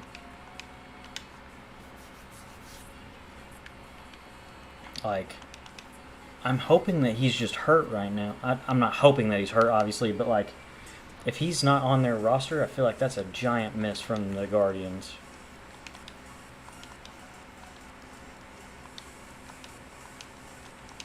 Apparently people are thinking he's going up to a gold.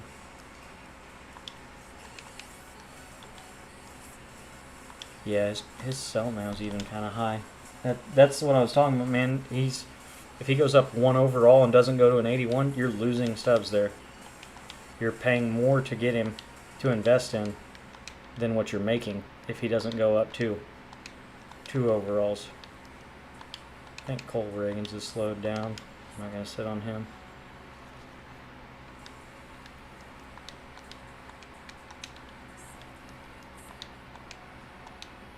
No, I'm just gonna quick sell.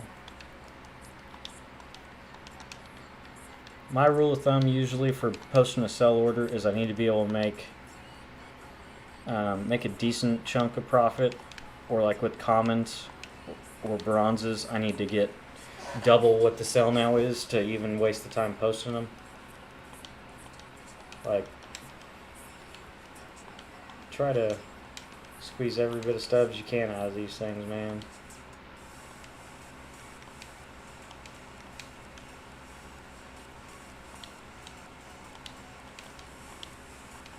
Almost done with the ballins.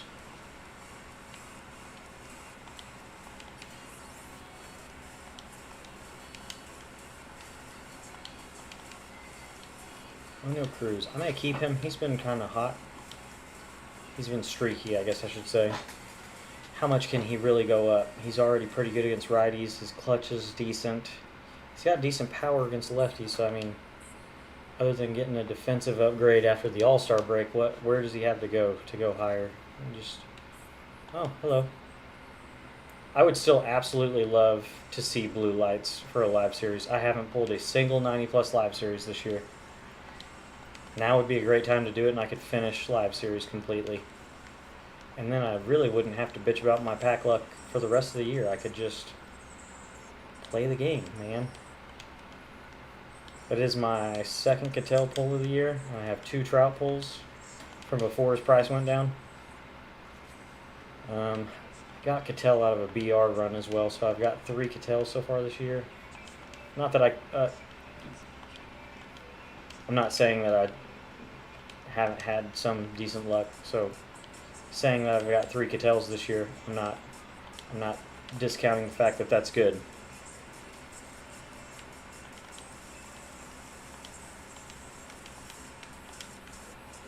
Akil Baddoo.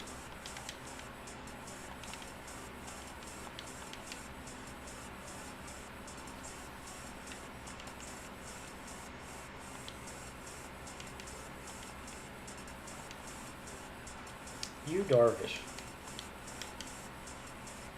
Solid starting pitcher. Dude who's just going to go give you a chance every single time he takes the mound, man. I'm just taking the profit there, honestly.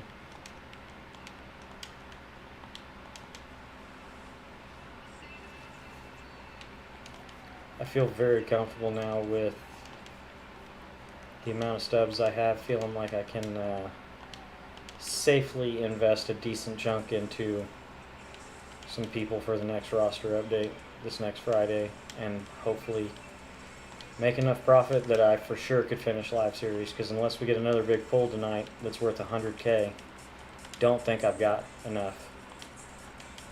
Shohei's such a big chunk of change, man.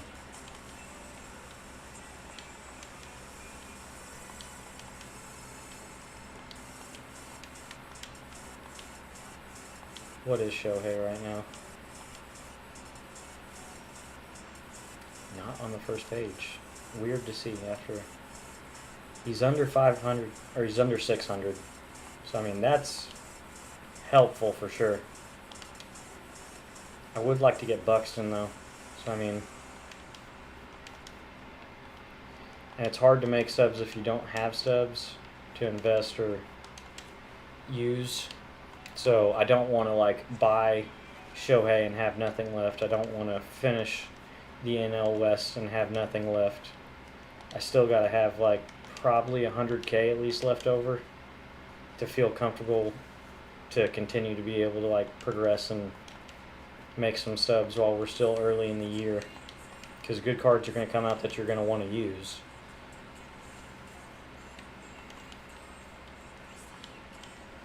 No, definitely don't want to add him to my lineup, thank you.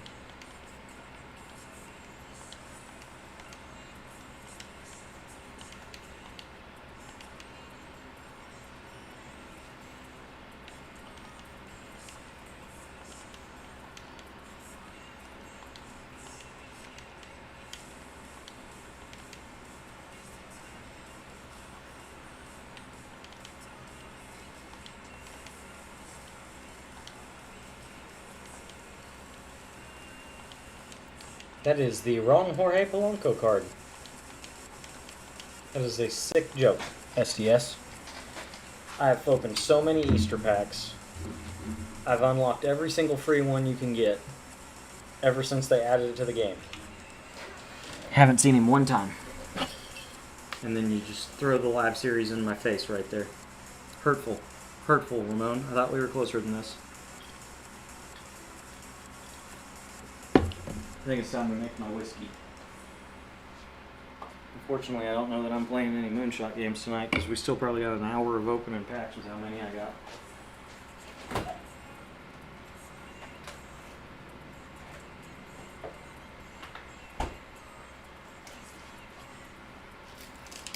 Manuel Rodriguez.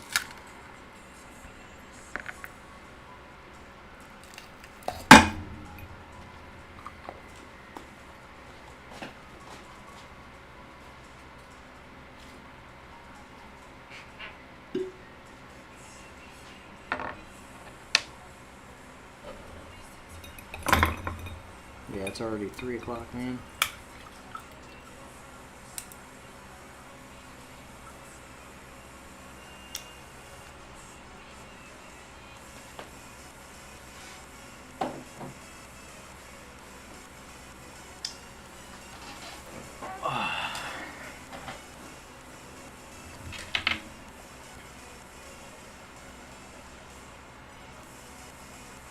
Let's just see. Let's see what else we can get, man.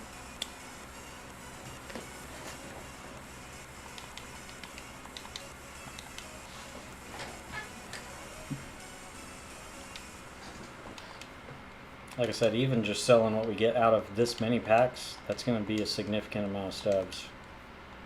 Even if I was just to quick sell everything. There's 100 packs here. It's minimum of 4 players in each pack. Like, oh my god.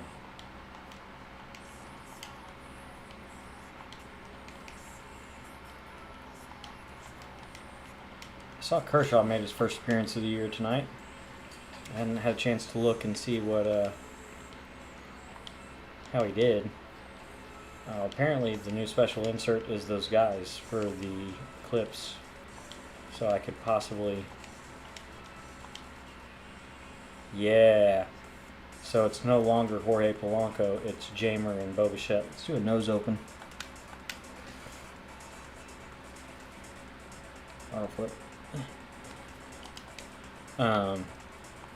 If I pulled one of them, it'd make my decision for me and I could lock the card in to get Buxton.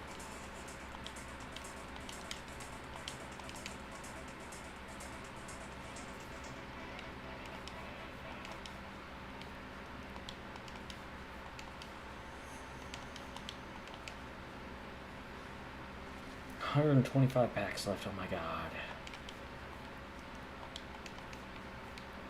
Fed.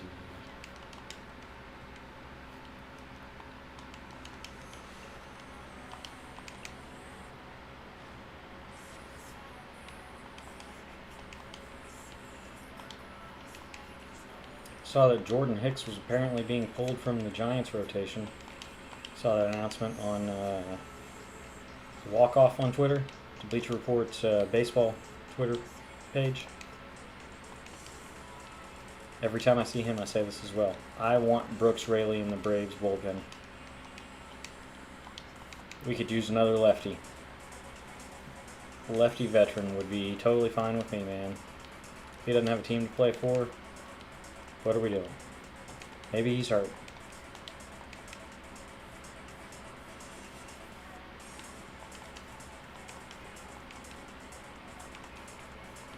Trevor Story having a little bit of a resurgence this year.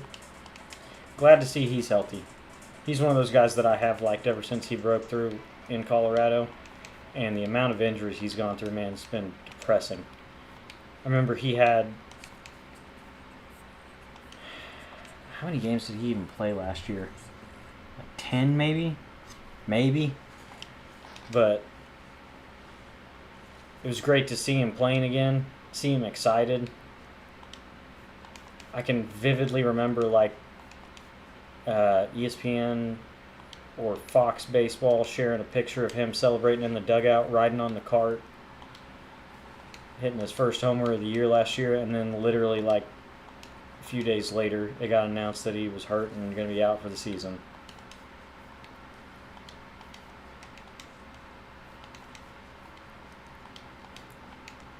You like to see guys that are, I don't know, I want to say good for baseball. I can't think of any reason that Trevor Story's bad for baseball. He's been fun to watch.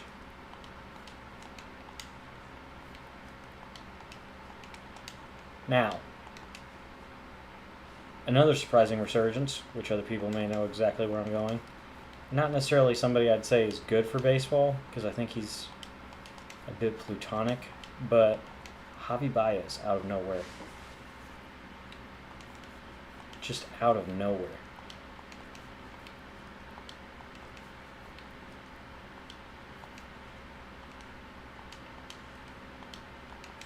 It's basically a gold bull. Nice.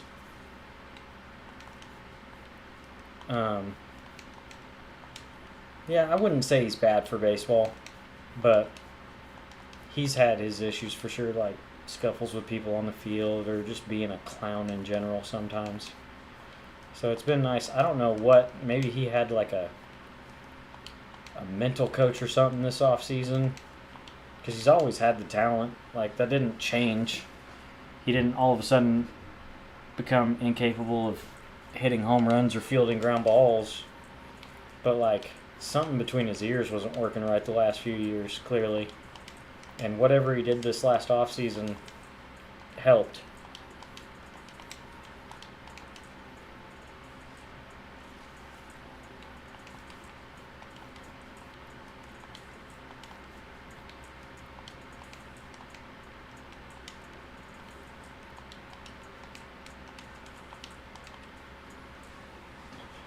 So, I'd say I'm glad to see Javi Baez doing well again. You'd hate to see an organization like the Tigers, who haven't had much success, try to make some moves, try to become more relevant in their division, in the American League as a whole, and then, like, I think I jokingly said last night, he's been right up there with the Anthony Rendon signing, in my opinion. Maybe only slightly better. Him, the Chris Bryant, like, those are probably the three that I can think of in the last 5 years. That's just like egg on your face, man. You go out, you spend money for a free agent superstar who is worthless when he gets in your uniform. And that has been him ever since he put on a Detroit uniform. He has been bad. One of the highest strikeout rates in baseball, like batting low 200s, high 100s. Was hurt last year when they were good and just not playing. Chris Bryant's been hurt and not producing when he isn't hurt, when he's hitting in Colorado, which is weird to think about, because with his swing you would have figured he was thriving in Colorado, but it's almost like he spent so much time hurt and not playing that he can't get in a rhythm now. I don't know. I don't even know if he's playing right now for them. He didn't when the Braves played him.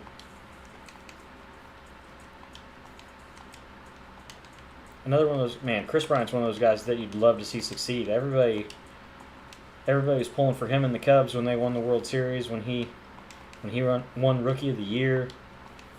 Like, him being good on the Rockies would definitely be good for baseball, I think. Making the Rockies a little more relevant again. They got a great center fielder. They've had a great third baseman for a while in Ryan McMahon, who's been an all-star multiple times. Just nothing out of their big free agent signing. The poor Angels. I think part of that's their owner. The Angels owner's what keeps the Angels from being relevant, because he said that he's all about making money off jersey sales and ticket sales and couldn't care less what the team does on the field. Go sign big name free agents that are past their prime just to sell jerseys and tickets. I mean, they're the worst team in the NL or AL West again, and it's not close. Doesn't help that they're in a pretty good division.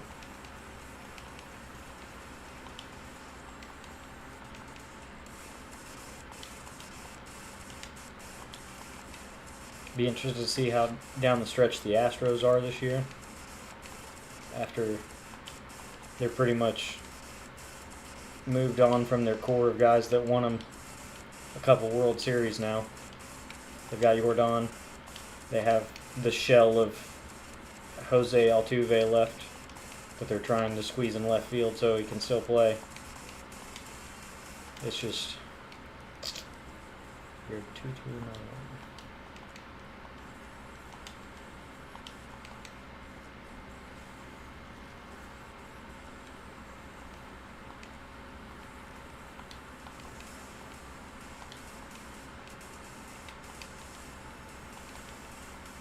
Very long cold streak here. 3-8-3.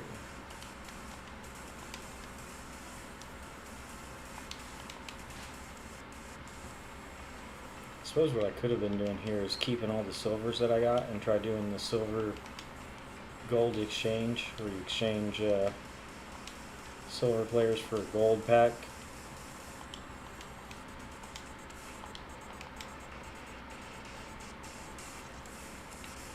I don't know how. That's more of like an investing thing. I have seen the guy talk, what is his True Business Review?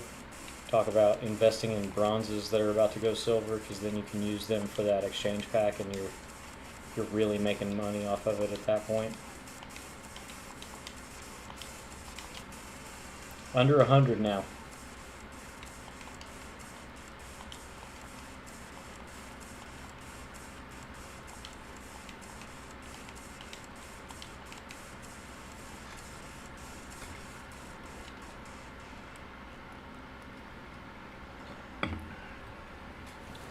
Eduardo Rodriguez. Unfortunately, the Diamondbacks feel like they've got a couple guys in free agency that seem to be cursed when they get there. He hadn't really produced very well since he got to Arizona after refusing to go to the Dodgers. The Dodgers. And they got Jordan Montgomery after his weird holdout with his freaking idiot manager. Didn't even sign that big of a deal. Started the season late last year because of it. And, I mean, it just isn't even in their rotation now. He's in their bullpen, I think. A real step back from a guy who helped the Rangers win a World Series the year before. And if he didn't have the fucking dipshit Soros for his manager, he probably would have signed a great deal with the Rangers or anybody else who was willing to sign him a pretty good deal. And then instead it was like everybody was like, we're not playing your game this year, man. And then he's on the outside looking in, waiting to figure out where he's going to play last year, and he wasn't ready for the season. No spring training, no build up with a team. I think that also showed this past off season with Pete Alonso. His holdout was nowhere near as long as the last few had been with that man. What is his freaking name? Is it Soros? I think. I don't remember. He's an idiot. I can see his fucking face.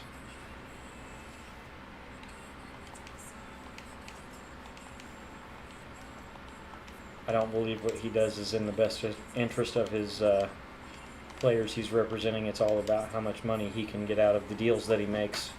And that's why he's totally cool with fucking guys over and holding them out way too long. Because if it works out in his favor and he gets paid more, why does he care? He's not the one that's got to go out and pitch or hit and perform, to continue to keep his job.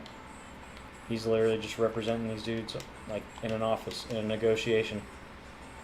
It's kind of sad.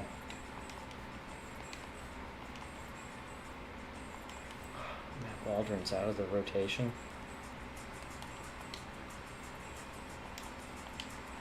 This sounds crazy, and I don't want any ill will against him, but could we get him out of baseball? That'd be cool. Could you like announce that you're retiring tomorrow, and then this will be the last year you're in MLB The Show, and we can go back to not having to worry about facing a knuckleballer ever again? I saw where little man faced some toxic asshole playing at a weird time of day in Minnesota where you couldn't see because of the way the sun was hitting the batter's eye, and he was throwing Matt Waldron.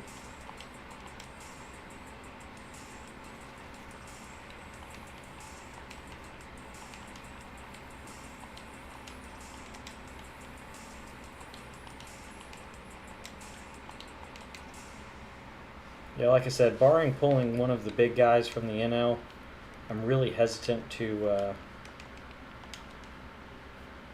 pull the trigger on buying Ohtani or finishing the NL West until I know I've got the stubs to do it.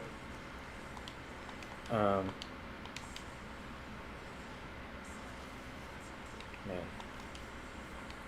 the Cattell helped, but I think more than anything it helped me be able to buy Jamer and finish the Buxton collection when I do the Diamond Quest, I guess tomorrow, because I'm not staying up another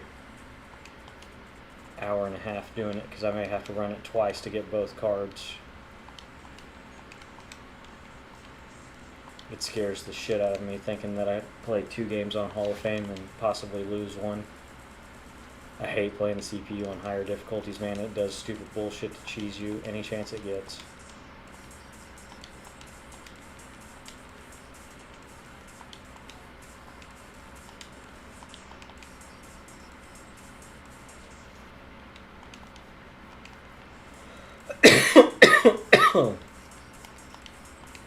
We've gone pretty cold in the packs. George Kirby got in here and fucked the vibe up, and now all the diamonds are scared to come hang out. Whoa. You're quick selling people? We don't want to come hang out. No. If you're a decent fella, we'll show you the respect that you're due. 85 overall pitcher that's not going for anything isn't going to help anybody.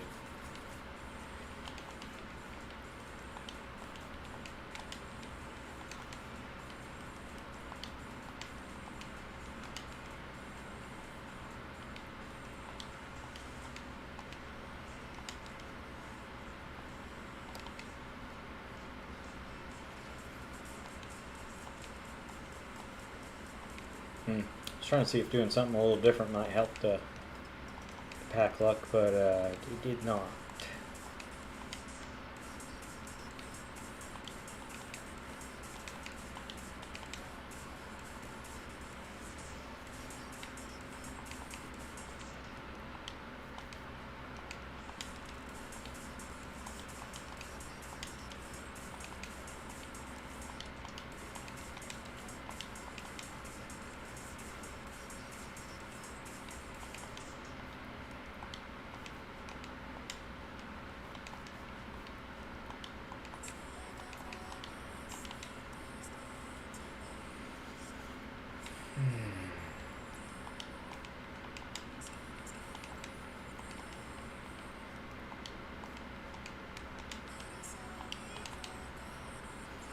Very, very cold.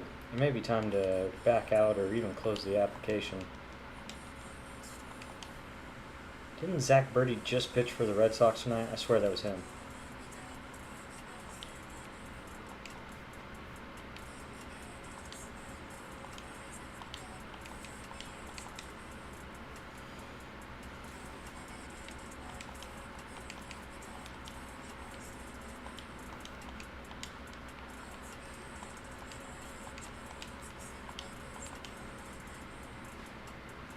Slowly but surely, like I said, man, the stub count's just gonna keep slowly climbing.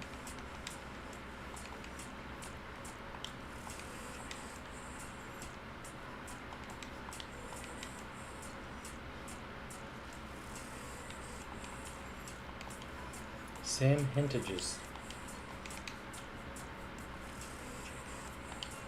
If he needs a ball club, we could use a lefty. Yet again. Give me a lefty in our bullpen. Preferably one that can get outs and not give up a lead.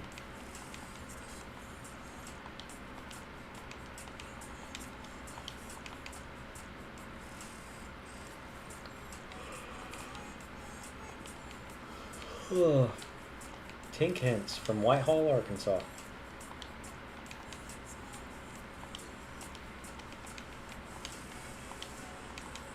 I'm going to open till 50, and then if we don't pull anything, I'm going to close the app.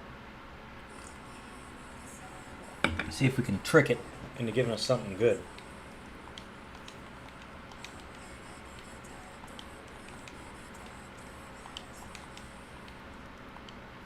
Lars Nudie Bar. Leote going to Seattle. I guess I missed when that happened. I still need to Google whether it was a trade or if he just signed with them. I don't know. I swear I think he was on the Rangers to start the year. I swear he was playing center field in the game that I was at.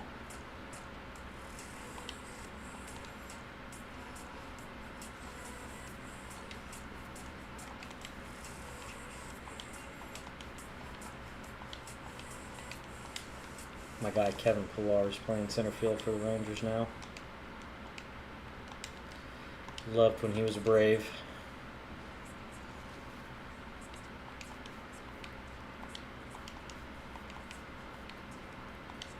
Who did he hit a home? Did he hit a pinch hit home run off of Jose Alvarado?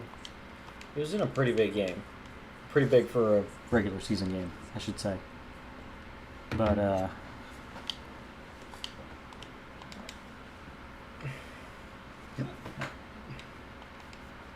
wasn't meant to be with us. We got an overabundance of outfielders. So, I mean, I get it. As much as you can love a guy and he be a good clubhouse guy, a good bench player for you, like, people got to do what they got to do, man. Totally understand him going somewhere else and trying to be an everyday guy.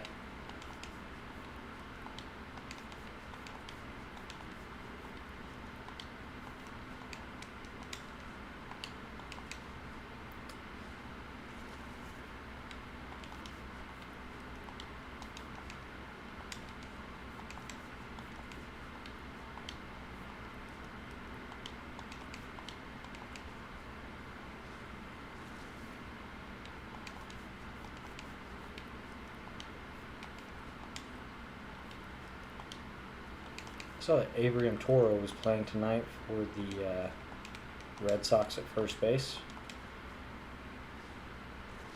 Glad to see he's got somewhere that he's ended up.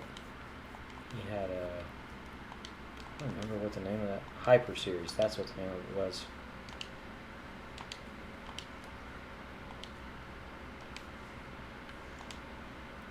Close the whole thing out and see if maybe that'll reset our luck. I'm going to play something else if you don't give me something good. Oh, I'm leaving. Oh, goodbye. Oh, I'm back. But yeah, he got a Hyper Series card early in set 2 last year. That I actually enjoyed for a while.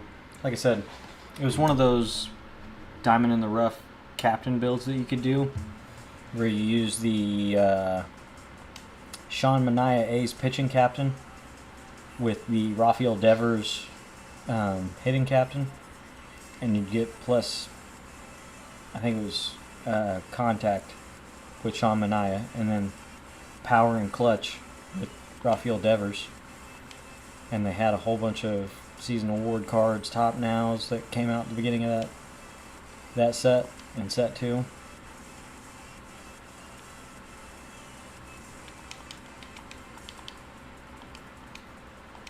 Alright, 50 more packs. Let's see. Oh, yay. A diamond alternate minor league jersey and a bunch of free agents. We're off to a great start after that reset. Thank you. Thank you, thank you.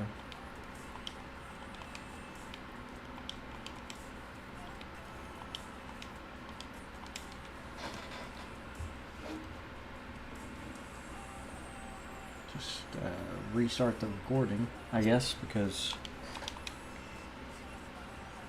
30 minutes of nothing but silvers isn't too exhilarating.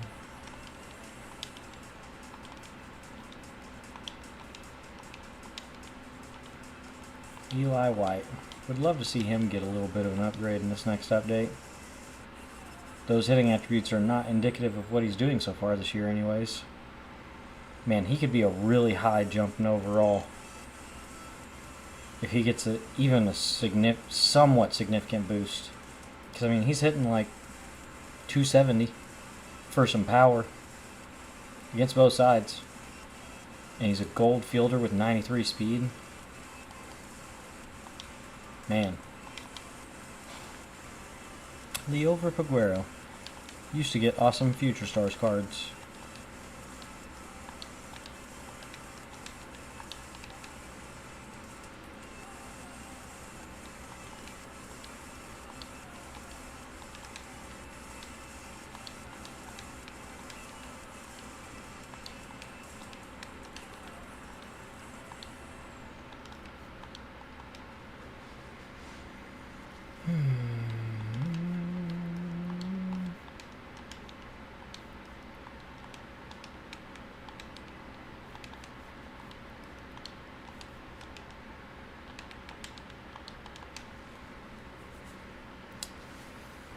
I think Cattell sucked up all our luck for the night, man. It's feeling very dry. Like, even the silvers or golds we're getting aren't that great.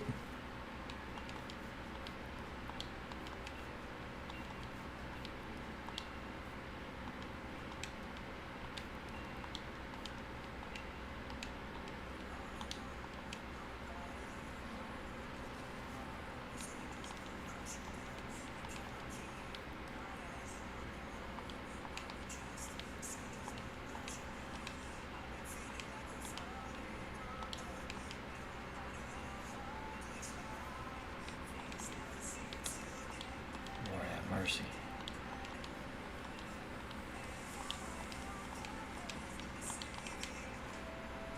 I've seen that the Twins bullpen is like, maybe it was their pitching staff in general. Either way, what I saw was ridiculous. 32 consecutive scoreless innings. I have no idea what the record for scoreless innings by a pitching staff or a bullpen would be, but we're getting into ridiculous territory. If it's their staff in general, that's 4 games without allowing a run. If it's their bullpen, that's at least probably 5 games. Man.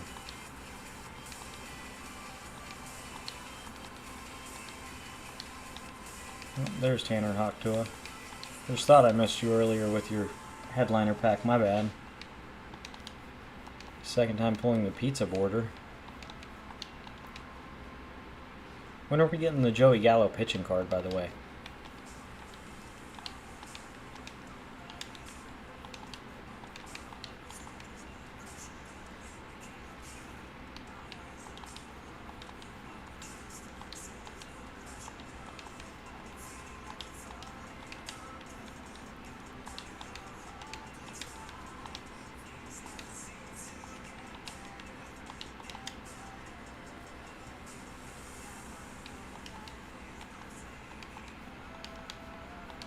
I was watching a short on Facebook this evening, and I had the funniest thought ever. Apparently Garth Brooks did like a fundraiser for, some charity. I was apparently just young enough not to remember this, but he would actually participate in spring training with major league teams, like the Mets. And thought to myself, man, could we get a silver prospect Garth Brooks card? That'd be quite funny. Kind of like when they did that with Tim Tebow when he was in the minors. Like, even just for the sake of it being in the game and the talk about it.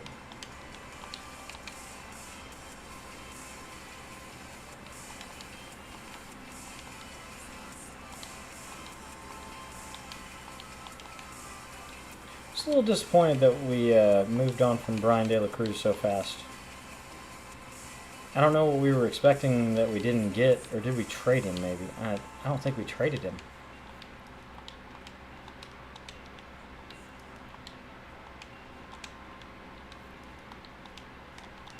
literally, it was like the terrible stretch at the beginning of the year, the first week of the season, first 2 series. And then he was just gone, man. I don't feel like he did anything to work himself completely out of the 40 man. Speaking of Kevin Pillar, there's my guy. That's got to be an omen for better things in the packs coming, right?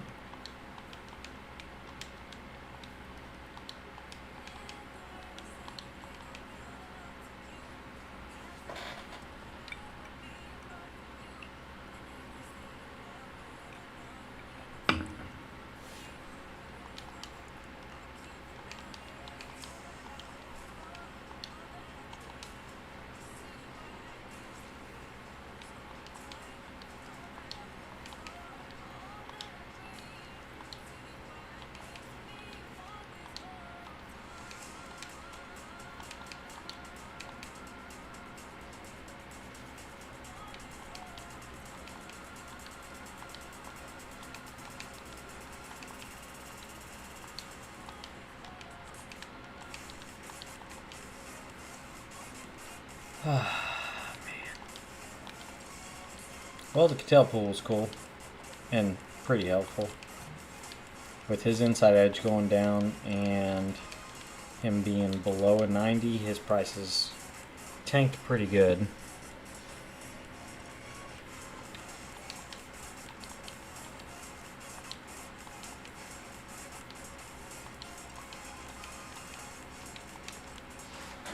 Give me just 1 second. Apparently my dog is barking or something, whining.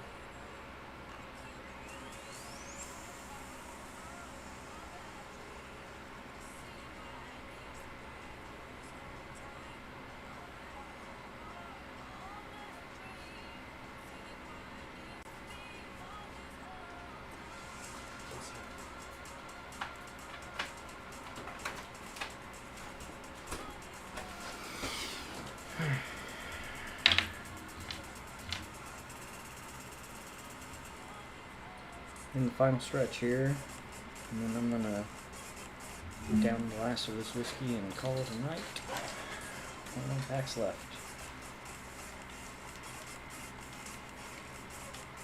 Uncle Charlie, a common.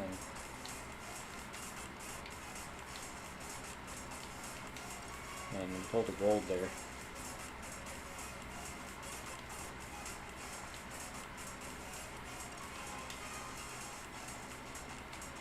I'm really kind of hoping we get a program. I guess they don't want to do it too soon because they want to give guys good cards to celebrate their career. But we've had Evan Longoria announce he's done. Matt Carpenter announce he's done. I feel like we got some pretty influential guys over the last decade plus that have hung them up this year. I feel like we are due for some, and honestly you could just like make a headliner even of one of them that could be usable right now and give them a 99 later in the year. Hi.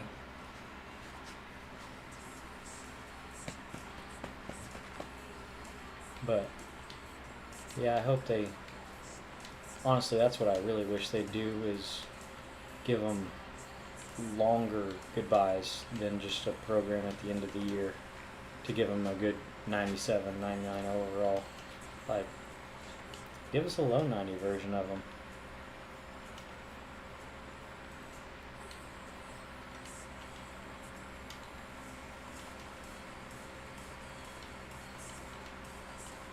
First closer in baseball.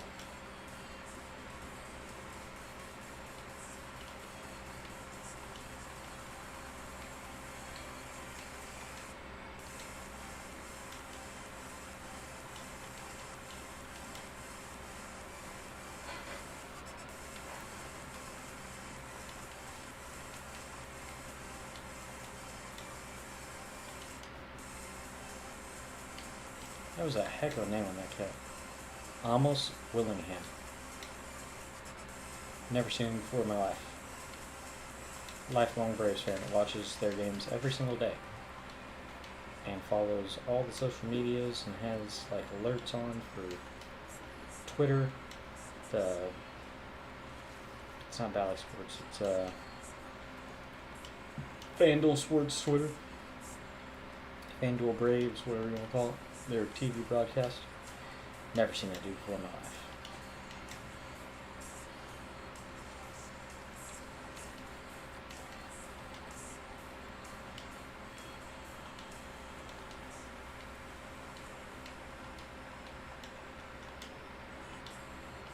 Almost up to 700K. If we could pull something, anything. Any time it's not 3,000 subs. We're at 700K.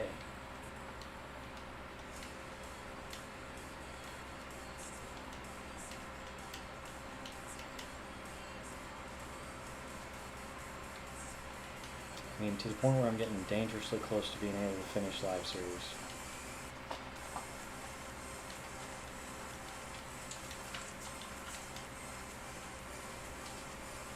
Anything to pull out of these last packs might push it over the edge. Scott Blew It. Bad name for a early official. Blew It.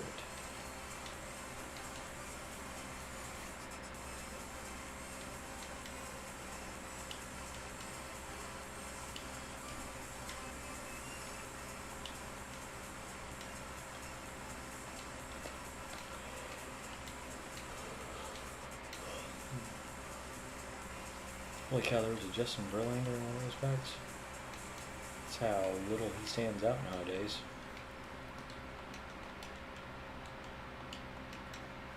Five packs left.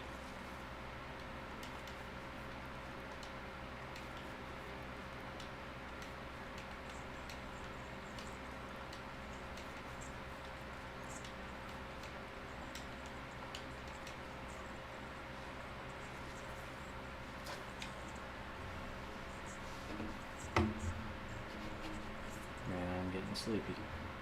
I suppose that's what half a glass of whiskey will do to you at 3 a.m.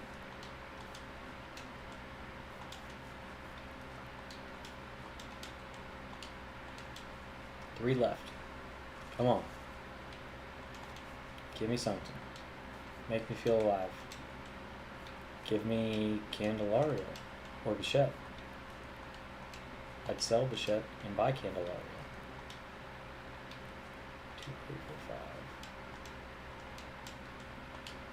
5. Seems like people think he's going up.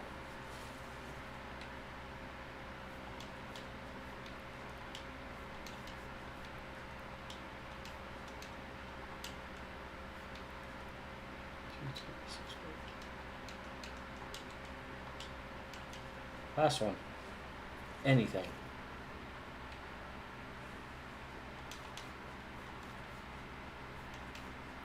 No.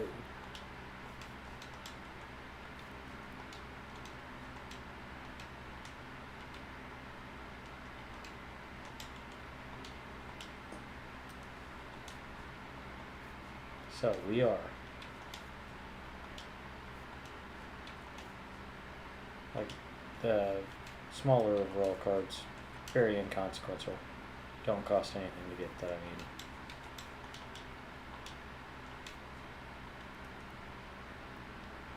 $568. Somebody in the world would pull an Otani. 27, 11, 3. Still don't have live series of Michael Conforto. That's wild. Dalton Russian.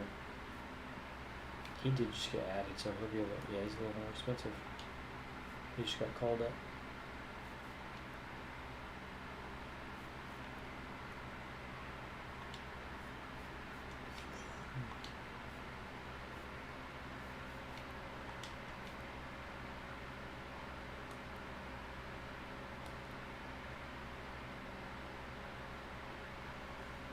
That bug again. I've not used him against the CPU. I've never owned him. So he's 3 for 5 online. With nothing but extra base hits, double, a triple, and a home run. crazy.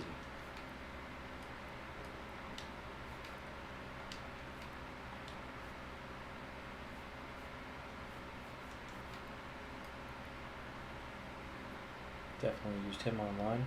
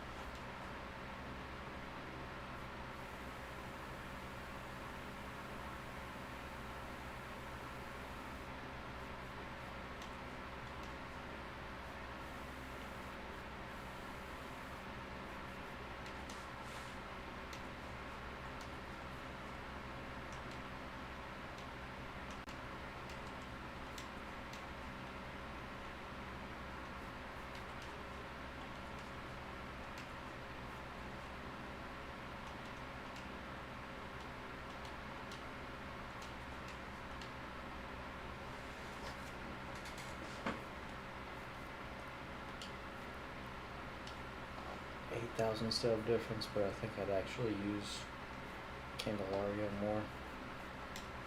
And 140 is a lot.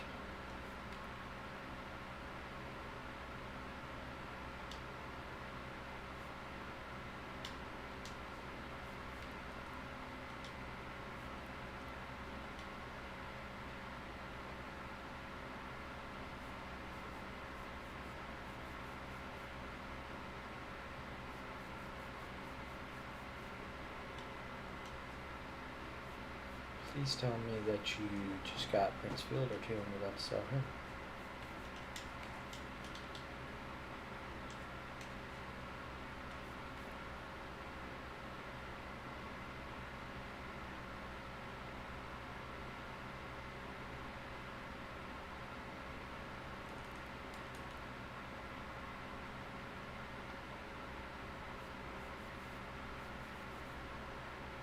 Prince Fielder.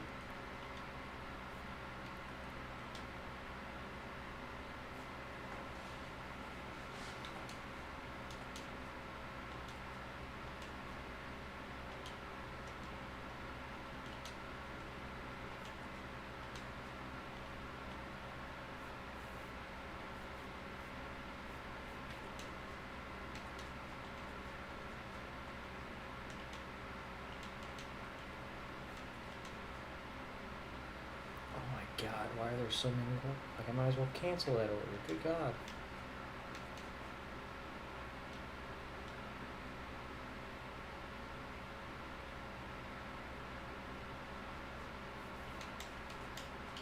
I mean, honestly, that's a great way to make stubs.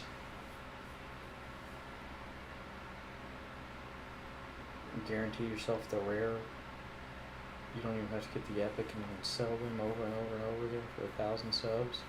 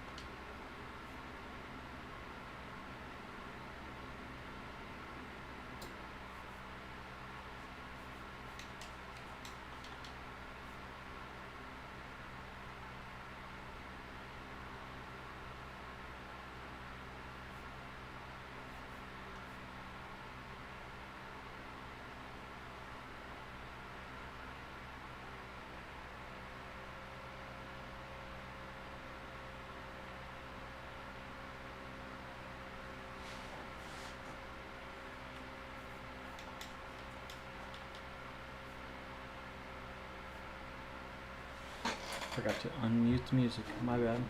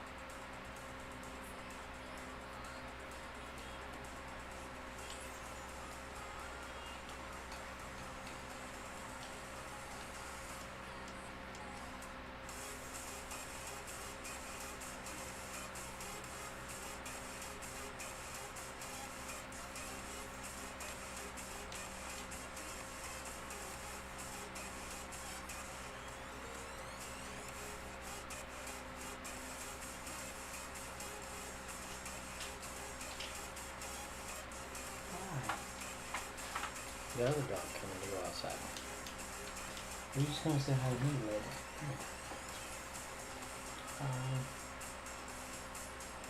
We got two of the best dogs. My 11-year-old black lab and my wife's 10-year-old German Shepherd named Layla. She's a sweet girl.